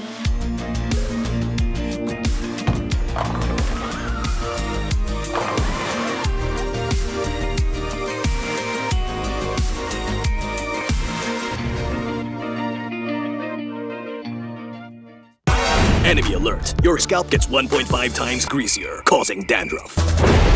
Get triple anti-dandruff power. Supercharge with Clear.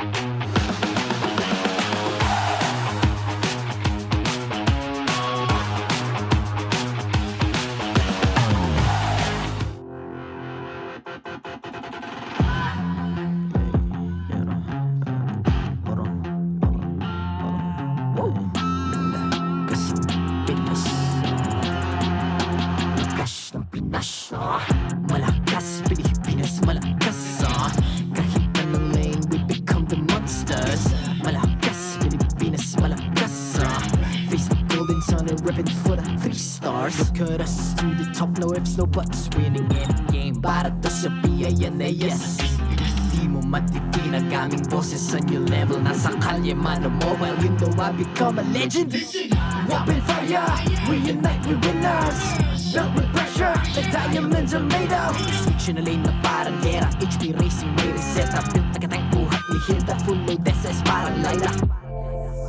Susundan ko ang iyong bakas, kasama patas, tagumpay natin to dahil tayo'y malakas. Para sa Pinas, nasa amin ang lalas, hindi ko atras, kinikilala sa taas kasi kami ang malakas.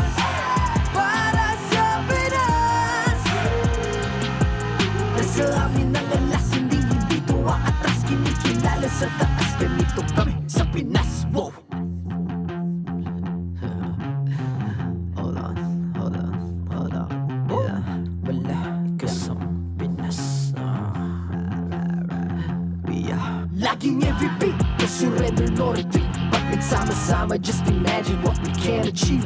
Laging MVP, no surrender, no retreat. Giving 100 all my all, cause we just cannot be defeated. We are unstoppable, immune and invulnerable. Ready ang equipment, lahat frozen, malak crowd control. Pakita ko na jab like beast of the southeast. Taas sa matawa, proud and loud, cause every enemy we devour. Susundan ko ang iyong bakas, kasama patas, tagumpay natin to dahil tayo'y malakas. Para sa Pinas, nasa amin ang lalas, hindi ko atras, kinikilala sa taas kasi kami ang malakas. Para sa Pinas, nasa amin ang lalas, hindi ko atras, kinikilala sa taas, ganito kami sa Pinas. Wow!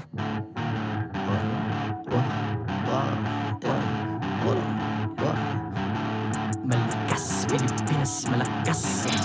Kahit anong lane, we become the monsters. Malakas, Pilipinas, malakas. Face the golden sun, we're running for the 3 stars.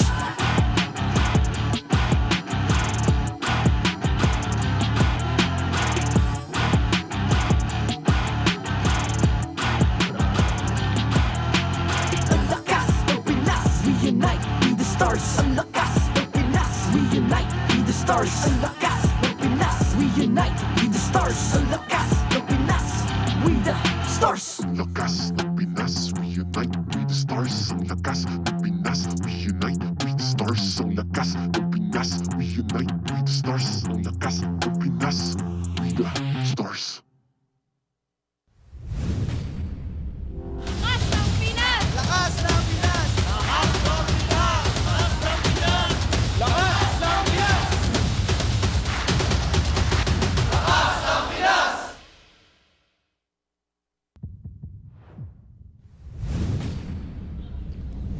And welcome back to the Champions Arena here at the MPL Philippines Season 15 Playoffs. We're day number 3, and we're down to our last match, a crucial one here for today. There's a lot at stake, but also, if you missed the action, we're going to catch you guys up on that as well. It's me, Naisu, Ingan, and Renmar still here to bring you it. How you guys doing after that break? Oh, you know, I was shocked, honestly, with how fast the results were with series number 1, the upper bracket finals. Because so far you're so used to 5 games, you know. We are. Yeah, and I didn't think it would be coming from the upper bracket finals of all places that we see as I thought it might be coming to the lower bracket. Of course, teams would be a little bit more, discouraged, not getting the results they wanted after all those 5 games. But now we find ourselves here, heading into the lower bracket after Onic swept Team Liquid Philippines, the team that ended the regular season top 1 in the standings. Yeah, interesting because we had the statistic there.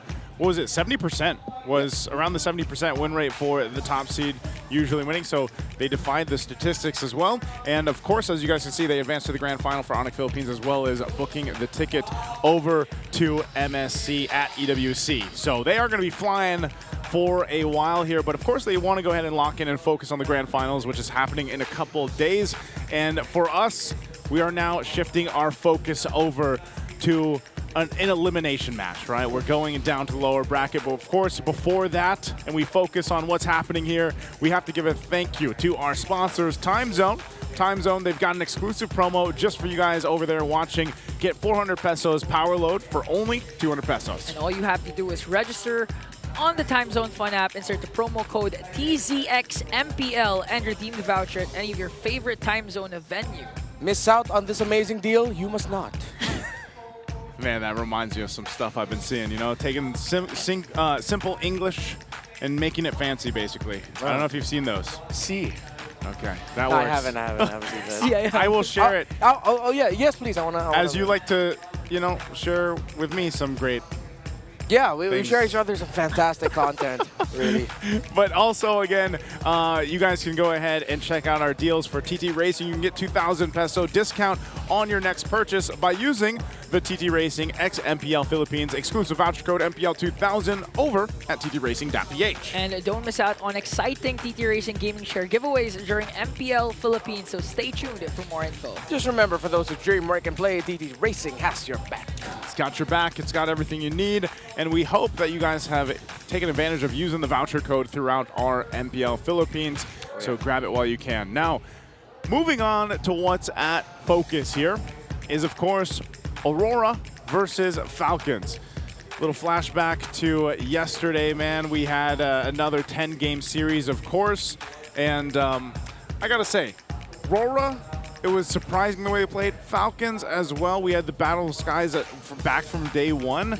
But ultimately, I think, I don't know who I'm going to, I know we're not at predictions yet, but I don't know who I would book for this one, man. Like, because RORA and Falcons both, if you're looking at the playoff bracket from what they went through, you know, because they went the distance in their matches, they could have learned a lot from those matches. Yeah. Falcons and TNC both. Or Falcons and RORA both. And if you're going to recall their previous two meetings in the regular season, both are won by Aurora, a sweep and a game number 3. So let's see if things will change right now, because even coming into the playoffs, Falcon, it looks like they're like a different breed. Yeah. Just like Aurora. Yeah, 100% Falcons, I still feel like, are much better than their regular season form.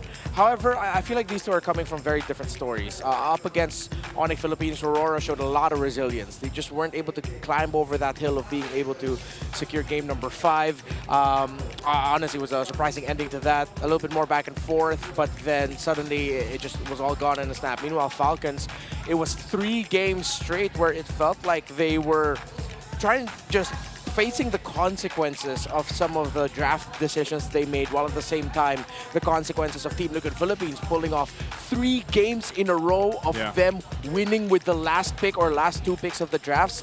So very different storylines for both. That's why I thought, like, when we were in the last match, I was like, man, imagine if TLPH can hone in on whatever they did yesterday to get themselves that reverse sweep. Because, you know, like you mentioned, we were on the panel yesterday talking about this, like, something was just not working in those last couple games for Falcons. And, you know, we don't know if, hopefully they've had enough time. I mean, it's not that long, right? You just had that happen yesterday, and it was a long day for them.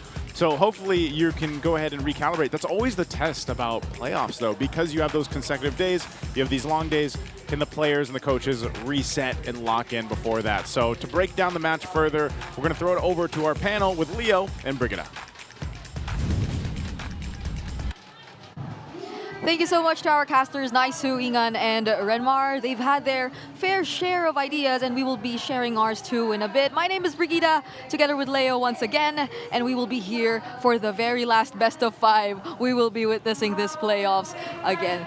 They already laid out the entire pride, redemption, and immortality idea, and Renmar did mention that there is some difference despite them fighting for all these 3. Yeah, the fact that all these 3 means if you fail, that's the last time we're seeing you in Season 15. All the more, I think, the urgency and the fact that it's been a while since we've seen either of these teams succeed on a international scale. And again, for Aurora, not once seen them win an MPL Philippines championship. I think that's what's fueling this matchup coming up. Yeah, but if you were to think of it, right, if it's just in terms of, let's say, first things first, pride, Aurora, despite them being yet to prove themselves internationally, them having to really break all those comments that people have been throwing at them since the beginning of their appearance in international events. I'd say they've had a very quick development. Like really, last season, in case everyone forgot, it was just their debut season. Yep. But they were already able to achieve this much, stay consistent in terms of the top rankings, be it in their second consecutive season. And that's something you'd really want to hold on to, right? If you're Aurora, you've already made it this far. And for their opponents in Falcon, you have been a team for the longest time. I think the most consistent lineup in the past 3 years of MPL Philippines. That's almost all of franchise history. And it's been the same 5 dudes with the same leader ever since in Coach Ducky. So again, for pride, both teams have that redemption. Yeah. It's the same story. They both want to show the world that they're more than their failures. Yep. At first, I'd say I thought Aurora had a larger scale of redemption scheme, you know? Like the way I feel like they're up against the international scene in terms of them wanting to redeem themselves. And it starts locally, of course, but we always forget that it's kind of the same for Team Falcons. But I feel like the focus is more on getting back in the rankings locally first. Of course, locally, these two have met in the last big matchup. They had a best of 7 in the lower bracket finals of last season's playoffs. It was Aurora who took them down 4-2. And then in the regular season, not a single match did Falcons win against Aurora. First a sweep, and then a 3-game slobber knocker. But I have a question to ask you. What hurts more? The fact that you never got to hold something, or the fact that you had something and then lost it? I feel like losing something hurts a bit more because like you were there once and then suddenly you find yourself struggling to get back while all other teams feel like they're just suddenly stepping up and you're getting left behind, and that's the feeling, right? Getting left behind. That is literally what Falcons felt, not just in the grand finals of MSC 2024 in Riyadh, Saudi Arabia, where they lost Game 7 against the would-be MSC champions Silangore Giants, but also just last night. They were but 1 game away from locking in to play earlier today to be in the upper bracket finals. They got reverse swept. So Falcons knows that pain. Yeah, I think before we entered this day, we had that same day edit showing how excited every single member of Team Falcons back in team was, knowing that they were already holding match point, but then suddenly it just slips out of their hands, and that hurts if it happens again and again. So I feel like they're heading into this match with a renewed mindset. But we're looking at the gold laners once more. This isn't the same rivalry as Oheb and Kelra, but it has its own way of being interesting, you know? These are silent workers. They let their actions speak louder for themselves. Look at Dom and Kite here, third amongst a majority of stats you would look at as a gold laner, then first in average turret damage. Man knows how to take down objectives. Super Marco, though, second in a majority of those stats, fourth in damage dealt and average turret damage, but there's a stat you're not looking at here, stat that doesn't show. When the regular season ended and well into the playoffs, I'd say midway through yesterday, Marco was still #1 least deaths, average per game, so Super Marco is still bulletproof. He is. Although prior this season and in other international tournaments, we did observe that Super Marco has been kind of a little more on the aggressive end. I feel like there has been, there was one interview we had with Super Marco back in SBS wherein we were asking him, what happened, Super Marco? It feels like you're playing a little more aggressively, you're taking a lot more risks than usual, and yeah, you get to die a little more often, you know? Do you actually notice that it's happening to you? And he says, well, I'm kind of surprised that it's happening too. Like, I just suddenly go so aggressive, you know, and I just try to fight a lot more. And this is something we might see here, but that will depend. First thing first, we have to find out what all of us think here in the English broadcast. So we're calling back our casters once again. Hello again, Naisu, Ingan, and Renmar. Slick fake. So, hello there. Slick. Still going with it. Why did I not say that? No, it's fine. Again, it's not a requirement. You can. Oh, Break. You get a chance in every single draft. Oh. He demands I do it. You can just. I'm fine with whatever. You can let Leo do it if you want. Yeah, I think it suits better if he does it. So let's throw out the community poll once again for this time around. So this is the question: which team will continue their journey from Legends to Immortals? Is it A, Lights Within, seize the win? Or is it B, Falcons are here. So that's for you guys who are watching the live stream right now. Comment down below whatever your thoughts are for this match. And while you think of your answers, we'll be asking our casters first what they think or who they think will be winning this match. Let's go opposite here. Renmar, why don't you start? Slick Vic. Oh, Roar. What? Wait. Oh! Of course, he's a Falcons guy. He is the Falcons Till guy. the end, but I am very terrified of Aurora in this series right now. Not gonna lie. Not gonna lie. That got me so surprised. I thought he suddenly has had a change of heart. Okay, Ingan, you're up next. What is your prediction for this? I'm going with... Wait, we can't see it. Aurora. He turned it around. I turned it around. He turned it around. As much as I love Flap TC, I think the Northern Lights got this in the bag. Oh. Here, hand me that one because I don't have one over here. Okay. No, not that. The one Am I gonna be the only Falcons guy here again? Here's me. We're going with RORA. It's my time to cheer. I love the Falcons boys, but today I'm cheering for Demon Kite. You know, I had a feeling this will be the outcome of the predictions, you know? Like Naisu being a former Raider and the Demon Kite guy, and then Renmar being a Falcons guy. Ingan, hopefully this time around you don't change your vote. What's yours, Leo? Oh, yeah, no, I don't need the little thing because I have my battle emotes, right? They're only 109 diamonds. They're up there till August. You can get your emotes for RORA, Team Liquid Philippines, Twisted. If you haven't yet, grab ones for Onic, Omega, and TNC. Those return too. You can show your support for your favorite MPL teams and buy them now at the in-game shop. Forecast says Aurora, all right? I foresaw this lower bracket semi, so I'd say Aurora. Okay, you're going for Aurora. I will be going for Aurora as well. Oh. Ingan will give you one more. Okay, I'm gonna change my vote again. No. I don't accept it. I don't accept that. I can't accept it. Falcons! Aurora prediction. He wants to be the Falcons guy. I'm the Falcons guy now. No, your prediction switches bad luck.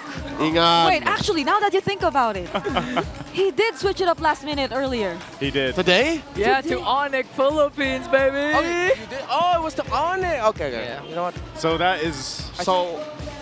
So this is good for the... So this is good for the Falcons. For Falcons. I don't know how to feel. Maybe you should be happy, Renmar. Maybe a little bit happy. But thank you so much to Naisu, Ingan, and Renmar. We'll be keeping that in mind, and we'll see you later.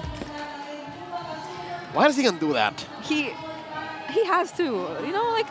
he has to? He's done it the first time, and I feel like he'll be sticking with it. Hopefully not until tomorrow, hopefully not until the grand finals. All right. You'll see him here in the panel soon enough, and he'll be the one leading the entire conversation, so let's see. But yeah, that's everything at stake laid out here for both of these teams that are about to battle it out today, and we are reminding you all that this is a serious elimination best of 5. Do or die, last chance. You lose, you're out. And they have a lot to prove. They have prepared so much for this moment. I think we saw it in the way they always forced a Game 5, even in moments wherein they were very behind, even when we thought that it could have been the end for them, be it in-game, mid-game, or mid-series, they always find a way around it. So this is the time for them to put it all out there, awaiting them in the lower bracket tomorrow, whoever wins this. It's a very angry Liquid. It's the very angry Liquid, the Liquid Stampede. They looked downtrodden, they looked shocked, of course, crushed, but I believe that tomorrow is going to be a new day. But, you know, that's for them. That's for whoever loses, whoever wins here. Whoever loses, you have a different problem coming your way. That's true, because if honestly, I couldn't think of what to expect considering what we saw from Team Liquid earlier, but they have a lot of time to prepare. He did say it earlier, that's a little bit more than 24 hours. But for now, let's get to know the teams that are playing today. Let's head in over to the player intros. Champions Arena, please welcome our esteemed marshals to oversee and uphold the tournament's integrity. Joshua, JJ, Patrick, and David. The pressure is on for the first lower bracket match. Aurora versus Team Falcons. In the EXP lane, Edward and Flap TZ.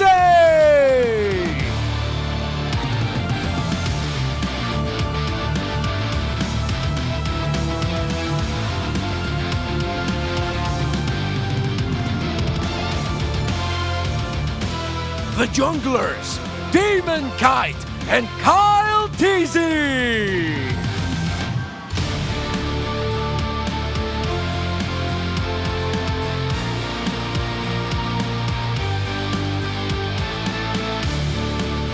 In the mid lane, Hue and Few.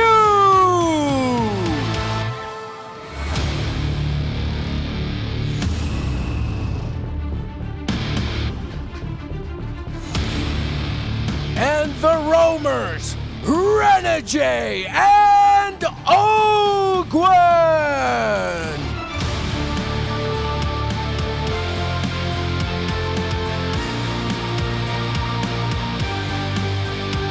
And in the gold lane, Dom and Kite and Super Marco.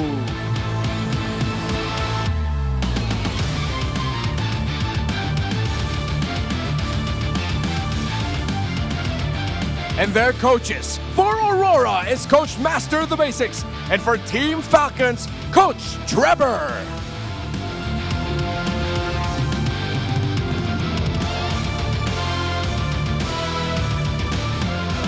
Will the Aurora lights shine brighter, or will the Falcons' wings fly higher? Champions Arena, it's game time!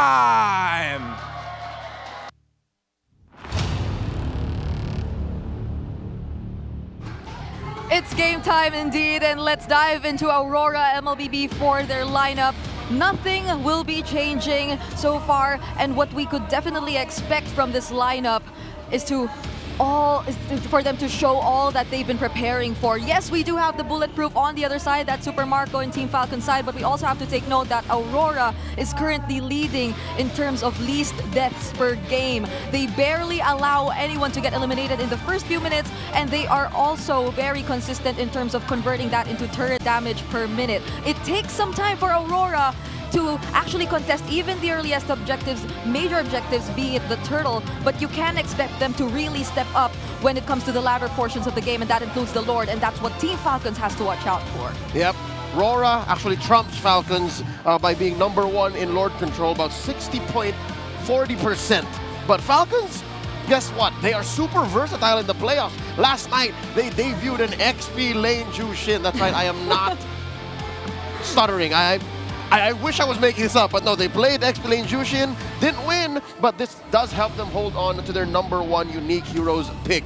Best believe they are also a very team fighting centric team all throughout Season 15. They have #1 total kills, #1 in assists, and when it comes down to, I don't know, the way that they're connected, whether that be for good or for bad, because you know what this means, they are together. They are a family. They are sticking with each other, whether they are winning, whether they are losing. They're not leaving anyone behind. And again, I think that comes with its own set of liabilities. Yeah, it's also probably something we can attribute to their captain, right? Probably making all these calls, him making or going for those bigger decisions that we definitely have to look out for as we head into the game in a few moments. But this is a matchup that we could definitely expect to be very objective-centric. Oh, yeah. A matchup that'll probably fight for all those bigger objectives when we head into the game. The only question is who will be the more successful team in doing that, and who can balance it out with the right amount of still winning the team fights. Because if there's anything we saw from the past few game number 5s, the past few series which reached game number 5, it's also that they can go the distance. They can really fight and start a brawl if they wanted to. Yeah, I think to expect that this will go all the way, I know we mentioned this for Liquid versus Onic, here more so. RORA and the Falcons are fighting for tournament life. They should expect that doubly so. It's going to be a tough road for both of these teams. But before we dive into the game, let's check out the Smart Ping Test. Sorry, mahina lang. Palakas lang. Namdamdamin ko. Gambit. Oh, you got that James Dean daydream look in your eyes. Nakalimutan ko lyrics ng Cinderella? Ano ba lyrics ng Cinderella? What? 4 blades. 4 blades. Yeah, micro mo, promise. Micro mo, Ming.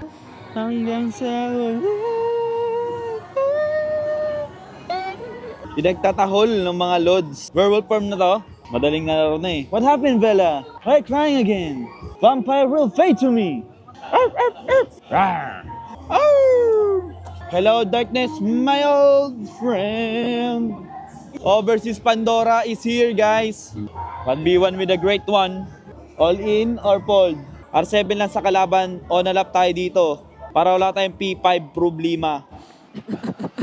That's our Smart Ping test, bringing you low latency gaming with Smart's Sulit promos.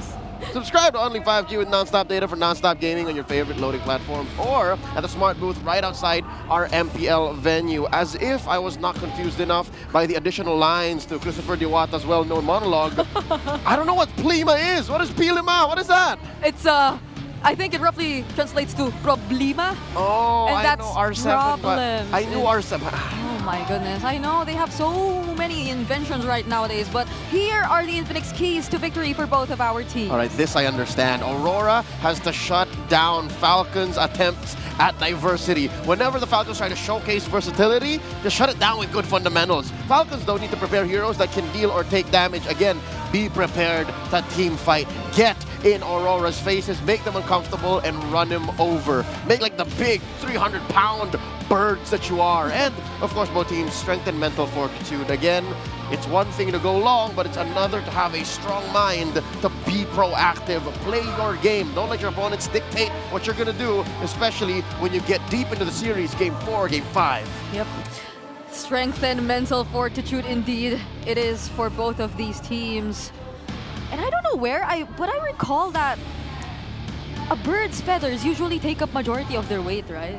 I hope, like, I don't know, that's science or something, but I hope that, like, in this scenario, it doesn't slow them down. Oh, we are esports professionals, but professional bird experts we are not. I will look it up. I will Google that. I too. I will look it up while we get some time. Brigitte, I don't even know if falcons are endemic to the Philippines. Wait, but what kind of falcons? Yeah, eagles. Well, we'll find out later on. We'll search. We have enough time to search for that, but first things first, the blue side will be going to Aurora for this game. They have a pretty decent win rate, that's 61.9%. And this is to be expected. The only real outlier in the playoffs of Season 15 is Onic. They always want to play red, but a majority of teams, they want to go blue. So Aurora, being the upper seed, chooses the blue side, the pick first to play in this draft. And I wonder if we're sticking with that all throughout the series. But let's call in a Renmar for this draft in game number 1. Or should I say... Slick Vic. You should say it yourself. Yeah. Thank you very much. And yes, we actually do have falcons in the Philippines endemic to the country. However, they are just falconets. So they are the much smaller versions of falcons, but still equally deadly. So he's the bird expert. No, they are within the same family of falcons. They're both within the Falcone family. Falconidae family. Apples and oranges. we know someone who's a bird expert after all. So we got our answer even before we got to search it. But looking at the bans right now, okay, there's the Louis Joy taken out for Aurora. I heard the Kakao, by See, I told you it was him all along. No, it was Ogwin. It was clearly Ogwin. We saw it in this in the ping test. He's the sound effects guy. There was someone challenging the sound effects guy we know. He did all sorts of sounds. But so this is alarming. Yep. Falcons' respect for the box, yeah. Well, I mean, in the hands of Aurora, it was so flex, and they're both respecting two very flexible options for Roam EXP. And I mean, I wouldn't take it away from Aurora to, if ever, want to play a Boxer in the jungle option. So, Karltzy played in the peak of Boxer jungle. Yeah. So, I know he can do that. Yeah. And I mean, like, Flapteasy, he made a name for himself with the Baksha too. Oh, shit. Oh yeah, when the heroes knew. But Fanny's open. Dear God. Coach Treb, you got to ban the Fanny now. Yeah. If they're not going to ban the Fanny, that means they're willingly playing into it. Oh, they're willingly playing into it! Wait. Falcons want to play Fredrin or something? What's going on? Wait, there's still a Kalea though. That too! Amazing trade. So it might be okay for them to let go of the Fanny if they can get the Kalea for themselves. Yeah, that's most likely going to be the case of Rora go Fanny, then it goes Kalea, maybe even Rush No, you don't need to rush the Fredrin for Falcons. So most likely Kalea Moskov, if ever it's a Fanny first pick for Aurora. There it is. Wait. So if it's gonna be the Kalea Moskov, then there's also the Jushin that's still open. Oh, there are a lot of options actually you can consider at this point. What route are they going to go to? If they go for the Fanny here, they really need the Kalea paired up with it. That means the Moskov will come in later, which means Aurora has an option to actually take it away. Although it's rare we see the Moskov and Fanny together. Wouldn't take it away from them to do that. There we go. Okay. Kalea Moskov it is. Exactly as predicted. Now, I think they would be willing to pick up the Juicer. Yeah. And then maybe the Cho just to match it up with the Kalea. Or they got the Kacha, one of those two. Yeah.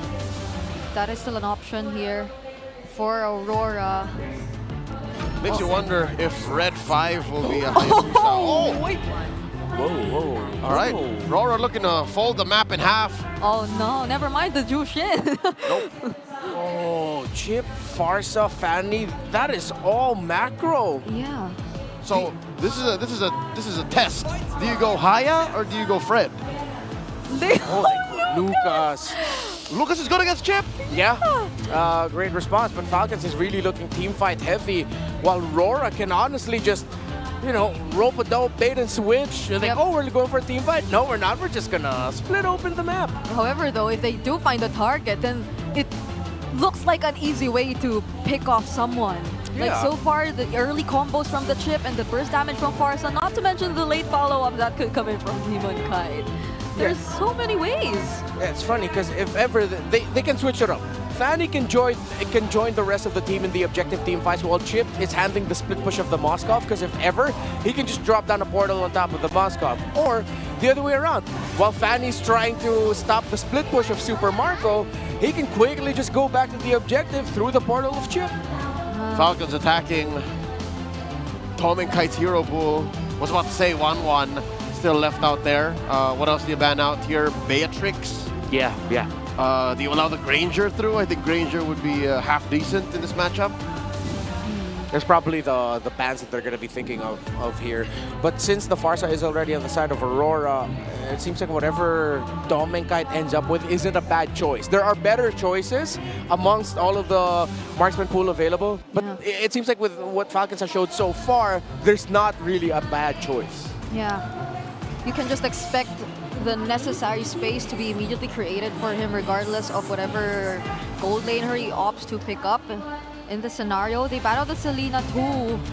So there's also some considerations to fuse potential pickups. Although I believe some of the great responses to the Chip too are still available if ever few wants to consider them. The likes of the Paramis are still out there. They have to ban the Valentina too if they don't want to go up against this, considering they have the Lucas. What will the Valentina do? Go into the hands of Edward? Oh, yeah, might be too risky. Might be closer to a Zushin XP than they already have a Farce. a good pick. Again, still a bad taste left in her mouth. That is our Jushin XP. So big ban the glue instead. And now Aurora are looking for their last ban against Team Falcon. So it's probably either a mid lane or, I mean, the Jawhead, they're all available. They have a Kalea, so. Yeah. Rarely do we see Kalea flex the XP. Yeah, it's not gonna happen Again, I can count on anymore. one hand the times it was used there in Season 15. Yeah. So they're probably gonna stick with this in the roam, especially that it's Ogwen. Laptizi has revealed some interesting XP lanes recently though, like that's excluding the Jushin already. Hey, it's interesting, not necessarily good, Well, yeah, you could like look back at the regular season and see all the Thamuses and all that. He did pick up those kinds of XP lanes. But they banned the Hilda. There you go. The reason, for the main fact that we were wondering what Flapteasy will play is the reason why Aurora bans the hill. It's like, let's make it easier for us. And there you go, the aforementioned Valentina. So Falcons will also have their own wings by wings, if that will be the ultimate it'll be taking. Excuse me. I wonder if Flapteasy would Falcons would consider an R-Lot, because it's really great against the Chip as well. That's right. If they want to continue answering that. That'd be so good. FLCN on the Arlott again. That's his MPL Philippines Season 12 Grand Finals MVP winning hero. I think a lot of us miss seeing that, but the Kimmy will be picked up by Aurora instead. Yeah, a lot of space provided. So whatever Edward's going to be taking is someone who can hold the front line really well. There you go! That does the job. They got the gotcha. All right, one more. We need a hero for Flap. I really hope it's not something super passive like a high loss. I mean, he might actually just go for that just so that they have the access to the Revitalize, which most likely Edward will be packing as well, just so they can balance it out in that regard. Man, if they didn't ban the backshot would be good right here, but oh yeah. Again, that's what the meta demands. Does the Arlott still look good? I don't mind. Yeah, same. I'm just Arlott on high loss right now. It seems like a really offensive option wouldn't be the best bet. Yeah, because you have to consider the Kimmy. Yeah. Like, it's going to be easy for Aurora to just kite the heroes of Team Falcons if it ever comes to that. Just place a Fanny too, and... Oh, there you go! Hey, this was in the keys to victory, right? Deal damage. Yeah. And if you don't want to take it slow, if you don't want to find or have a difficult time up against the Kimmy, then why not take an XP laner who can just hunt the Kimmy down? Who can just pose a huge threat to what Aurora plans to do in the game later on. So it is gonna be a damage XP laner we'll be seeing after some time. Finally, back in the hands of FLCN, by the way. But overall, it's interesting how the lineup rating really favors Aurora. Yeah, Aurora picked up bangers in every lane. Kimmy in demand across the seas in Malaysia, in Indonesia. They love their Kimmies. Here, we're only starting to build up to it.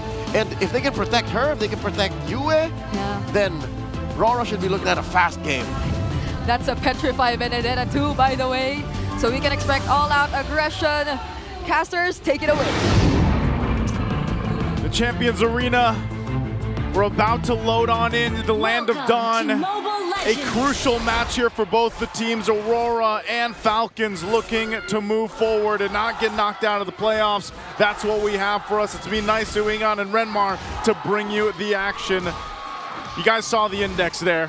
I don't know how much weight we want to put on it, but Ingan, what do you think of the compositions for both teams? You know, so far, again, Karltzy, one of the best Lucas junglers, especially considering the fact that he's 2-1 in the playoffs right now with this specific hero. But FLCN, from using the Bakshas to now using a damage hero like the Benedetta up against Edward, who is known to use this hero. It's going to be interesting how Falcons pull this off, considering the fact that Demon Kite has his Fanny. Yeah, and looking back at it now, the Benedetta pickup solves the macro problem for Falcons in the sense that it was mainly just the Moskov as their main option for that. While RORA had, again, the switch up between the Fanny, the Chip, and how much macro and ground you can cover with those two heroes. Now that they have the Benedetta there with them, they can be flexible in terms of how they want to approach the objective team fights. And again, I put a lot of weight on the objective team fights because that's what Brigida and Leo mentioned, that this will all be about. A lot of these major sequences are going to be happening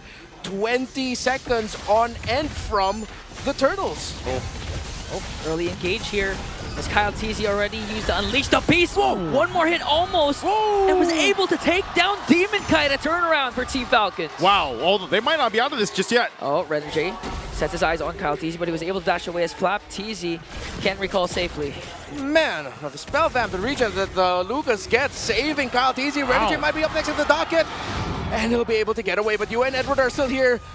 Oh, Ogwin up against Yue and Edward. So Edward soaking up the damage to not give any more deaths to Aurora, but now feathered airstrike from Yue, and both teams will disperse. That looks so dicey on both sides for so long, and now the Turtle's up here. Falcons is going to go ahead and start it up. Demon Kite working on his purple buff, so he'll grab that.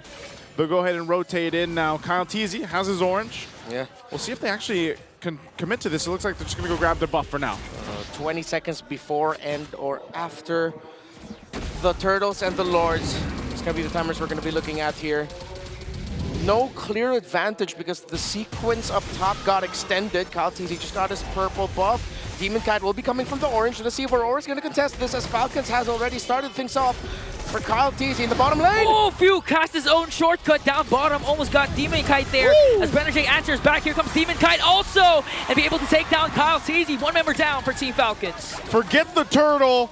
Let's go fight bot. That's what they said. Oh, they stunned out Phew. He was able to walk away. Flapteezy almost got Demon Kite there. Now ganked up by 3. Got stunned out, but able to escape. Flapteezy hunting down you and almost even got +1 on there.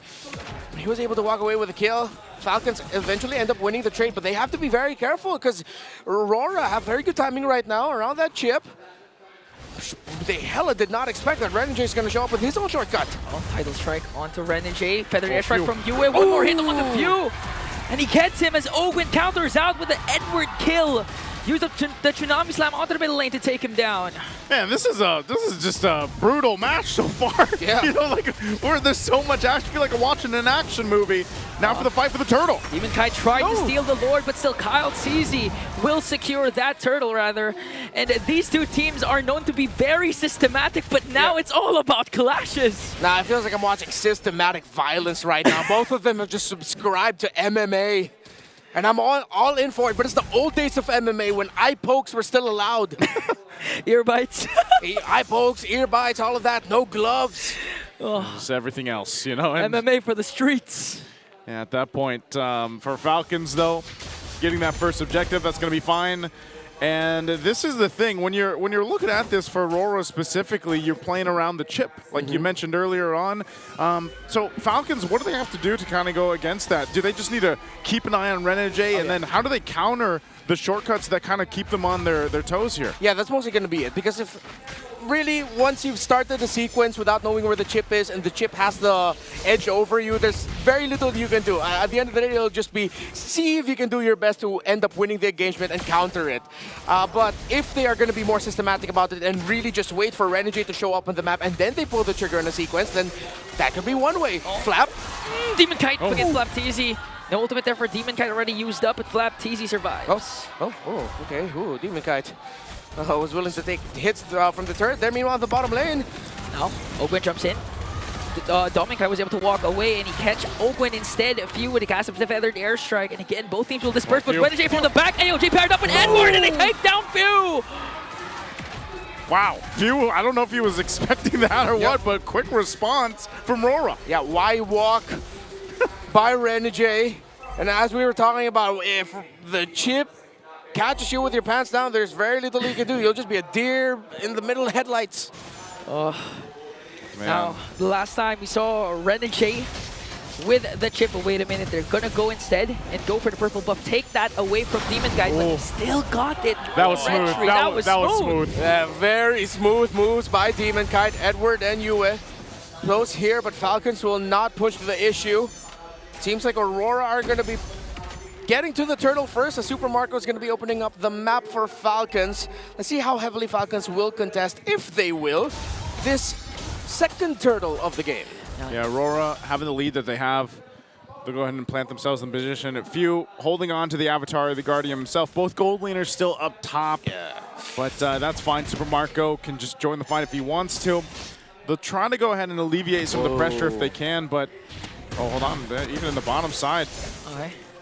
Yue with a feather airstrike, but got interrupted by Karltzy with the Unleash the Beast though. Demon Kite jumps in, but gets caught out by Phew. Karltzy also falls down, but Dominic Kite was able to free hit. Now he sets his eyes on Flaptezy. Might be able to escape though. Dashing in, dashing out, but Renegade catches him as a double kill from Dominic Kite one again, and Renegade kills off Flaptezy. Gratuitous violence. Aurora clapping back. They don't get the turtle, but Falcons have lost way too much in that engagement.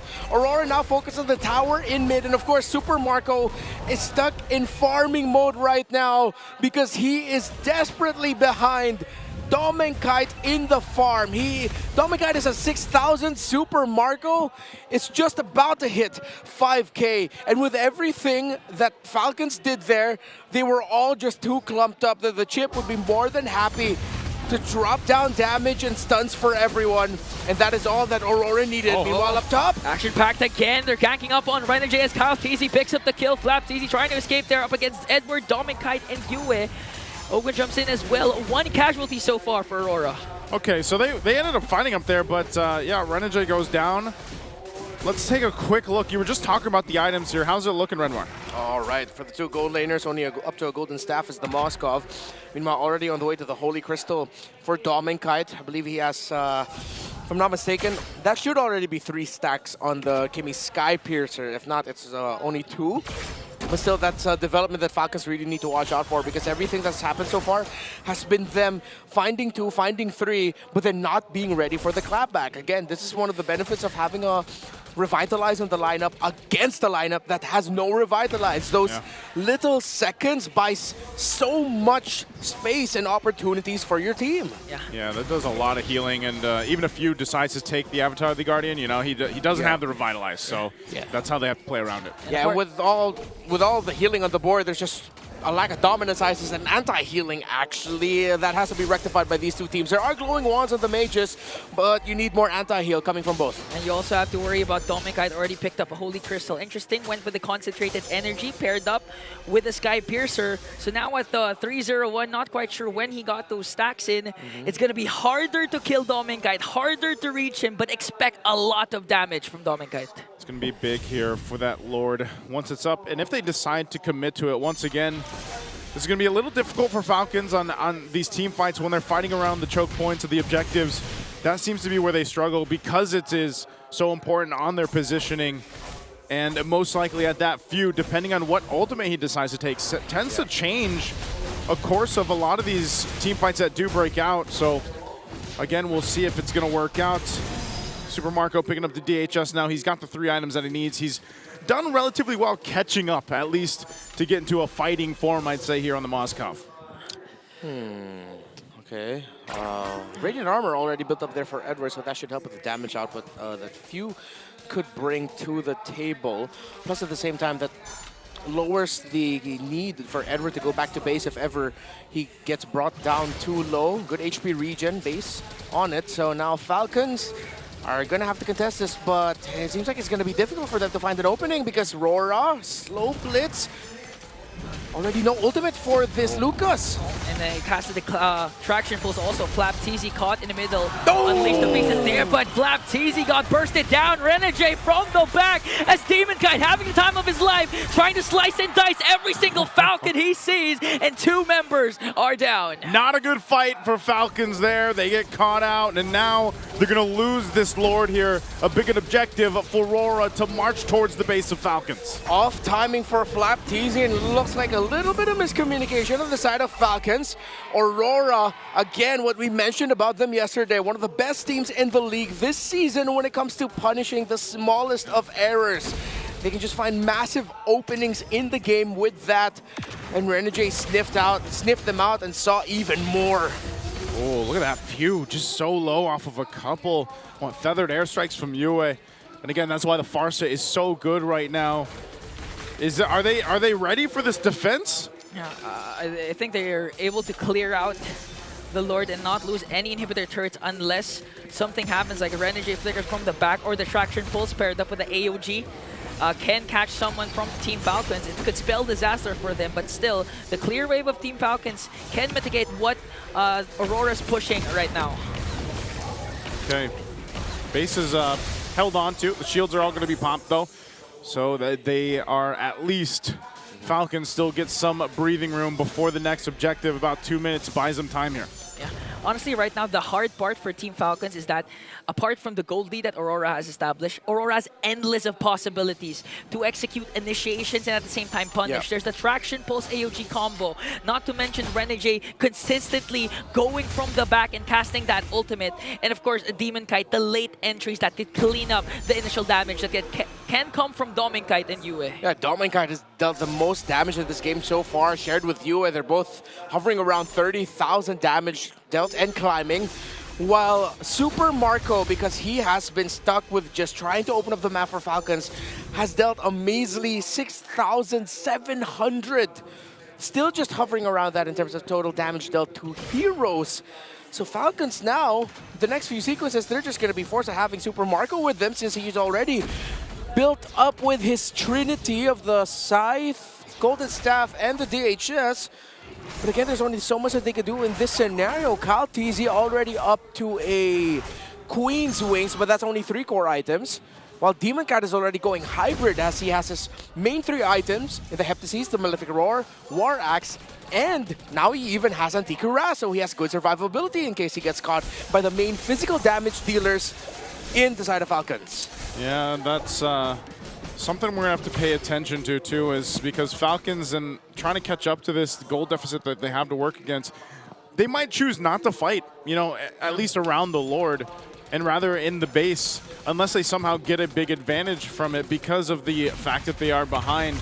They have they have decent damage, but still, there's another big item power spike for Dominkite now. He's been pretty much chilling in the back lane, just able to, and that's always the case with Kimmy, man. How do you catch the Kimmy when you have it protected so well, especially with a Gatakacha and the chip? Yeah. It's too tough to get, and then, you know, you're forced into those team fights sometimes because of the Kimmy across from you. So they're going to go ahead and start up the Lord here. Falcons, we'll see if they really want to go ahead and contest this. You still have Ogwin up on the top side, making sure that Super Marco is going to be fine. Well, Dominkite starts this up. He'll hold it at half.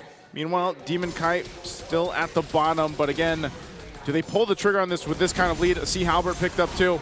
They're going to go for it. Yue, Dominkite still has their Purifies as Demon Kite picks up the Lord without a sweat there. Edward might even go for Flapteezy. Feathered airstrike from Yue and bursts down Flapteezy immediately. Oh, but down to the bottom lane though.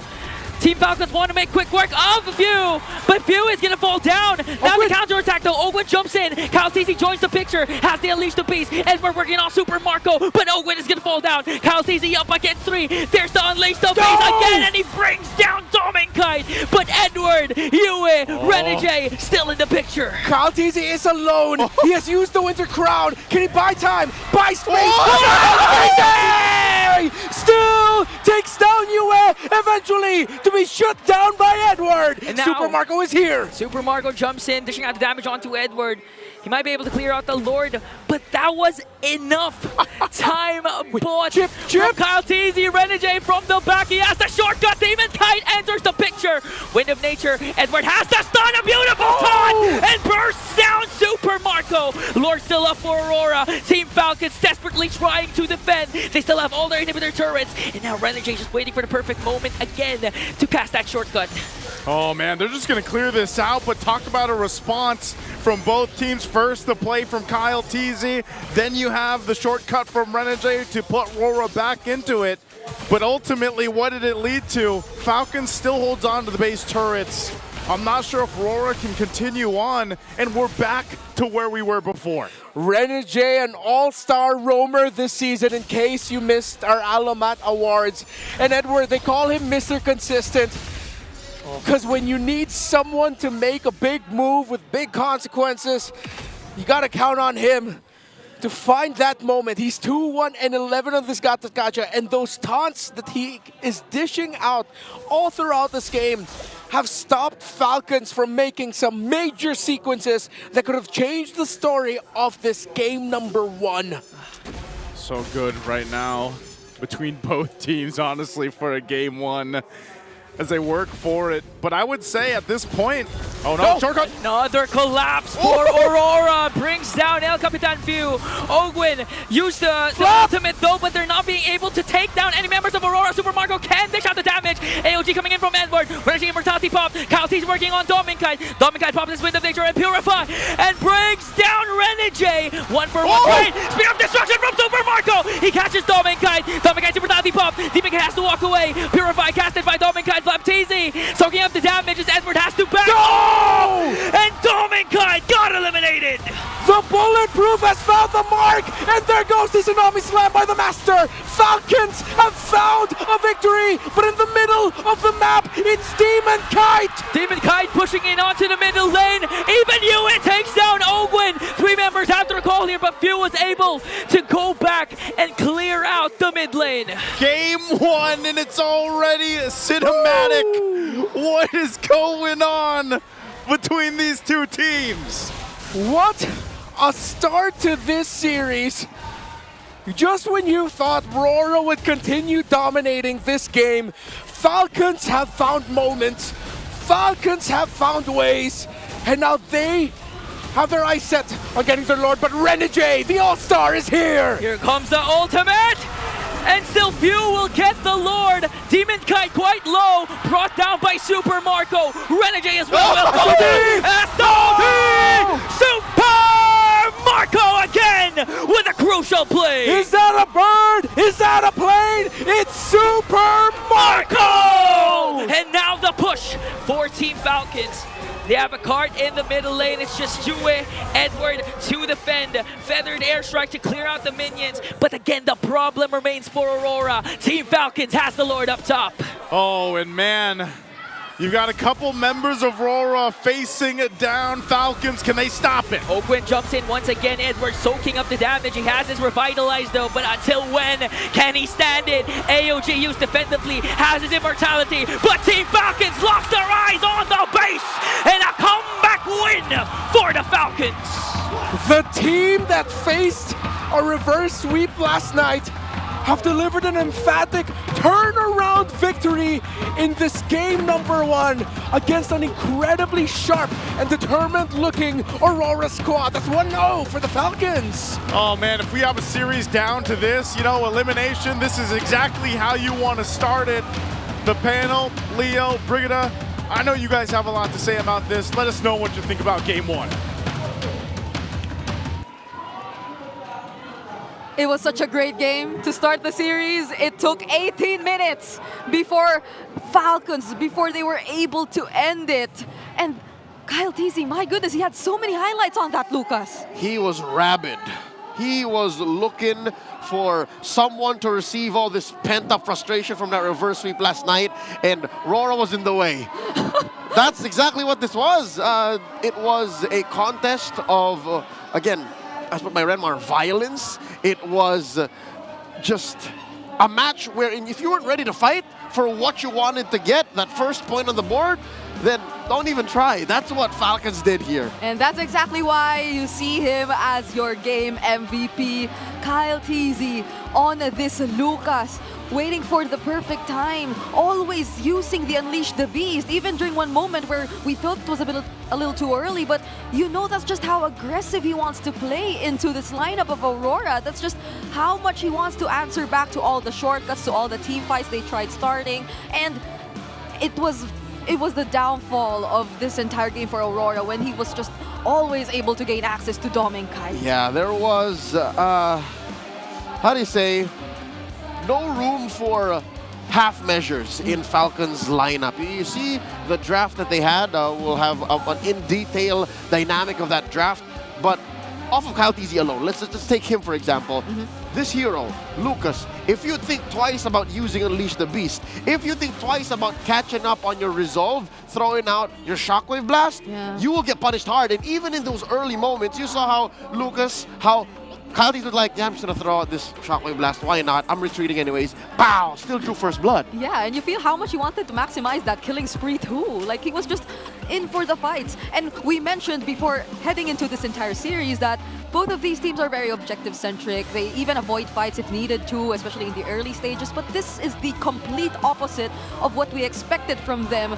They literally had to change something so they could take the advantage. Yeah, no, Falcons were building up to this very moment. Falcons, all throughout Season 15, have been racking up kills, racking up assists, and they were ready to play this way. That sequence right there, I don't know exactly whose shortcut it was, whether it was through a Y walk by Renegade and then jumped in, that everyone else followed through, or if it was Few who stole a shortcut, one or the other, but that led to a moment wherein if you weren't ready for it and you jumped in and you fought, you would get punished hard. This was the turning point, I'd say. Yeah, I don't even know if Falcons were just really ready for that moment or they forced themselves to be ready because they just wanted to fight back so bad, and in the long run it was so rewarding since they were able to get some trades. They were able to get so many more from Aurora that from that very point onwards, even though, yes, there were moments where even Demon Kite felt like he could have done something, he could have gotten the game for Aurora,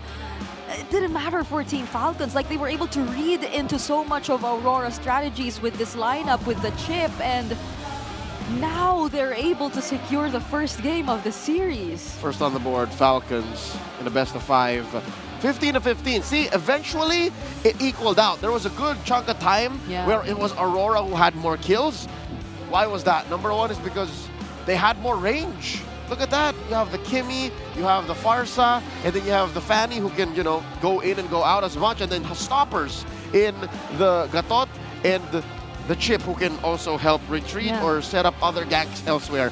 All this while, Falcons, look at that lineup. It's all in. Mid-range at best. Their mage, few on the Valentina, and then you have Super Marco who is the payoff to shocking your opponents into a fight that they cannot finish, that they cannot go through. That's the reason why I think towards that late game, 2 minutes left into the game? So around 15, 16 minutes on the clock, Super Marco said, guys, I'm ready. Yeah, it was too all in that it was probably a little too overwhelming for Aurora.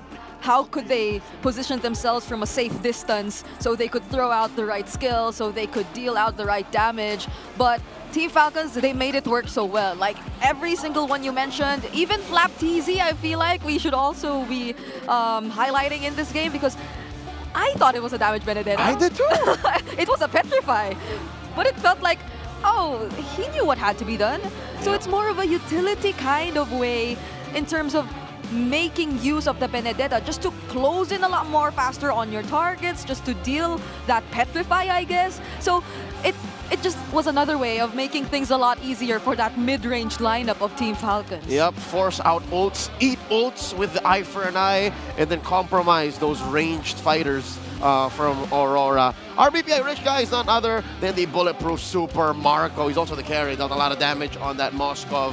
You'll see here that he ran through minions, he ran through kills, and that's where a majority of his economy came from. Very little gold gained from Turtles or Lords, because again, if you'll remember, a majority of the game, it was actually RORA in control. Yeah, and during that one moment, by the way, wherein they still decided to go for the fight when the SOD connected, I thought he was going down at that moment, but he still survived. Like, that just goes to show he already got the necessary items. But I know we have a lot more to talk about in terms of how the game progressed. So Leo, take this away. Yep, let's go dive into deeper details here as we look through this 16-minute game, 18-minute game. There it is, 18:41.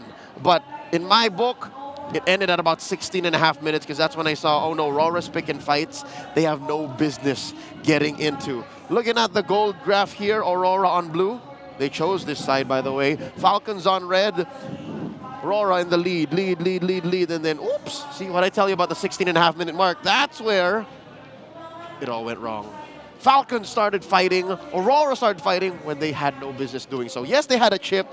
Yes, they had the superior range. But at about 16:30, 16:40, Falcons knew they had Auroras because Aurora was finally falling for the trap. See, look. Starting at about the 10-minute mark, Falcons' progress kind of halted. Look at Aurora. Their spikes, 5 minutes, 7, 8, 8, 10, 10, 11, 14, 17. This is all good. This was all fine. But Falcons stopped for like a good 8 minutes, and then they said, there's nothing to gain from the map. What do we do? And then, at that last moment, Aurora, they played a Hail Mary. They sent Demon Kite, all right, we'll go fight here. You will hold him down. We will let you push mid. That's the one last play Aurora was able to do on the map. That was a sign of desperation. About a minute later, 18:41, 17:14 here, game's done. I don't know exactly what kind of comms went down with Aurora then, but going into the series, if they want to tie this or even stop Falcons from getting to match point, they have to be clear. They have to understand, again, a concept introduced prior in Onic versus Liquid. Who is the beatdown? Understand who's the aggressor, understand who should be putting their foot down and saying, we want to fight. Do you wanna? And understanding when to say no. If you remember, that last team fight looked very similar to what happened last between Onic and TLPH Game 2, where Liquid pulled the trigger they shouldn't have. Understanding that if you watch the highlights, rewatch the game, go back. RORA started picking fights that was a little too close for comfort. Let's put it into terms. All of you fight fans, MMAs, boxing, BJJ. Falcons Falcons are BJJ guys. They want to take you down. They want the fight to happen, grappling. They want to put you in a submission hold. RORA, they're boxers. RORA needs to fight from range. Pat, pat, pat. Big wingspan, literally, with the Farsa. But what they started to do was, all right, maybe we can fight on the ground. We feel like Falcons are already gassed out. They're already showing signs of desperation. No, that's just Falcons wanting to fight even more. And then you got caught in an armbar. You tapped out. That's what happened here, game number 1. So let's look at what the items were so far. Aurora, look at Demon Kite. Demon Kite had it good. Demon Kite built a Blade Heptases, Malefic Roar, War Axe, and then look, a Thing of Beauty. Mwah. Anti-Kiras. What does that block out? Blocks out Karltzy, blocks out Flaptzy, blocks out some skills from Super Marco. You get hit by a Spear of Misery, boop. You're a little more survivable. You can run away. And then on the other side, look at Flaptzy, full tank build. You can go back, scrub, back away, understand why he took the most damage. Now let's see what the draft recap was like. Again, I love the dynamics of this draft by Falcons. At best, mid-range engagements. At best, you can steal some key ults to make up for the lack of range. That Valentina pick in the 4th pick, R4, is where this came in. And then that clutch Benedetta. The Benedetta, it's an acquired taste. The only reason why we really see it often is because Flaptzy, his pockets go deep. He was playing this back in 2021. So it's been about 4 or 5 years that he's been a Benedetta main. On the other hand, Aurora, they're playing 2025 meta. This is a reworked Kimmy. This is Fanny, who's still pretty broken. And this is one of US's most reliable heroes. So Aurora, they had it good. They were winning for what? 60-70% of the game. It's just maybe somewhere, somehow, all the fights got to them. And all the fights kind of muddied their vision and said, maybe we can take this.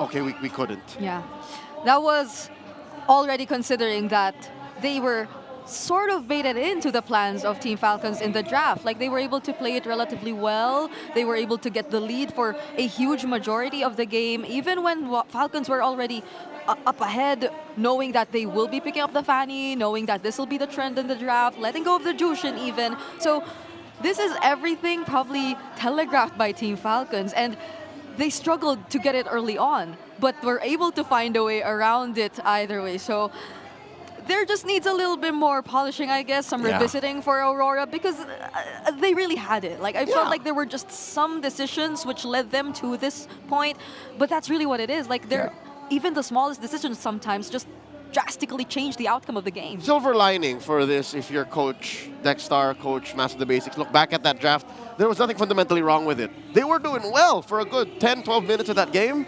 So going into game 2, don't let your fundamentals slip. I think it's more in-game executions. Take the time to remind your players, all right, watch out for this, watch out for that. Don't fall for your opponent's traps. Know what the strength of your lineup is, and I guess manage those Hail Mary plays. Yeah, because we saw it. Like, the way they were even able to like maintain it all the way to the first turtle, even when Falcons were just aggressive looking for fights, but still they were the ones to win the first objective, and it just went downhill from that point. So there's a lot to address, but before we head into the next game, let's throw it over to our host for a Smart Access segment. Maraming salamat sa ating panelists. We are still here at the Champions Arena. Odin, 1-0 na lamang ang Team Falcons after that victory in game number 1. Pero sigurado naman ako na hindi pa dito matatapos at meron pa nga tayong mga kapanayam. And your right hands, dahil dito ay makakasama natin ang walang iba kundi si Benting. Benting, sadya ka ba? Grabe. Full attendance. Ayan, hello din sa lahat ng mga nandyan mismo sa MPL playgrounds natin sa baba. For everybody's information, pwede kayong pumunta dyan kung sakali na you wanna join in on the fun. Kamusta ba, Bentings? Again, nakita na natin kanina, first series nanalo ang Onic Philippines at sila na yung isa sa ating grand finalists and MSC representatives. Nagbago ba yung prediction mo? What do you think? Sino yung susunod sa kanila to meet up?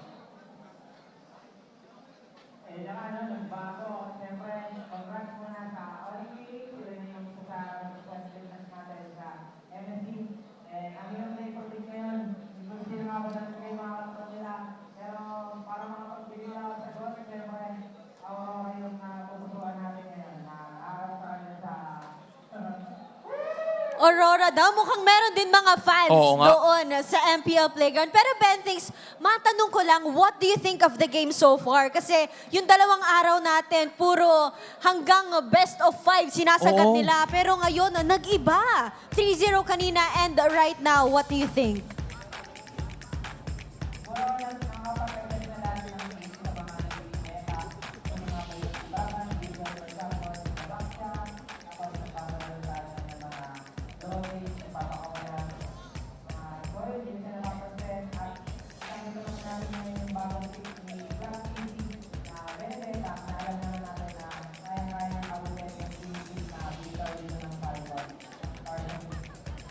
Yeah, I mean, solid observation coming in from Bentings. I do think na kung meron mong mga pocket picks, no, din, dito lalabas talaga yun sa playoffs. And I think alam din ni Bentings yan dahil meron siya mga Ben tips, right? Oo nga.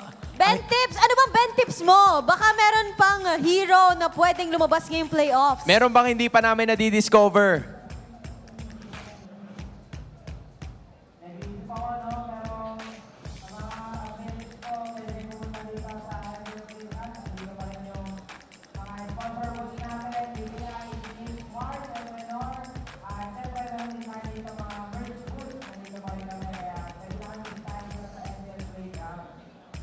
Bentings, maraming salamat.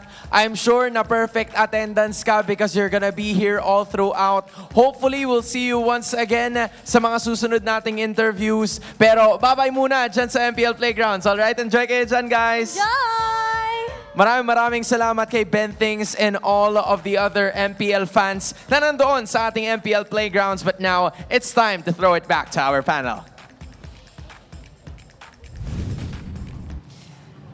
Thank you so much, Hans and Odin. I was waiting for the Ben tips too, you know, but he probably needed some time to think. I mean, a lot of us have been so surprised with how the playoffs meta has established itself in the past few days. Yeah, it is free though. If you want more Ben tips, just follow him on social media. Just scroll and see what else you don't know. I actually learned a few things from Ben things myself. That's true. Especially when there are newly released heroes, especially when there are some changes in terms of like the battlefield adjustments and all that. He's the guy who just teaches you the smallest things that are very useful in game. But by the way, we're looking at the Clearhead Super Fan of the Day. I wonder if... okay. I wonder if he's the one who's gonna be winning. It looks like it's him. Oh, look at that! Look at that thick head of hair. Not a shred of dandruff on him. Not a shred. It's too shiny.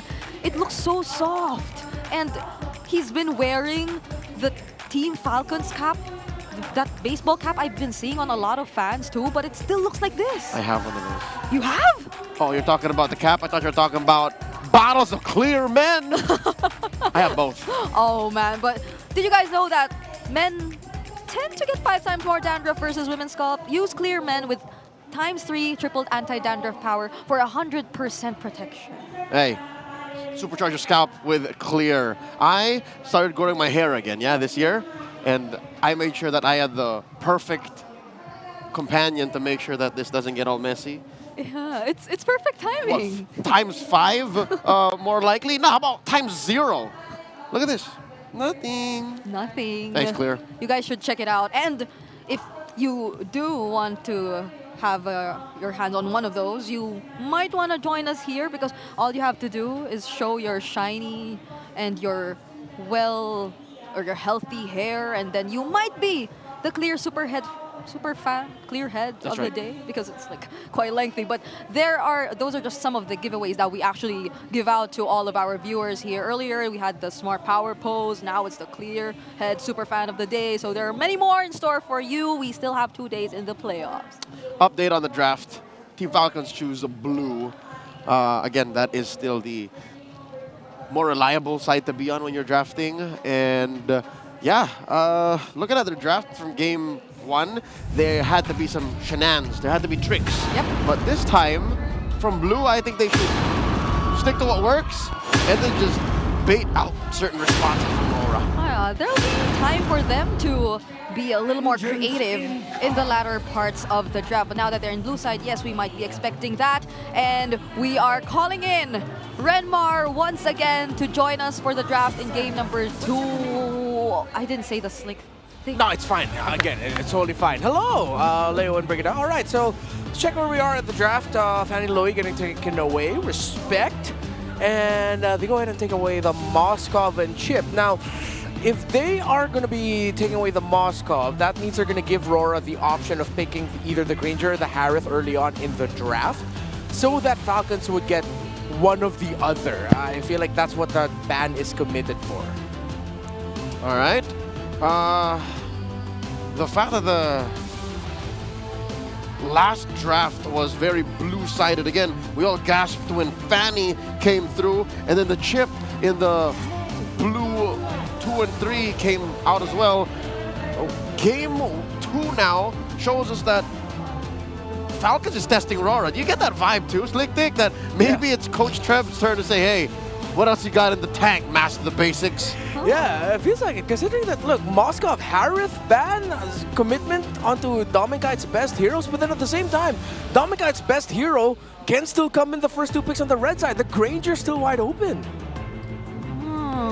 Unless that means Falcons telling Aurora, hey. Unless that means Falcons telling Aurora, hey, we're gonna first pick Joy. Oh, that can be true. But like, will Domikite be likely to reveal some of the more unique gold laners we've been seeing though? I don't know if I want that, but what I also do not want to see is a sudden shift and gold laners becoming the first picks, like Granger opener in blue, because that seems like a pre-playoffs, a pre-patch kind of thing. Yeah. I mean, he did use the Kimmy earlier. Box is open. Yeah, it's not gonna be like a blue opener, but I was thinking we're going the red 1-2. Yeah, for Aurora later. Like a Fulvius Granger. Yeah. All right, now there's Kalea. It's like everything. The way it's looking right now is like Aurora looks encouraged to pick their gold laner in the very first phase, get that Granger as soon as possible, that Marco doesn't end up with it. But it seems like Falcons are willing to give that up. Juicin for US, very strong. Always has been for Aurora, and I wouldn't be surprised if they decide to commit it here.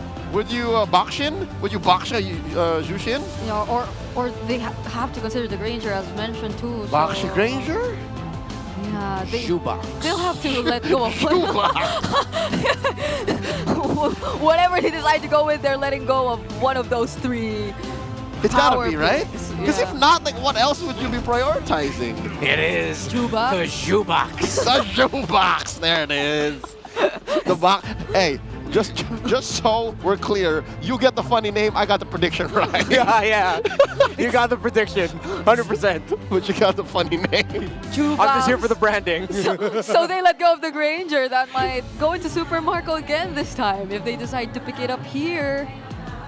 And that's been a very strong hero for Super Marco, you know? Like, he's got endless BPI rich guys because of getting the Granger. Yeah, Granger's the last of the S-tier gold laners now, since Moskov and Harith are out. Does that make RORA play 1-1? You know what? Falcons can even swerve and go 1-1 if they want to. I mean, I'm still leaning towards that they're going to be Granger. That sounds kind of 5-head. But the Jushin 1-1, we saw it recently too, right? So it might not be too far of a fetch for Aurora if ever they wanted to go that route. But they will consider the Hayabusa, definitely, since it did appear. There's the Hayabusa. In Team Falcons lineup. It looks like Aurora could set up for a very tanky front line and then just pick something like the carry for Domikite later on. Yeah. That's like one of his go-to pickups once the S-tier gold laners are gone. I mean, that and the Beatrix, but it's been so long since we've seen the Beatrix this season. Been a while. She's just not cutting it anymore. Yeah, she's just not cutting it. Kimmy is still open if they want to, considering that the Juicin might not be enough magic damage. But then up against the Hayabusa, the Kalea. Or the Gatot. Oh my goodness! There it is. Yeah. Especially against the Kalea, this is such a great pick. Yeah, you don't need to put a Purify in that 1-1. It's already built in. And then you put the Purify onto Yue. Now, Ogun's going to be thinking about just committing the ultimate on the jungler, the roamer, the EXP laner. And if Aurora decides to build like super tanky in those slots, then Tsunami Slam isn't that going to be big ticket anymore. And it's not as if Ogun is already struggling. There's a Baksha. Basically, half of your kit is useless. Yeah. And we don't know where the Baksha is going to. Oh, no. Like, it can be either the jungler right now for Demon Kite. It can be either the roam or the XP Angela's open. I'm just saying, folks, Angela's open. Wait, what if we see the entire Baksha, CC, Angela kind of thing too? Yeah, and in red, oh my God, I don't think Coach Trev would. He wouldn't be able to sleep tonight if that came through to him here in Game 2. Yeah, if that's going to be the case, then Few might either end up with a Selena or even a Faramis in his hands. Considering you don't have to worry about the Valentina anymore, there's already a Juicin on the other side. RORA took away the Farsa. So Falcons might just be forced to lean into the close to mid-range playstyle, which a Faramis would be very suited for. And I think the Faramis would do a good impersonation of an Angela lineup. It's like, we have extra life. Exactly. You know, like, especially if you Hearthguard in, will pull whoever gets the buffs. It's doable, but they're not respecting it just yet. I don't think Coach Trev sees it or even fears it. Even like the Florians, right? They've been rampant, like ranked. Oh, in ranked games, we for don't sure. see it here, of course. no. Definitely, this is a different level of playing field. But that's the idea we're looking at right now for like Aurora. They can go for a very sustained lineup, out-sustaining the enemies, just doing that and buying enough time for the 1-1 to fly against the members of Aurora, but they fantasy themselves. There it is. Coach Trev, you know, he knows. He's respecting it as if it was an absolute, like, there's even a 1% chance. He wants to sleep tonight. And there goes the Okay. That's one of your best one-liners, Breed. I'm so proud of you. Oh, thank you. I mean, I do too, but you're not wrong. I'd like to sleep too. Okay, so we still do not have a pick for the XP lane, the roam, and the that's red 4, and we still don't know what the hell's going on with Aurora's draft. Where is this Baksha going? And we still don't know what the hell's going on with Aurora's draft. Going. I think we're seeing improv. One of the Onic tendencies. Still don't know.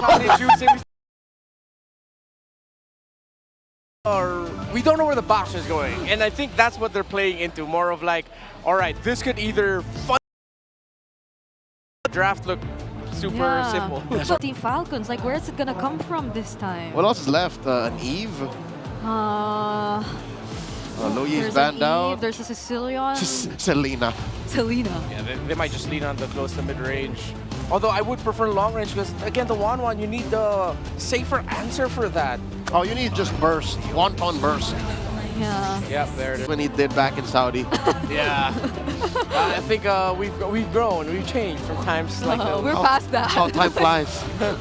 So we will finally find the answer here, no? I'm not bothered by this. This is a decent Falcons draft.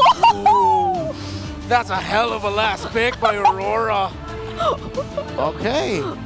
Confirmed that this is going to be an XP lane Baksha. Whoa. Well, we don't know. Maybe they pull us off for a swerve, but no, we know now what's in the jungle. It's a Ling. I love how low to the ground Aurora's draft is. Economically speaking, you know where the money is. It's a Ling. Demon Kite on the Ling once again. This is an old flame, ladies and gentlemen. Yeah. Yes. And he knows exactly what he's getting himself into. Joseph, hold it in. What? This is a great draft by both sides, especially with the trip that Aurora have taken us on down memory lane all throughout today's metagame. And yes, confirmed it is an XP lane Baksha and a roam Khalid. Asking me who I favor?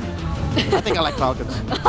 Okay, there you get your answer. And we heard him giggling. I know Nice sounds so excited for this, so go on, take it away. I don't know if I'd call that a giggle, Brigida. That was pure excitement to see exactly what's going to happen here in the jungle. Demon Kai on the Ling. And I know we're ready to see if they can even out the series. Is it going to be RORA or Falcons already? After game 1, Cinema, oh my goodness! Early pokes there, Ogwen, one more hit.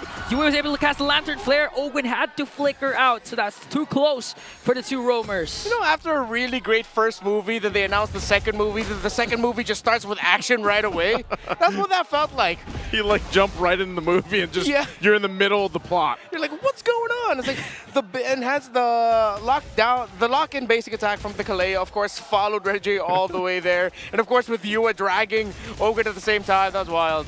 Oh. Yeah. Then they go 5 years ago. Yeah. Clutch quick sandguard there from Renegade. To outsave the damage from Kyle, Ogwen jumps in onto Dominkite. One more hit, 2 more hits away, and Dominkite gets away. I'm so surprised what we're seeing. Like this matchup specifically, I think is the most action-packed. Yeah. It has to be so far through the playoffs. Yeah, considering the fact that they're considered to be textbook, systematic, I think both teams came in thinking that the other team is textbook, so we have to be aggressive. We have to think outside the box, and that's what both of these teams are doing now. Yeah, they both thought the same way. Yeah. They were just like, are we going to go fundamental? Nah, let's just go all action. This is where we find ourselves now. I mean, there's no kills yet, but there have been substantial trades, especially with the rotations of the roamers and the mid laners being read by the other. So far, the Falcons have been doing the slightly better reading, as Renegade and Yue haven't really been able to make the most out of their tandem together yet. FLCN has to ask help from Ogwen there because Edward already popped his Revitalize as Renegade pops in also to help Edward defend. And now if you're going to look at the lineup so far in the mid lane and the gold lane, so it looks like Team Falcons has an easier time, but the X factor for Aurora remains to be the most consistent person, Edward, because so far Baksha has been quite tanky, and now he jumps in even. Ewan being able to deliver the Lantern Flare and the first blood drawn onto Flapteezy, but they're still going on. Ogwen has his eyes on Renegade. Karltzy goes in with a Wiki Shadow Kill. Ogwen drops Demon Kite with the ultimate as Yue just popping the Lantern Flare to delay the charge of Team Falcons, but Ogwen jumps in again and gives the kill in a few. And Falcons will get some more on top of the objective. And it really looked like Falcons being able to gank Edward meant that the Revitalize was already spent. If they had that Revitalize, then RORA would have won that sequence because they played it so well. But they just needed that extra bit of healing, extra bit of time to go through, but they just did not have it. They didn't, I mean, at that point, for RORA specifically, you know you're going to have to give some time to Demon Kite to get online here, and you're going to be utilizing the time to also get Domin Kite. This is a big game for the Kite brothers, I feel like, specifically, just because of how important both the heroes that they're playing are going to be. At some point, if they fall too far behind, which is already kind of started, then you're forced to put Demon Kite somewhere across the map, maybe trying to fight for his own buffs even, and protecting him and hoping. Oh, hold on. Shadow Kill, okay, good. Force out the Crimson Beacon early on from Yue, but a couple more hits away. Yue is gone from Karltzy. Oh, look at this pressure. This is what's going to happen, though. If that lead continues to build, you put pressure on Demon Kite. But the Wanwan specifically, this has been popping up quite often throughout the playoffs even. And, you know, it's performed, I would say, so-so, depending on the teams that did draft it. But as long as Dominkite can go ahead and just focus on farming up and then get the space that he needs to eventually get the crossbow of Tangs off later for the fights, that's going to be crucial here. But I feel like, too, at the same time, you have to watch out, man. Super Marco has been locked in, especially from last game. Yeah, for sure, Team Falcons is aware of the fact that Dominkite can turn things around with one crossbow of Tang. That's why Team Falcons is rushing and holding on to the lead that they have, especially after the third turtle. They need to be able to break the mid lane turret and put a lot of pressure in Demonkite's jungle. All right, blitz it. Edward. Shield Unity there. Demon Kite jumps in also as Flapteezy continuing with the Infernal Pursuit. Pop the Revitalized Renegade with a beautiful cast of the ultimate. Demon Kite joining the picture now. RWM casted down by few. Tempest of Blades coming in from Demon Kite, but Flapteezy the first man down. No casualties for the Northern Lights. Oh, see, with the Revitalize on the side of RORA, it looks good for them in the team fight. But at the end of the day, Falcons is still going to hold on long enough to get the turtle for themselves. Few holding on to that real-world manipulation so well. Karltzy will shadow out after threatening a move. Yeah, he did not have a shadow kill. Yeah, he didn't have it, but gonna go ahead and just apply the pressure the way you would on a Hayabusa, especially when you had that kind of early kill in your favor. You can see, too, they're building up on the gold, especially Super Marco farming well. Dominkite's doing a good job, though. And that's why I said most of the time he's going to continue. Edward could be in trouble. He is tanky. Oh, the Jump Brothers have opened and Flapteezy going after Edward. A weaky shadow kill casted down. Shield Unity is there. They almost stunned out Karltzy, but still no casualties for both. Okay. All right. Seems like there's a lot of trades happening, but Falcons are slipping with their macro. Dominicite able to get that tower down without a problem. I think Falcons are getting baited into some fights that mean they're sacrificing some map control. I think they need to balance that out first before they start being aggressive again. Yeah, it's kind of like they are thinking, okay, we can get this kill. We can make this play. But then eventually they don't, just because RORA is doing a good job at just disengaging if they have to. So they do lose that turret. And RORA will go ahead and focus on the next one. At the same time, so far, like I said, for Dominicite, the big thing is continue to farm up, stay alive. He doesn't need to go down. Super Marco's been doing the same thing. But Kyle will continue to put pressure on. The big problem I see with RORA is fighting against this Eve. We've seen the Eve perform so well the past couple days especially, and it's always tough to deal with once you get towards these objectives. And later on for the Lord here. So it's going to take a little finesse, I would say, for RORA to really fight against the lineup that Falcons has. Yeah, Demoncard and Yua, though, based on the previous engagements what we got to see, have been holding on to their ultimates incredibly well. The Crimson Beacon for the juice in, the Tempest of Blades. Here we go. I almost had Storm of Swords, but that's the third book in the Ice and Fire series. Oh wait, Ice and Fire in the bottom lane! Oh, the collapse of Aurora. Edward jumps in as well. Tempest of Blades for Demoncite to be able to escape. Renegade with the ultimate. Wiki Shadow coming in from Karltzy. Few with the RWM. Here comes the clap back from Aurora from Dominicite from the back. Will they be able to clash out the ultimate though as Demoncite can walk away. And they brought down Karltzy with the help of Yue. 2 members down immediately for Team Falcons. I thought more bodies would be dropping, but at the end it was just the EXP and Roamer, but the jungler down as well. Karltzy got taken out there. Dark Wave coming in big time for Flap. Renegade being able to escape though. And RORA played that incredibly well. See, Falcons really need to start shaping up here in terms of their decision making when they're going to be fighting out. I know that was them taking a more defensive position there, but the map is looking blue. Aurora have been playing the better macro. Fight for the turtle though. Third one of the game might go in the hands of Falcons. It just doesn't seem RORA really cares that much. They want to go ahead and continue just evening out the goal deficit, which they've essentially done. That little bit of a lead that Falcons held on to is now gone, so RORA might make a decision here. But that's the thing, knowing what you have for a lineup, you want to just let Falcons start these up. Even later on for the objectives, for the most part, you keep playing to that macro advantage the lineup gives you. Who's going to come down for this third turtle? Renegade with his zone, and Karltzy secures the turtle. Renegade from the back with the Raging Sandstorm. Dominicite was able to cast the ultimate. Karltzy now got some blades coming in from Demoncite as they bring down Ogwin as well. The clapback from Aurora. 2 members down in exchange for Renegade, but Karltzy working on Demoncite. One more hit away. Will he be able to save it? And Demoncite escapes with a slither of health left. Great reaction by Edward to help Demoncite out. And as we said earlier, just as the star field of the Eve went up, Aurora's Demoncite went in with the Tempest of Blades to the back to force Few to break his formation, and Falcons could have gotten more, but again, Aurora are waiting time and time again for the ultimate of Few. Let's check out the items of the 2 mid laners, Glowing Wand and the Enchanted Talisman for Few, while, of course, still waiting for the second main item, as with every juice in, always needs to go through the Elegant Gem. For the 2 gold laners, meanwhile, 7.1k for Super Marco, and we are at 7.2, so neck and neck are the Granger and 1-1. The fact when Demoncite got away with a sliver of health has been, I feel like, the story of the last team fights throughout this game for Falcons. It's like they get so close, but they're not able to capitalize on these kills every single time. So that's actually doing a lot here for Aurora in the grand scheme of things. Again, as they go ahead and continue to build up, they might be in a good position to go and contest or even take the Lord now, because 3 of the turtles obviously going over in the hands of Falcons as they controlled a lot of that space to work with. And we'll see if RORA decides to go on the offensive. Edward and Renegade spot out Ogwin.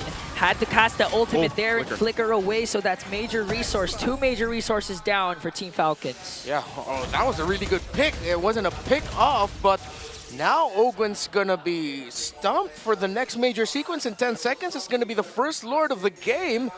Falcons, let's see how they readapt to the situation. They're probably gonna shift things up with Flapteezy in the roam position, while Ogwin's gonna be following in from behind. Flap's items, Radiant Armor, still on the way to the Dominance Ice. Has he also built up gloves for himself? It seems like he's sort of half-pathing already 2 major items. Might be a key moment when they can pick that up through this game again, with this only being the first Lord they can still keep things together here under the 11-minute mark, but RORA, they've been leaning towards aggressiveness, and it even seems like they want to do it now. Karltzy, weak shadow kill, but the Wind of Nature was just clutch for Dominkite. Plus the revitalize from Edward. Renegade goes in with the Raging Sandstorm. Tempest of Blades casted down by Demonkite, working on Karltzy and Ogwin. RWM is the signal for both teams to disengage. Yeah, defensive. Few really just had to cover there, but RORA have won that because they forced out so many major abilities from the side of Falcons, have put them out of position in this Lord. Aurora will be in position for Lord number 1 first. Dominkite though might get caught. The Wind of Nature for Dominkite, so he has to back off. Fortunately, he wasn't taken down there by Super Marco in the most crucial time because the Lord is up for both teams. Yeah, utilizing that get away there that he can. He has to disengage and just make sure Dominkite doesn't die. He's doing well. That's what I said was the main part that he needed to do for this game was stay alive, obviously, farm up. He's done that. But he's also got to be protected, and you can only do so much if you're this 1-1. This is going to be started up, though, for that first Lord. Oh, they're going to burst it down because they know where Demonkite is, and Karltzy secures it. Now Aurora has to go for the kills. Demonkite now in the picture as he works on Few. Renegade, the first man down, the next is Dominkite, and a double kill for Super Marco. They want to make it 3, as we're quite low here. Triple for Marco. Will it be 4? He has the Death Sonatas, but will he be able to reach Yue? Yue stays alive. Going after him. He wants him, but he has to give up the hunt as Falcons now have the Lord and are marching down. Aurora, shock and awed again by Falcons. 5 seconds before the Hitman respawns. Wow. What can Yue do as Karltzy jumps in and Team Falcons looking at a 2-0 lead? The birds of prey are flying high yet again, but the shadow of yesterday's defeat still looms over them. They have the lead, but can they finish off the lights? Oh, the lights are going to have to do something here, man. They're going to have to start shining bright to blind these Falcons because now sitting at match point ahead of them, it's going to be a crucial one here. But first, we got to go ahead and break down exactly what happened here for game 2. We're going to throw it back to the panel for Leo and Brigida to take it away. Thank you so much, Showercasters. I'm looking at the Falcons guy right now, you know, like, and the entire audience on the side of Team Falcons. I love how they're celebrating, but we saw this yesterday too. Yes. I feel like that should be a reminder. They are happy and enjoying the moment with caution. With caution. Emphasis on with caution. We have to remember it's not over yet for Team Falcons, but that was still a spectacular performance we've seen, especially from the Bulletproof. Yeah, Super Marco. Brigida, you mentioned how throughout Season 15, he has suddenly unleashed this new part of his persona where he just wants to kill anything that moves. This is just that, but if you watch closely, we'll see in the highlights, it's a very controlled, very systematic, very methodical way of doing so. 6-0-0. Not once dying. There were close calls, but especially in that last team fight, I hope we have a spotlight on that last team fight. That's where the switch just got flicked, and that's where I knew this is what Brigida was talking about. Yeah, and that feeling where he still gets to step on the brakes whenever it's needed and get away from danger, even when Aurora seems like the one to always go all in, especially in the first few minutes of the game. I honestly felt like, well, Demonkite felt a little too free in this game. Like, he was coming in from behind and all that. Yep. But what we failed to notice was that Super Marco was just waiting for the right time. Both kites. There was a moment wherein Dominkite came from the back. Yeah, this one. Brigida's jaw went ajar, and I said, Brigida, you're drooling. How did Dominkite do that? I guess you walked there. So yeah, no, you're right. A switch up from game 1. It's Aurora's turn to play a mid to short range kind of lineup. This is very dive of them. All this while it was Falcons who had to play with that range. Again, they have a Eve, they have a Granger, and yeah, between those two, Super Marco understood the assignment. He said, I can't die. Yeah. If I go down here, my team cannot recover. Or actually, for all of them, it just felt like they were willing to burn whatever they had, use whatever resources they had just to save one another. Oh, yeah. And we've seen it multiple times. Like, at one point, Few even if he had to use the real-world manipulation, off timing, right before an objective just to save someone, he'll do it. And you highlighted that one instance too, where Ogwen just made sure that he could save Karltzy from the 4 blades. That's right. I don't know if you caught it in the highlights, folks, but there was a moment wherein Karltzy went in, shadow kill, Demon Kite orchestrated a solo kill, went up into the air, Tempest of Blades, Ogwen came in, threatened a Tsunami Slam, and that just made Demon Kite go away. Like, it's these little things that make you really appreciate the past 2 years that this lineup of Falcons have been together. 2.5 maybe, approaching 3. They just love each other so much inside and outside of the game that they can read those kinds of plays and say, I got you, bro, I got you. Remember that one time in day number 1 of the playoffs where it just felt like Flap had so much emotions, and in the interview he did say that, oh, I just felt too emotional because I thought we were gonna lose it. I thought we were gonna, like, not get into top 4, and he showed us that moment, how badly he wanted to for his team, how badly they wanted to together again get back into MSC, get that grand final spot. But now we're seeing the patience. It's all coming into place. And they are 1 game away from redeeming themselves from last night's reverse sweep. Looking at the stats here, I love that Kyle and Marco are actually almost at par. Like, literally, Marco is the carry here at 49.9k. Kyle was 49.5. So even if this was a heavy dive comp, which again means RORA will be clumped up, a lot of members of RORA will be together, Karltzy's Hayabusa was still able to deal a lot of damage despite that. He made the most of the situation. BPI rich guy, all the money in the pockets of the bulletproof. Super Marco, 833. A lot of kills on his, a lot of gold via kills and assists. Hey, we said it in the draft. Every single time he gets the every single time he gets the Granger, it's almost always assured that he gets the BPI rich guy. And that applies to whether or not they win or lose the game. And we've seen it a couple of times already. But again, this is your time to dive deep into the other details that took place in that game. I love it. Allow me to geek out and break down exactly what happened here in game number 2. Run through the gold graph, run through the dynamics of the draft, and talk about the nitty-gritty. Here you'll see, oh my God, as if the past few games, not just in this series, but even in game number 3 of Onic and Liquid, as if the graph couldn't get closer. Check this out. What is that? Barely 500, 1,000 in between, all throughout the early game, going into mid, and then the economy crosses, right? Here, at about 6.5, 7 minutes, Aurora and Falcons meet.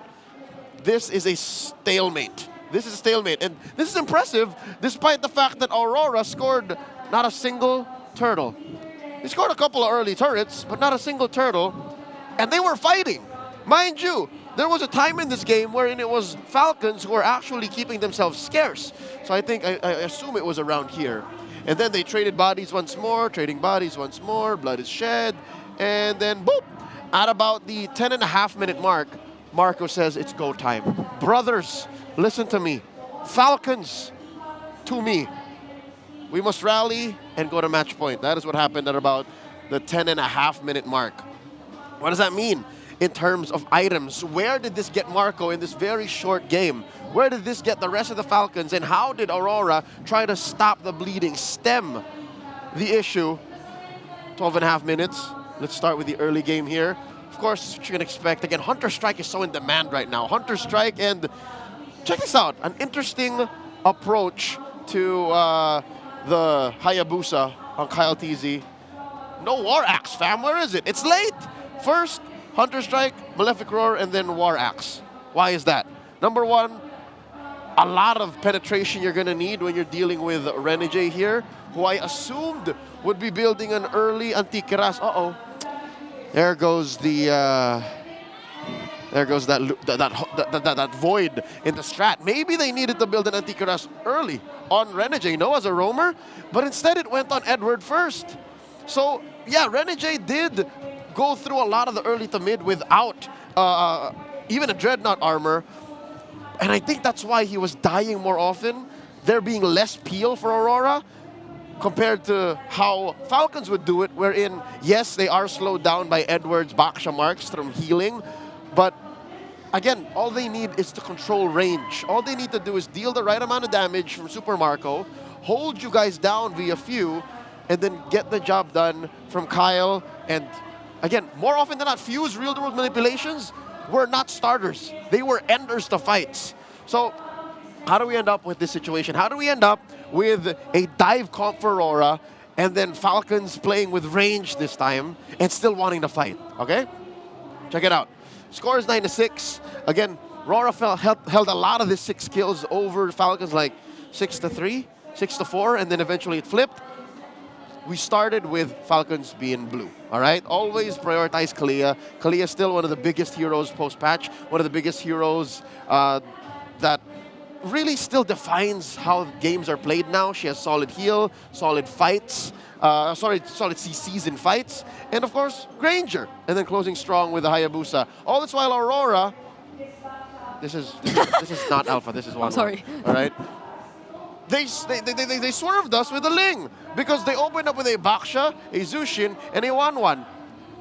Brigid, I don't know if you agree with me, but maybe the 1-1 wasn't the answer, not in that spot, especially since there were still these fringe gold laners in the Irithel, fringe gold laners in the Beatrix still available. I think the Moskov even, right? Maybe, or... No, he was banned. Oh, it was banned, yeah. Yeah. So, or... No, he was banned. Oh, it was banned, yeah. Yeah. So, Again, we did float the 1-1, but like now looking back, was that the... I don't know, maybe I'm just looking for ways to yeah. qualify what happened. No, yeah, because honestly, even when Onic first used this entire combo of the 1-1 Jushin, it didn't work out for them. But if you would like to follow that train of thought for Aurora, it's a very risky time to try doing that.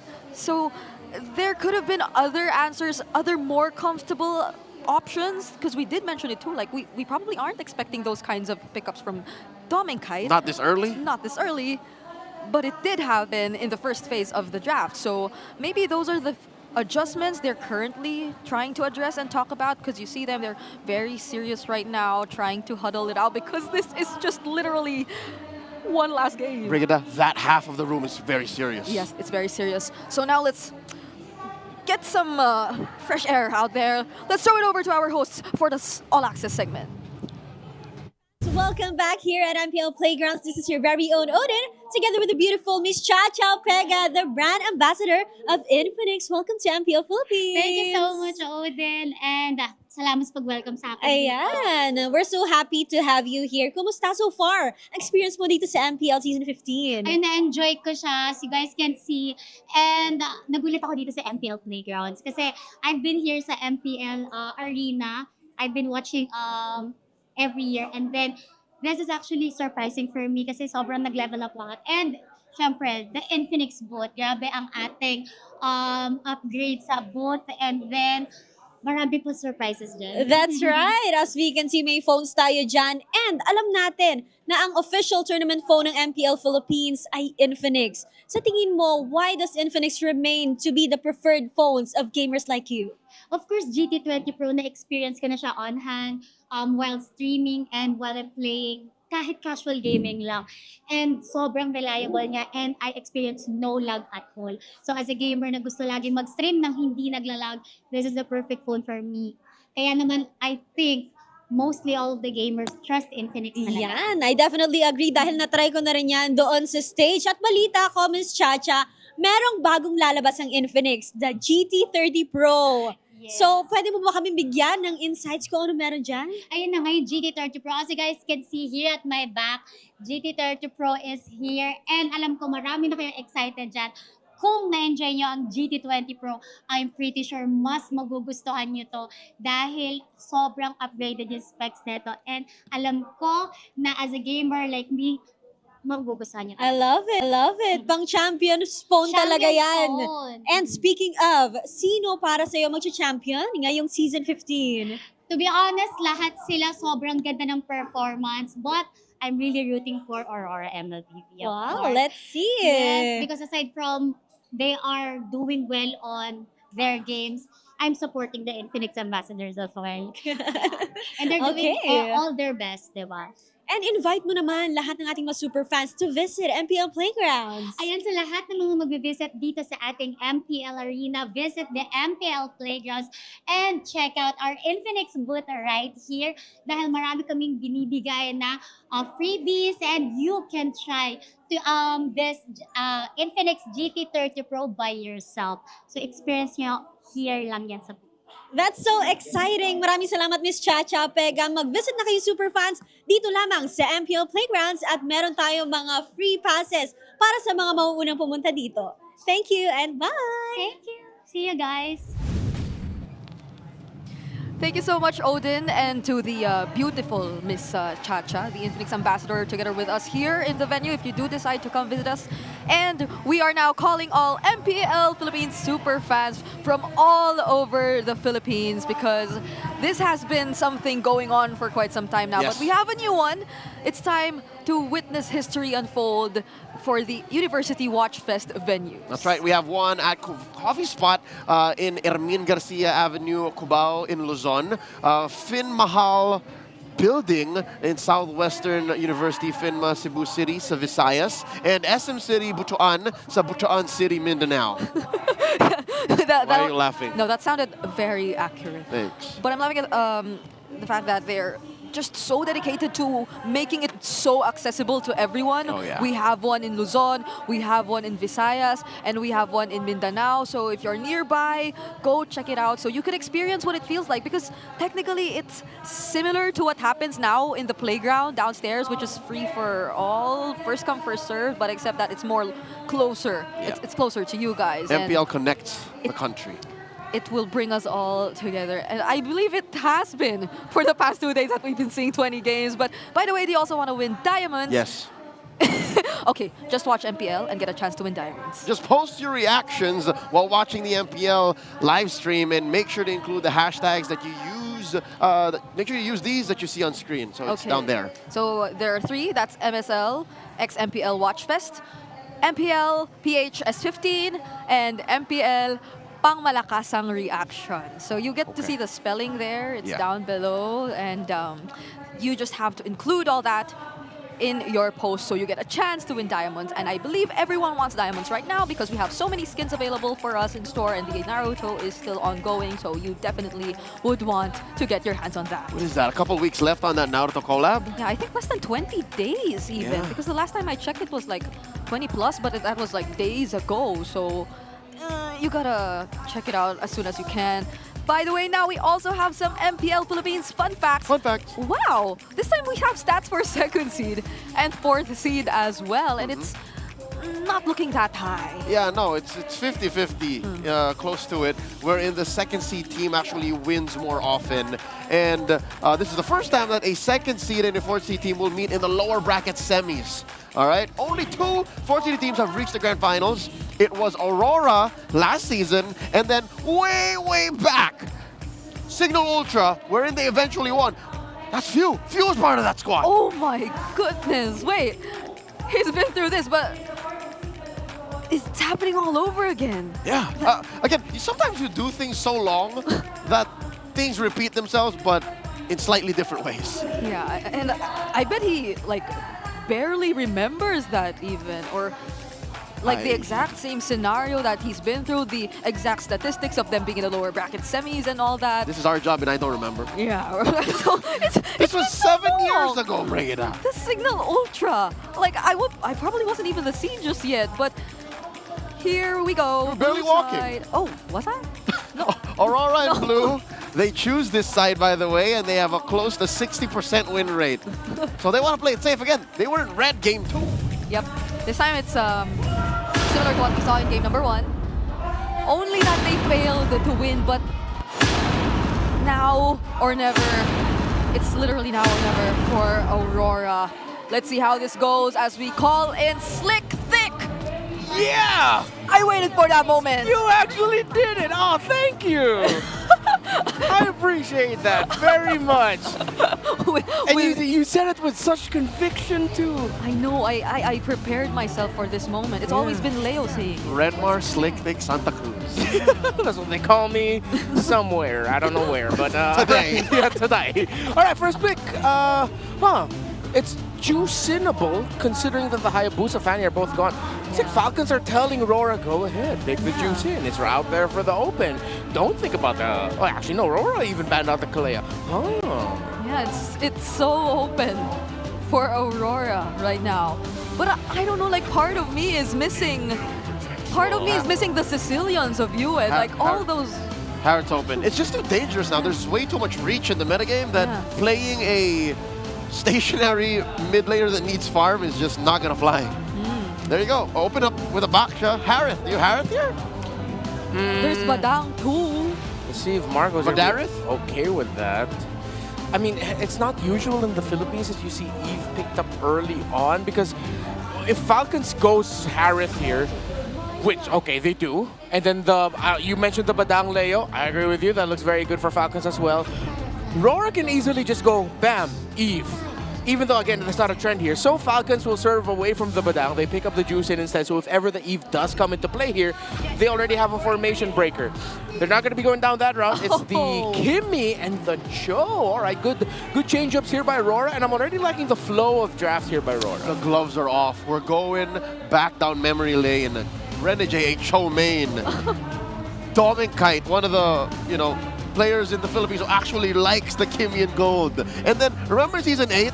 As far back as Season 8, before the Age of Utility Junglers, where Demon Kite would have played Baksha. Yeah. That's such a throwback for all of the fans who've been part long enough to know. Assuming it's a jungle Baksha. Yeah, assuming it's a jungle Baksha though, because right now, like, if you're Falcons, there are almost no assassins left. If you're looking for the backline assassins, really the Ling appeared earlier. That could be an option, but are you willing to show it up in this point of the draft?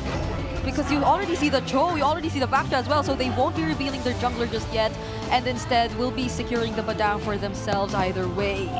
So both, we don't know who the junglers are yet for both of these teams. That's right. So mid-trio still shrouded in mystery. We will get some clues based on the attacks, right? Based on the bans here. Yeah. Falcons first stop, so are they, they're not denying the fact that this still could be a mid-Kimmy, huh? Yeah.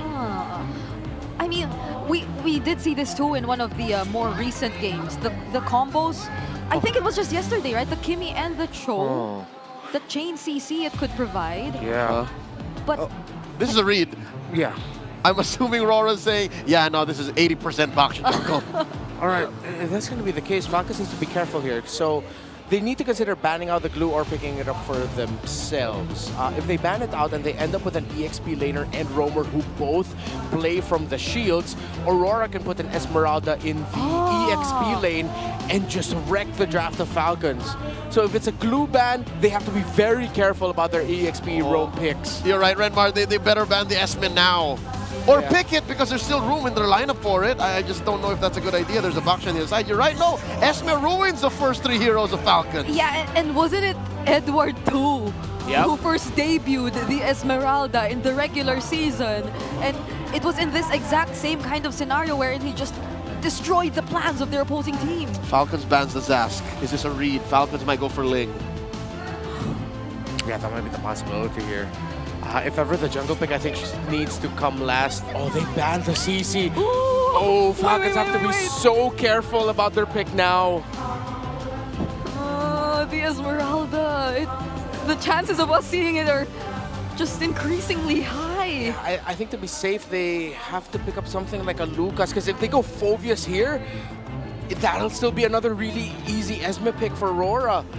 Right now, RORA is dictating the draft. It's up to Falcons to find the right move. They're dangling the Esmeralda like a Labubu in front of Falcons. Yeah. Look at this! Figuratively speaking. You definitely do not want to put this Badang in the EXP if that happens. So do they reveal their jungler here already to reserve that possible swerve, or? Have to. Have to show it. I'm like 60-70% Ling here. Yeah. Okay. They get a very, very good pick, and now they don't have to worry about the whole Esmeralda trade thing, unless that's what Aurora are still... They still want to go to that, because Lucas is available for Karltzy as the last pick, or Aurora can block it with a Valentina. I want to zoom into their phones so bad right now. No, these last 2 picks red and blue are like so 300 IQ because again, there's so many current paths, you know? Like so many obvious choices that both teams know are possible but aren't falling for. We don't know where this Kimmy's going. We don't know where the Baksha is going. That too. Like there are so many unanswered questions and the Beatrix shows itself. All right, jig is up. It's not a jungle Baksha apparently. Yeah. Unless again. XP Lucas in the jungle Baksha. Is this finally the Ling? I think a Ling is so tough to play in this scenario. Yeah, are they willing to play that? Yeah, because you don't know. The Ling can still be caught mid-air. Okay. What else is there? Do you just double down, go fighter, pick Fred in this scenario, and just put all your eggs in the Harith basket? But then all of you are going to be fighting so close range. It's going to be such a hard team fight for Falcons to pull off. It's free hits for the Kimmy and Bea. I want something unique. My God! Okay. All right. Enough jumping. I told y'all it's not a fluke. Lancelot is a legit answer in the metagame. When the Ling is too expensive to deal with, you pick up another hero that has easy access and reach to the back line. Low to the ground, but still just as effective. Hold on. This is Karltzy on the Ling. He is a TZ. Karltzy on the Lancelot. He is a TZ, yes. So, I'm pretty sure there's someone out there like Naisu who's giggling right now. No, he didn't say it was a giggle. Who has the same relationship I'm not giggling. as Naisu has with Demon Kite with Karltzy. Yeah! So that's scary. That sounded different. I'm not sure if I want to hear it again. Let's not. I'm liking it. Again, some left field balls coming in from Aurora and some hooks from Falcons. But could this really be a sweep? Let's find out alongside our casters. I am not giggling, Brigida. And I think a lot of fans right now are sitting on the edge of their seat to see if they can extend the series right now. The lights have to shine bright for this one. It's match point right now, and RORA needs to get back into the series. Is this the draft to do it as we jump into Game 3 in this best-of-5 elimination match? Whoa. We'll see. Oh, quick look at the emblems here. Yeah, they actually go Baksha jungle. They put the Edward Lucas in the EXP lane. Isn't that kind of like not such a good thing?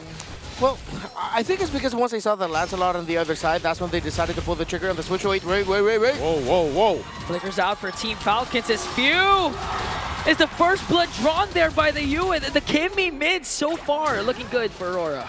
Well, damn good aggressive start. Fantastic first rotation by Aurora, reading Falcons' tendencies of wanting to go to the river after clearing the mid, and they go ahead and chase down Few. This is a great start for the Lights.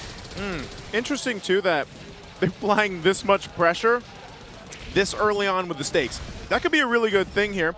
Karltzy playing the Lancelot's going to rely on this. He's not level 4 just yet. Should get it really shortly, too. But also, we got to talk about Demon Kite. Debuting the Beatrix for him here. He's played this hero many times, and it's going to be a big part of, I would say, what gets RORA into another game here against the Falcons. Imagine the story.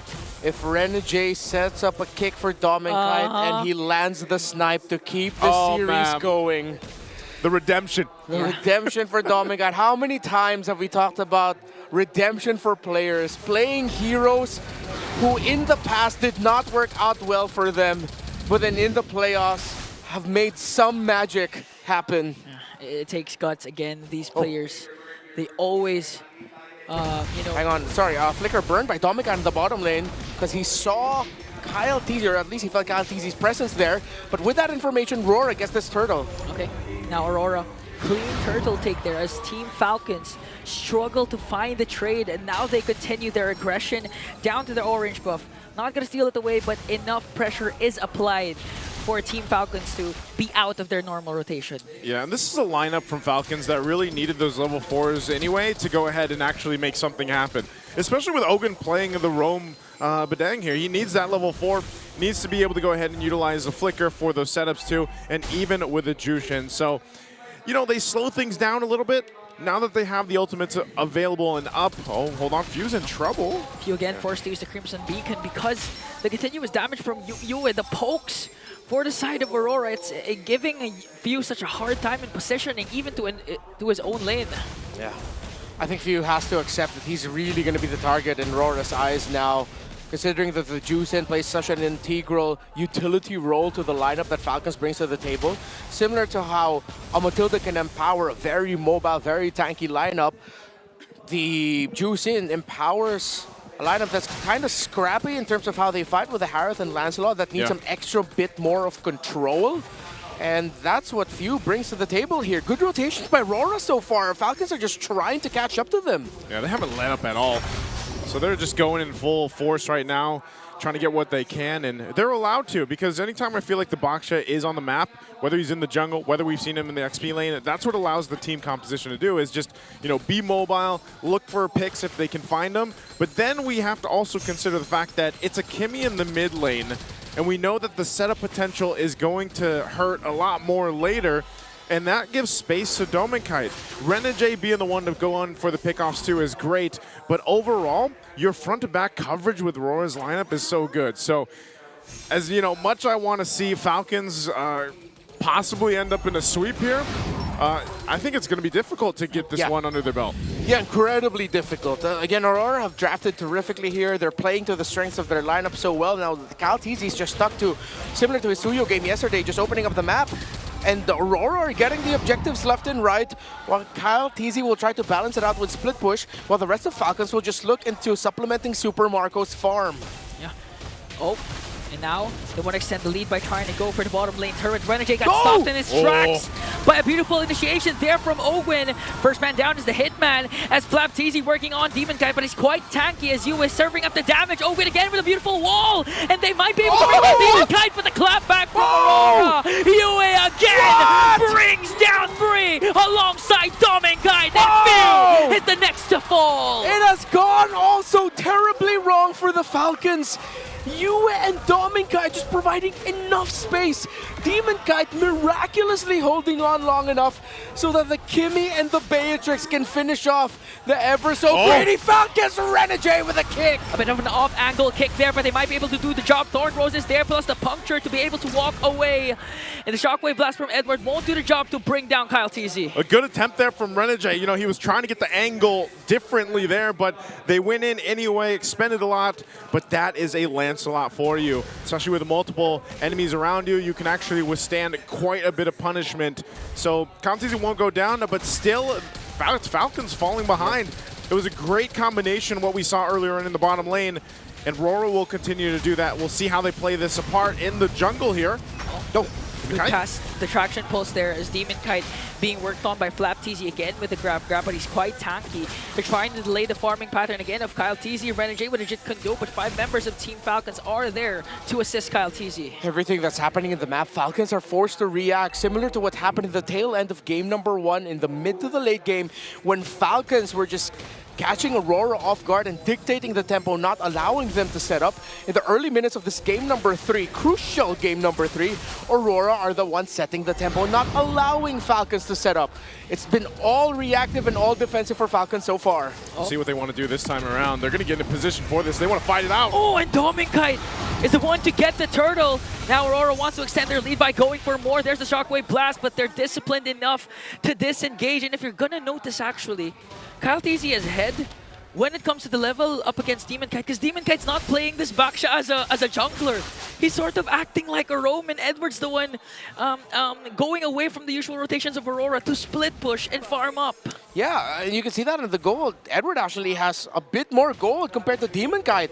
Aurora just playing this pure aggro, and they've made Edward sort of like a carry Lucas in a way. Hey, that's what you want to do with the Baksha, right? You can just change your game plan if you want. But overall, they haven't stopped. If you notice from RORA, it just feels like when they came into this game 3, they're like, we're going to go full force. We have to take that risk and make it happen. And so far in game 3, it's gone their way. While Falcons continues to try to catch up here, but they're falling behind. You know, 3.5K behind at this point. They got none actually no objectives at all, not even a turret just yet to move around the map with. So they're in a pretty bad position coming into that first Lord here. Coming up, RORA with the advantage. The fact that Dominkai and Yue have not been caught, and it's really Falcons playing to the tune of wherever Renegade and Demon Kite decide to go and crash in, is a big problem for Falcons right now. Blade Armor forced to pick up by FlapTease because of the damage that's coming from Dominkite, and a resurgence for Domink. Already has a Sea Halberd and Malefic Gun. Yeah, no wonder Fuse damage feels like, it's like, where is it? No, it's because there's 3 Radiant Armors on the side of Aurora. Yeah. On the Baksha, on the Lucas, on the Cho. It's going to take some time until Aurora are going to start feeling pain from any of the magic damage dealers of Falcons, and at this point, Dreadnought armors are enough to nerf the damage of the Lancelot. Gwen gets caught and blasted! Conceal Aurora keeps going forward, but they're not going to force the issue here as they know they have advantage on Lord. Yeah, that's how much damage Aurora has. You didn't even have to finish the animation of the Way of the Dragon for them to burst down Ogwin. And now 1 member down for Team Falcons as Aurora sets their eyes on this Lord. Very strong take right now. Falcons, even with Karltzy around here, this is going to be so risky if they even try to contest it, or he tries to, do some fancy moves, which we've seen before with the Lancelot players around the world. But Renegade still holding on to the Way of the Dragon, and even with all that, RORA won't just take this Lord. They're still going to go ahead and wait for these buffs to come up for Demon Kite, and then go when they have the full advantage that they're looking for. Yeah. Karltzy, though, still ahead by 1 level, so Aurora's not going to rush in taking down the Lord. Ideally, they'd have to pick off 1, or for Falcons to just trade instead for going for a clean Lord take. And now Renegade from the back sets his eyes onto FlapTease. There's the ultimate from Dominkai, plus Traction pulls a lot of damage from the Northern Lights to burst down Ogwin once again. FlapTease forced to use that grab onto Yue, but he might be next on the chopping block. Feeds the kill off to Dominkai. Aurora have awoken. It looked like Ogwin was going to get a massive set there, but he got blasted instead the moment he decided to help out FlapTease. And Falcons can only stand and watch. Try as they will, this might be risky. Supermicro jumps in, but gets caught out by the bullets of Dominkai. The next target is Bill, and an unstoppable kill from Yue. A 3-kill swing again for Aurora. Where is this damage coming from, and how do you deal with it if you're Falcons? Karltzy jumps in with a puncture. Phantom Execution's gonna connect. Edward was able to flick her out. Still no casualties for Aurora. Mr. Consistent escape, but here comes Karltzy and Ogwin again. Ogwin with a knock-up to bring down Doming and Yue. You ask where the damage is coming from. Now they are gone as Karltzy secures the Lord. And all that, and Falcons will get the Lord. Kyle reminding the world what it means to bear the name of TZ, what it means to bear the hero that inspired a generation of junglers from M2. Oh my goodness, and all that? They just got rid of the gold lead that RORA's been holding on to all game long. At that point, that was just sheer freaking will by Falcons, because RORA did everything right, did everything good. But it took a TZ with a Lancelot and Ogwin with his fists to turn the game around. I thought you were going to say, and a dream. And a dream. That's basically what it was given the situation that Falcons found themselves in.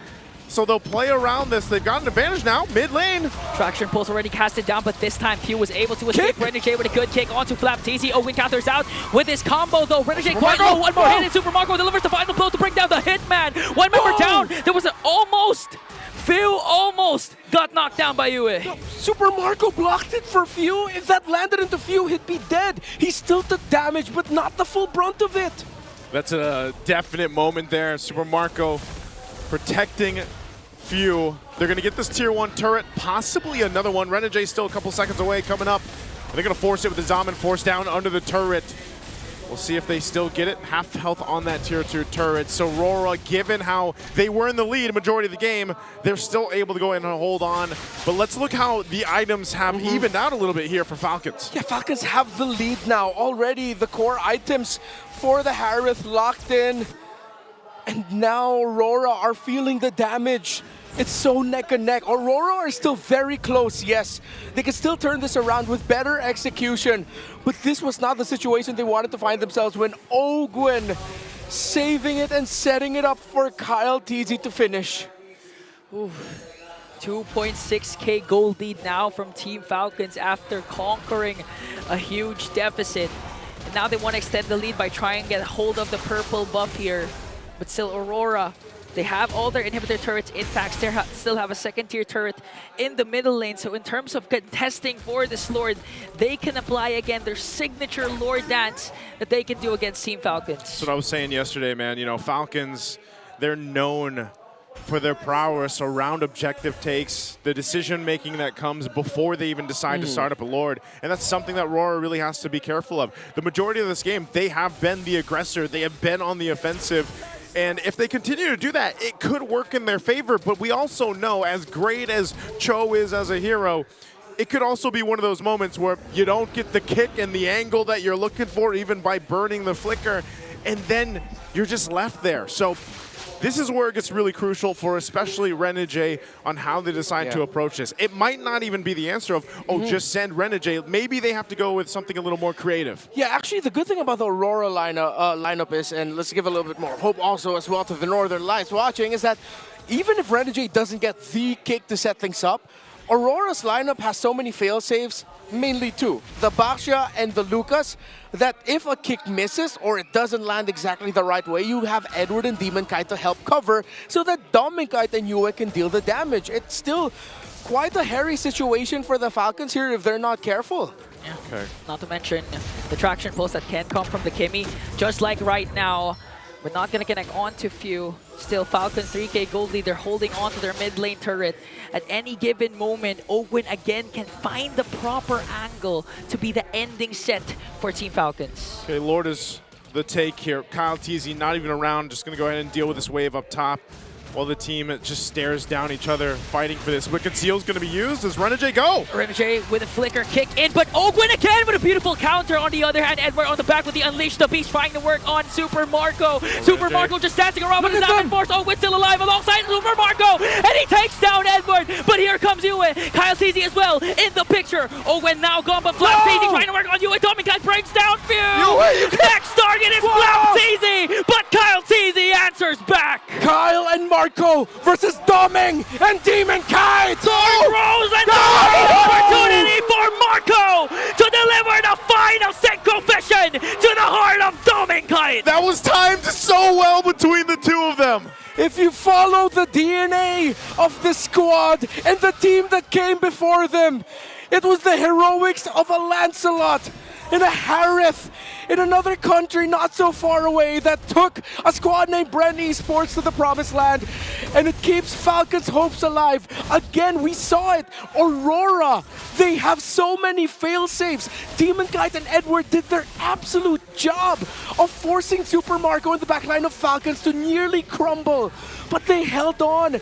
Aurora did everything right as much as they could, but Falcons just got the counter. Ogwin again zoning out Demon Kite. Who's gonna get it? Still gonna fall in the hands of Karltzy as he bounces out, and Super Marco with his Diamond Force gonna bring down Edward. Next target is Demon Kite. A double for Super Marco!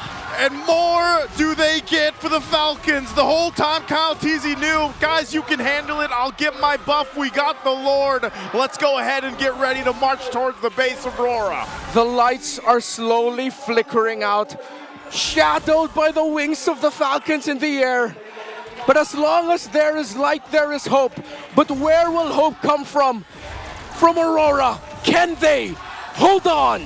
3 left to defend for the Northern Lights.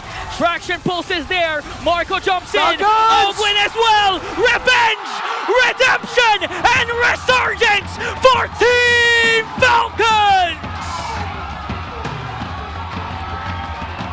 The light of hope has flickered out, overshadowed by the wings of the Falcons, who are hell-bent to reclaim their throne. A TZ with the also legendary blade. A Marco who wanted to redeem himself from yesterday. Take the win against a valiant squad who just wanted to seize the win. Oh man, in a flight or fight situation, Team Falcons chose both. soaring high into the skies to fight another day as they will advance. Oh, once again, this is the nature of the competition, the nature of playoffs.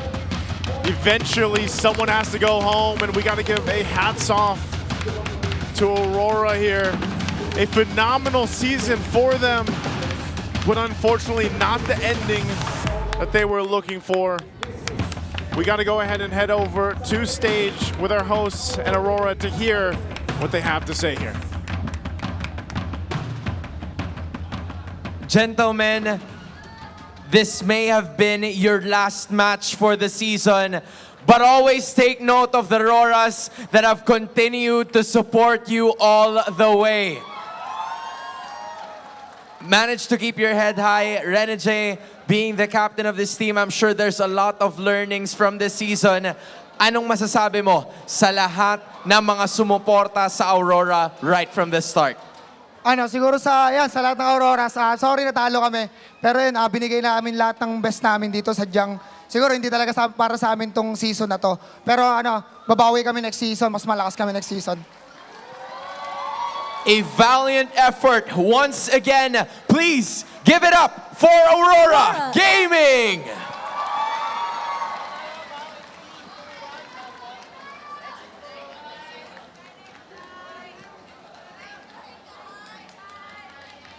Aurora has given us a valiant fight, but the victors in the end are Team Falcons!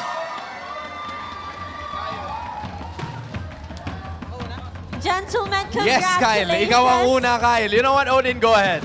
Karltzy, coming off from a lose nung nakaraang araw, ngayon ay naka 3-0 sweep kayo. Does being in the lower bracket change the way you approach the game? Nung naging lower bracket, nung napunta ba kayo sa lower bracket, did that motivate you even more para sa labang ito? Yes po.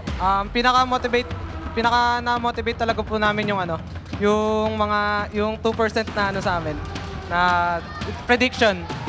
And po yung You know what? Pag-usapan natin yan, Odin. They were talking about the 2% na prediction sa kanila. Flap TC, I saw you. These are part of the 2% na naniniwala sa inyo right from the start. You even shared that. Diba? What do you think of the 2%? And anong masasabi mo to the 98% of the people who don't think you're gonna win? Sa tingin ko po, naging advantage siya sa amin kasi parang naging underdog ulit kami. At alam namin sa sarili namin na yung 2% na bumoto is parang solid fans din namin, kaya ayaw namin silang i-let down. Kaya mas ginagalingan pa namin lalo. Thus proving it. Nasaan ang fans ng Team Falcons? Odin, they don't seem like 2% to me at all. Tama ka dyan, Hans. And nakikita ko ngayon kay Flap TZ na sobrang humble niya after this match. Flap, ano sa tingin nyo yung naging susi nyo para manalo dito sa match na to against Aurora?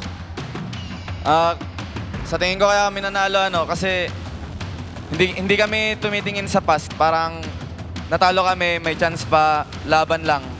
Walang susuko. I know we're not talking about, the past because that was yesterday. But few, gusto ko namang malaman more from the captain himself. Few, we're talking about not only the grand finals but also the MSC Insights. You're going up against a team na nakasama nyo sa MSC EWC last year. Talk to us about, this rivalry that you've had together with Karltzy and the rest of TLPH. Is this some sort of familiarity na makakaharap nyo na naman sila ulit? Opo. Pero sayang lang din talaga kasi parang napag-usapan namin na pangako namin sa isa't isa na kami mag-MSC ulit. Kaso ayun, isa lang talaga kailangan lumusot ngayon. What's gonna be the difference from this point on compared sa naging laban nyo nung isang araw? Feeling ko mas pagbubutihan namin i-close yung series kung sakali makalamang ulit kami. Kasi naramdaman na namin paano ma-reverse sweep. Sobrang sakit eh. Few, may laban pa kayo bukas. Napakaraming games na yung pinagdaanan nyo simula nung nag-start ang play-ins at plus yung games pa ngayon. How can you ensure na may energy pa kayo lalo na at hanggang game 7 ang laban nyo bukas? Siguro reset lang din agad kami. Tapos late pa naman yung yung match bukas eh. So mas makakapagpahinga kami ng maayos. And I'm really sure, Hans, na nandito rin ang mga sumusuporta sa kanila for para sure. magbigay sa kanila ng energy. Ano ba yung gusto nyo sabihin ngayon sa lahat ng Team Falcons na nanonood? Si Ogwen. Sa lahat ng fans na sumusuporta sa amin, maraming salamat. Magpapahinga lang ulit kami mamaya. Tapos, yung mga ka-2% gang natin dyan, chill lang kayo. Mahaba pa yung tatahakin natin. And just like what FlapTZ said, mga ka-2%, chill lang kayo. May laban pa sila bukas. Once again, your winners, Team Falcons! You may now take your walk of victory.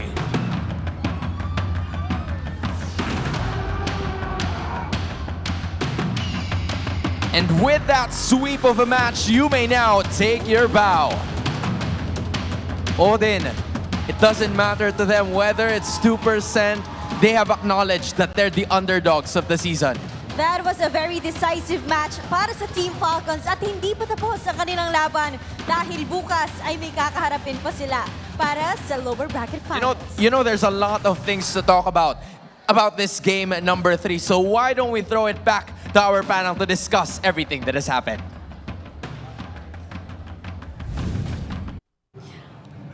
Leo, I feel like today has been the day wherein we just kept breaking records. Onic, 3rd seed, winning the first series, and now a 4th seed team winning this too. More than just breaking records, I think we are putting it on record that some picks and the metagame have changed. And we have to accept the fact that Lancelot is back in the metagame in the hands of Karltzy. One of the funniest things about the Lancelot games that have happened so far is that it always comes out at such crucial moments, you know? Red 4, Red 5. It feels like it's such a high risk to pull off such a pick that doesn't normally come out, but they always make it work. Be it King Kong, be it Kyle. It is the scalpel, the tool you need when you need to get yourself out of a rut. And we'll watch the highlights. Brigida, you mentioned one word I want to focus on: risk. The risk of playing the Lancelot and running it into a lineup that RORA drafted, which, by the way, up until the very last minute, we did not know exactly what it was all about, what it looked like, what it meant. Edward, what it looked on the Lucas XP, Demakite on the Baksha. You watch the first 3 minutes, 4 minutes of this game, even 5. This is where you went to the bathroom. What happened? That's exactly what happened. It's a double kill for both Demakite and Yue, and I think I did see, before I went to the bathroom, a 2 or 3 minute Sky Piercer already in for Yue. Yeah, so nothing. Just the piercer. Yeah, it could have been so smooth for Aurora, considering that near perfect execution of an early game, but this was the game-changing set. That was where Karltzy reminded us that his name has 3 letters in it towards the end that defined a generation of junglers, that inspired a generation of MLBB fans. I mean, there was still some clapback, there was still a little bit of fight from Aurora, but it was a slow but sure regain of control from Falcons that made me go several times in the last 5 minutes of the game. That's it, it's over. I know, and you have to appreciate the bond we see in-game for Team Falcons. Like, for the entire past 3 games, they're always willing to sacrifice something, so the people that matter get to survive and do their thing. And if we thought that we've seen enough of that in game number 2, we've seen a lot more in game number 3. Yep, many times FlapTZ, Ogwen had to put their bodies on the line, their KDA, to keep Few alive, to keep Marco alive. Karltzy, he knew to keep himself scarce. He knew to hide amongst the bushes, farm up where he can, chip off some gold shields while he can, to stay within threat range. Again, we mentioned in the draft that this Lancelot is good because mainly, number one, it's low to the ground. It doesn't need as much farm as a Ling, even as a Hayabusa. Like, you can get away with a lot as a Lancelot. And then number two is it's capable of plays like that. If that was a Hayabusa in the hands of Kyle, I don't think he could have done that game-changing play. Yeah, and they just waited for that moment where Super Marco could fight back too, because earlier it just really felt like Aurora were able to capitalize so much on the Luke as EXP, which we don't really get to see often nowadays because it's almost always in the jungle. We also did highlight how they're going for exact same builds like him and Renegade. They may have let the Ghosts of the Past haunt them too much. They built maybe too defensively, you know? You're talking about the Dreadnought armor and Radiant armor and Tough Boots. All together, Edward, Demokai, and Renegade built the same items. I think we'll be seeing more of that in the item progression later, but we already thought Few could have struggled, but Few was there to do something else. Yeah, he was utility. He was utility. He just allowed everyone to do their thing, and the only member of Team Falcons on our top 4 of the post-game titles, Karltzy. The MVP. Even though he struggled, he knew it. He saw it from King Kong. We just need to farm first on the Lancelot. I'm pretty sure he saw it from way back, further than even King Kong. Karltzy, naming himself after the Lancelot, Karltzy. I'm sure his idol, the guy who reverse swept him last night, was watching and saying, well played, Kyle, well played. And again, Kyle, well played. And again, looking at the source of his gold kills and assists, 1,500 from that alone. And Rita, he pushed quite a bit. Look at that, 3,600 from minions? Yeah, I think this is what we were trying to look for him too until they waited for the right time. And now's the perfect time to talk about how it all progressed in that game. So Leo, take us through this last game of the series. I would love to. Let's take a look at the economy and the story, the timeline that we went through in this Game 3, a sweep by Team Falcons. So Aurora in blue, once again, remember, they chose this side. This was their Hail Mary. They chose to go, all right, we're going to dominate the draft. We'll control it from here. They got a pretty mean draft. It was very flexible. Started in control. It was at about 2 or 3 minutes. This is where Brigida mentioned that Kimmy building a Sky Piercer, just a Sky Piercer in mid. That's it. Yue just wanted to start making heads roll. And then suddenly, boop, at about 6 minutes, they converge. 6 minutes is, I assume, where that play by Karltzy started to, get set up. If not here, maybe slightly past. And then, again, slowly, Falcons was approaching a point of inevitability. If you kept going this way, those 3 frontliners from Aurora would slowly wane in efficiency, and then they could not protect Dom and Kite, and they could not protect Yue well enough anymore to make for a comeback, and the rest is history. Looking at the objectives gained, again, a lot of these came in the early game. 2 minutes, 4, 5, 6, 6, 7, comes to a halt, stops. The map suddenly stays red, and then that's where Falcon clap back. Literally, I can list you down from here to here. That's the early game, and then mid to late, all Falcons. Look at that. 9:53 to 16:45 to the end in 16:52. Under 17 minutes. That is the narrative that Falcons needed to write, and they started to play at about 8 minutes. Now looking at the item progression, check it out. This is the aforementioned triple frontliner combo item build. Tough Boots, Tough Boots, Tough Boots. Radiant Armor, Radiant Armor, Radiant Armor, and the upgrade of the Dreadnought armor. These 3, the frontliners, they built the same first 3 items. And then you have good damage split between the magic on the Kimmy and the physical on Dom and Kite. We have to give Aurora their flowers. Again, they played very well in the early game. They did more than redeem themselves from that moment in M6. You know what I'm talking about. Meng, tingin. You know what I'm talking about. They did a play like that to take down, was it Flapteasy or Ogwin? One or the other. It's what they needed to do to keep the velocity up, to keep the speed up, the tempo, so that they would regain control, but remain in control. But again, this is RORA playing for the short term so that they can end quick. But Falcons found a way out. Falcons found a way through. And they did that off of the back of Karltzy's Lancelot. Hunter Strike, Malefic Roar. The Malefic Roar into the endless battle, I think, is key. to them snowballing out of control after that double shutdown. Folks, consider building Malefic Roar early, especially if you're a jungler. I know I will. Whenever I end up with a random Lancelot, Hayabusa, or Suyo, like I would just like consider, are these softies? Do I need to pierce through? Yeah. Malefic Roar. I think we've seen it a number of times today where like the Hunter Strike came first, the Malefic Roar came first, and that's just how well these players know that they really need to adjust, especially given the rise of all these tanky frontliners, the rise of all these Bakshas, these flex heroes, the Badangs. So given that, yes, there are an increasing number of utility junglers and roamers, EXP laners, the assassins, they won't let themselves get left behind. Yeah, quick tip. This is one way to know if I should build Malefic Roar first or War Axe first. If there's a lot of Dreadnought armor out there, build Malefic Roar first. If you don't have time to fight, build Malefic Roar first before War Axe. So this is exactly why you see the players always pressing the summary of the items so far.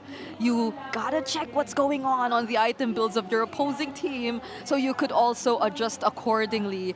And that is something our professional players just keep teaching us and keep doing, you know, like they've mastered all these 4 fingers and these claw type of gamings on their individual phones, and we're just about to see a lot more of that because we've finished all best of 5s happening for the playoffs. We are slowly transitioning to that portion of the playoffs where it's all best of 7s. That's about to happen from this point onwards, and that starts tomorrow. So there is a lot of preparation that needs to come into play. Fortunately for Falcons, they ended this in a sweep, so they have plenty of time to rest. But I know a lot of us are curious as to what went on during that final game. So let's check the Infinix mic check.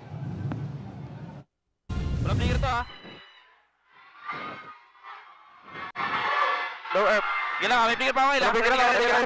Ready, boy? Okay. Dalawa, oh. Sige lang. Doon na damage ng Lucas, pre. Tuwa mo na, Lucas. Hit na pa. Harap na, boys. Harap na. Pero ba yun, di na-preheat ba yan? Tara, na-flicker Kimi. Kimi. Try nyo Kimi muna. Kimi muna. Kaya pa? Kaya pa. Sabay kayo. Tara. Beya. Bangga ka na. Paling kalard. Tango, boys. Kalard. Ayun ka. Kaya ba? Baksha. Nice. Para dad. Kaya ba tower lock, Mark? Beya, boy, nahuli ko. Tower lock.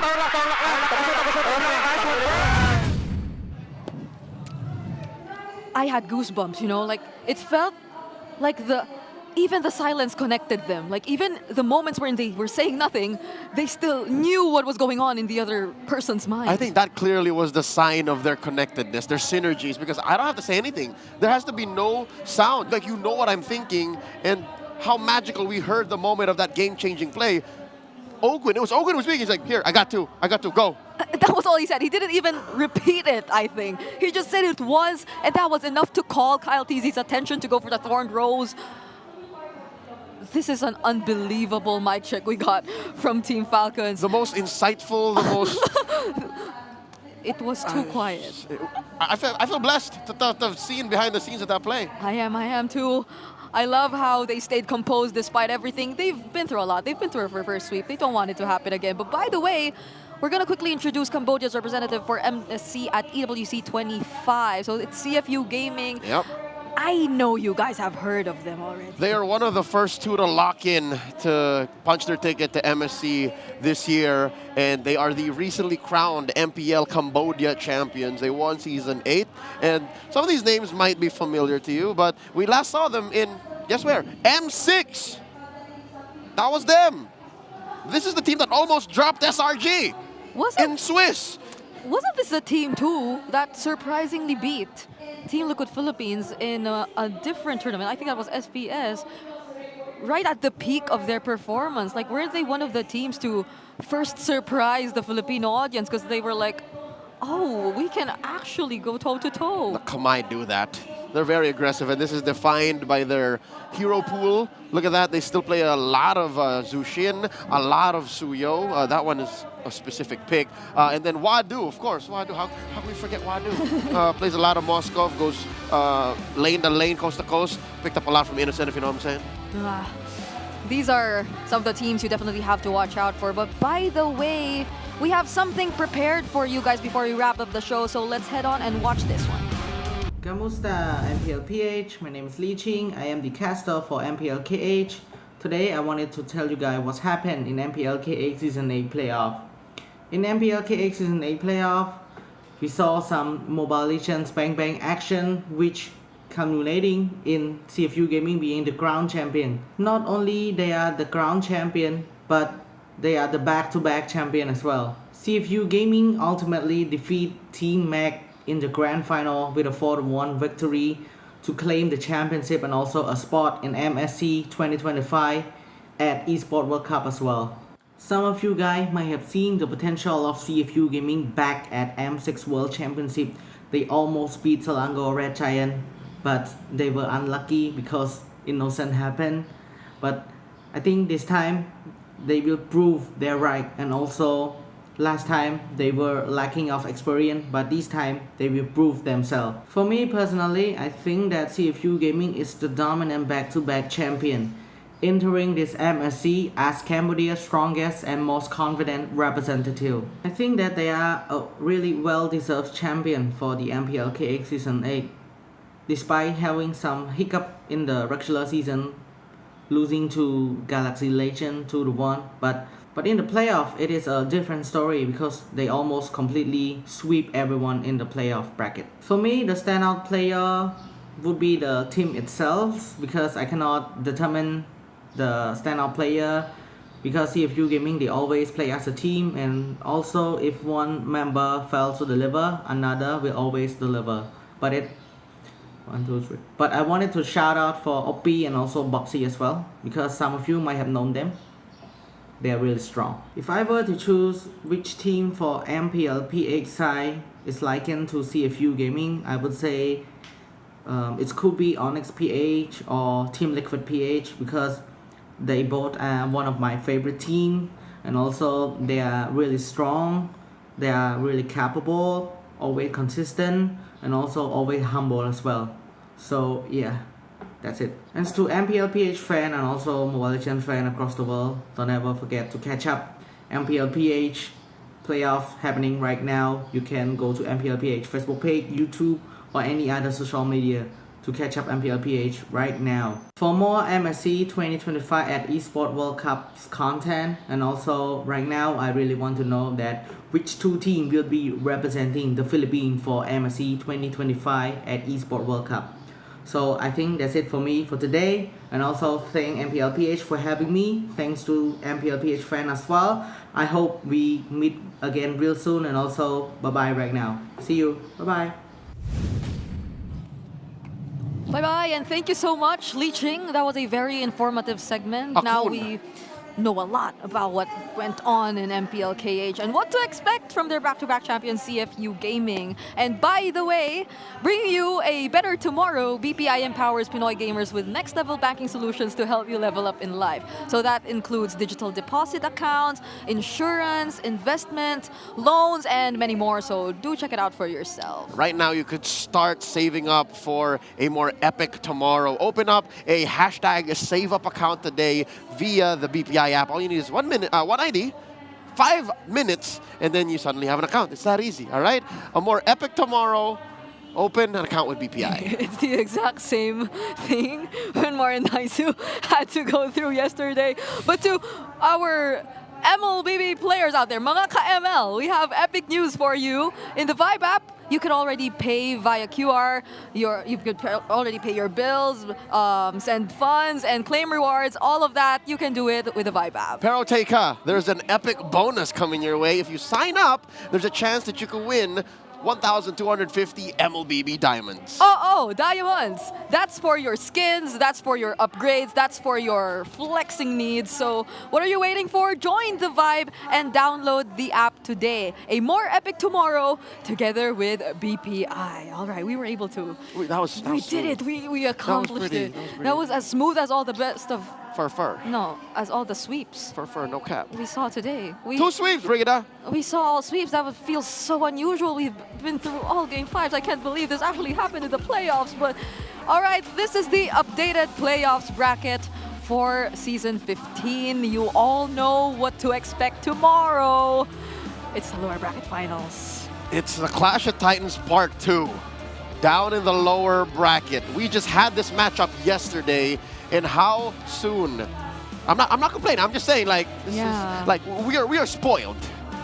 We are spoiled for good MLBB action in the best of 7, and then of course waiting in the grand finals, the super fam, the new gods of MLBB, Onic Philippines. Yeah, honestly, I can't get it out of my head. The way you told us earlier that they honestly wanted to go back to MSC together with Team Liquid Philippines, but now it's one or the other. They have no choice. They can't. They need to send out at least or just one of them. Whereas on the other hand, Onic did mention earlier that if there's one team they want to go to MSC with, that's Team Liquid Philippines. Imagine the pressure on the Cavalries. Like, you guys both want us to go, but we have to beat both of you in the next couple of days. I know, it's just so much that they have to think about. Hopefully they're doing everything they can to prepare for tomorrow within the next few hours, the remaining hours that they have. But also we have some updates with the Fansic Laban because they too are actually going through their playoff stage. What an interesting outcome for the Fansic Laban. That's right. From the other bracket, you have the Phoenix Army making it to the grand finals already. And I would assume tomorrow, it's the Cavalry versus the Kabarangays going up into a best-of-3 matchup, and the contest winner will then go into a best-of-5 against the Phoenix Army. So this is exciting. Again, Fansic Laban, it's the fans, it's the community's way of competing against each other in support of their own teams. Yeah, and you see them right outside whenever the games are about to happen. They just play their hearts out. It's another way to, or a form of supporting their team, I guess, but it's nice to see them very active in the community. And what a day it has been. Leo, how are you feeling today after wrapping up that 2 series just filled of sweep? I hate to say it, but I'm more tired today than I was yesterday. Like, this is emotionally tolling. Yeah, Thanks for asking. It's been a way different day than what we've been through for the first 2 days, but now we're officially closing out day number 3. Let's throw it on over to our hosts. After 3 days of the playoffs, we now have our first grand finalist. It's the Super Fam of Onic Philippines. Sila rin ang unang magiging representatives ng Pilipinas sa darating na MSC at EWC 2025. This is the most awaited return of Kelra to the MSC stage. You know, the question that remains is whether or not they will be able to achieve back-to-back championships, or will someone else from the lower bracket swipe it away from them? Especially after Team Falcons' decisive win, rising from their setback and now on their way to the lower bracket finals to face Team Liquid Philippines. This is going to be another edition of the Clash of the Titans of MLBB. You know, and in spite of the defeat that was encountered by Aurora Gaming, they have mustered their courage and gave us an immense amount of growth for this season. And hopefully, they will come back even stronger. It is going to be a story of praises and goodbyes in the next few days dahil ganyan talaga ang mga aksyon, lalo na kung ang pinaglalabanan ay ang pagiging immortal. Kaya sama-sama pa rin tayo bukas para tunghayan ng panibagong laban na naman dito lamang sa MPL Philippines Season 15, The Playoffs. Muli, ako si Hans Galeria. And this is your very own Odin. Sabay-sabay muli nating tunghayan ang Lakas ng Pinas. We'll see you guys tomorrow.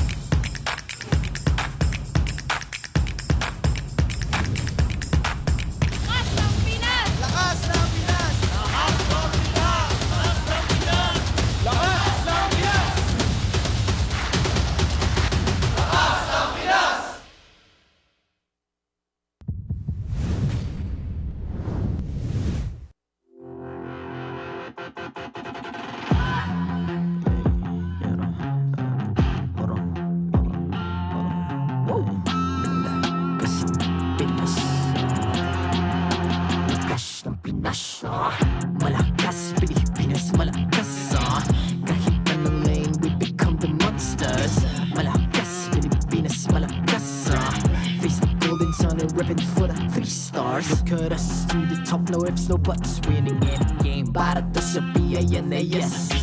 Di mo matitinag aming boses sa new level. Nasa kalye man o mobile, you know I become a legend. Open fire, we unite, we winners. Built with pressure, like diamonds are made of. Switch na lane na parang gera, HP racing, may reset up. Built like a tank, buhat, we hit that full load, SS parang Lyra. Susundan ko ang iyong bakas, kasama patas, tagumpay natin doon ay tayo'y malakas. Para sa Pinas,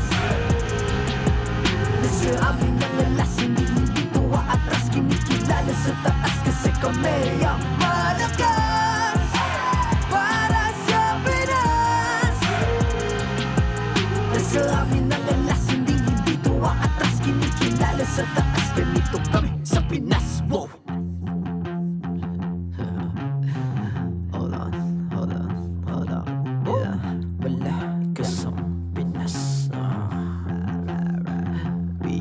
Laging MVP, no surrender, no retreat. Pag nagsama-sama, just imagine what we can achieve. Laging MVP, no surrender, no retreat. Giving 100 all my all, cause we just cannot be defeated. We are unstoppable, immune and invulnerable. Ready ang equipment, lahat frozen, malak crowd control. Pakita ko na jab like beast of the southeast. So matawag, proud and loud, cause every enemy we devour. Susundan ko ang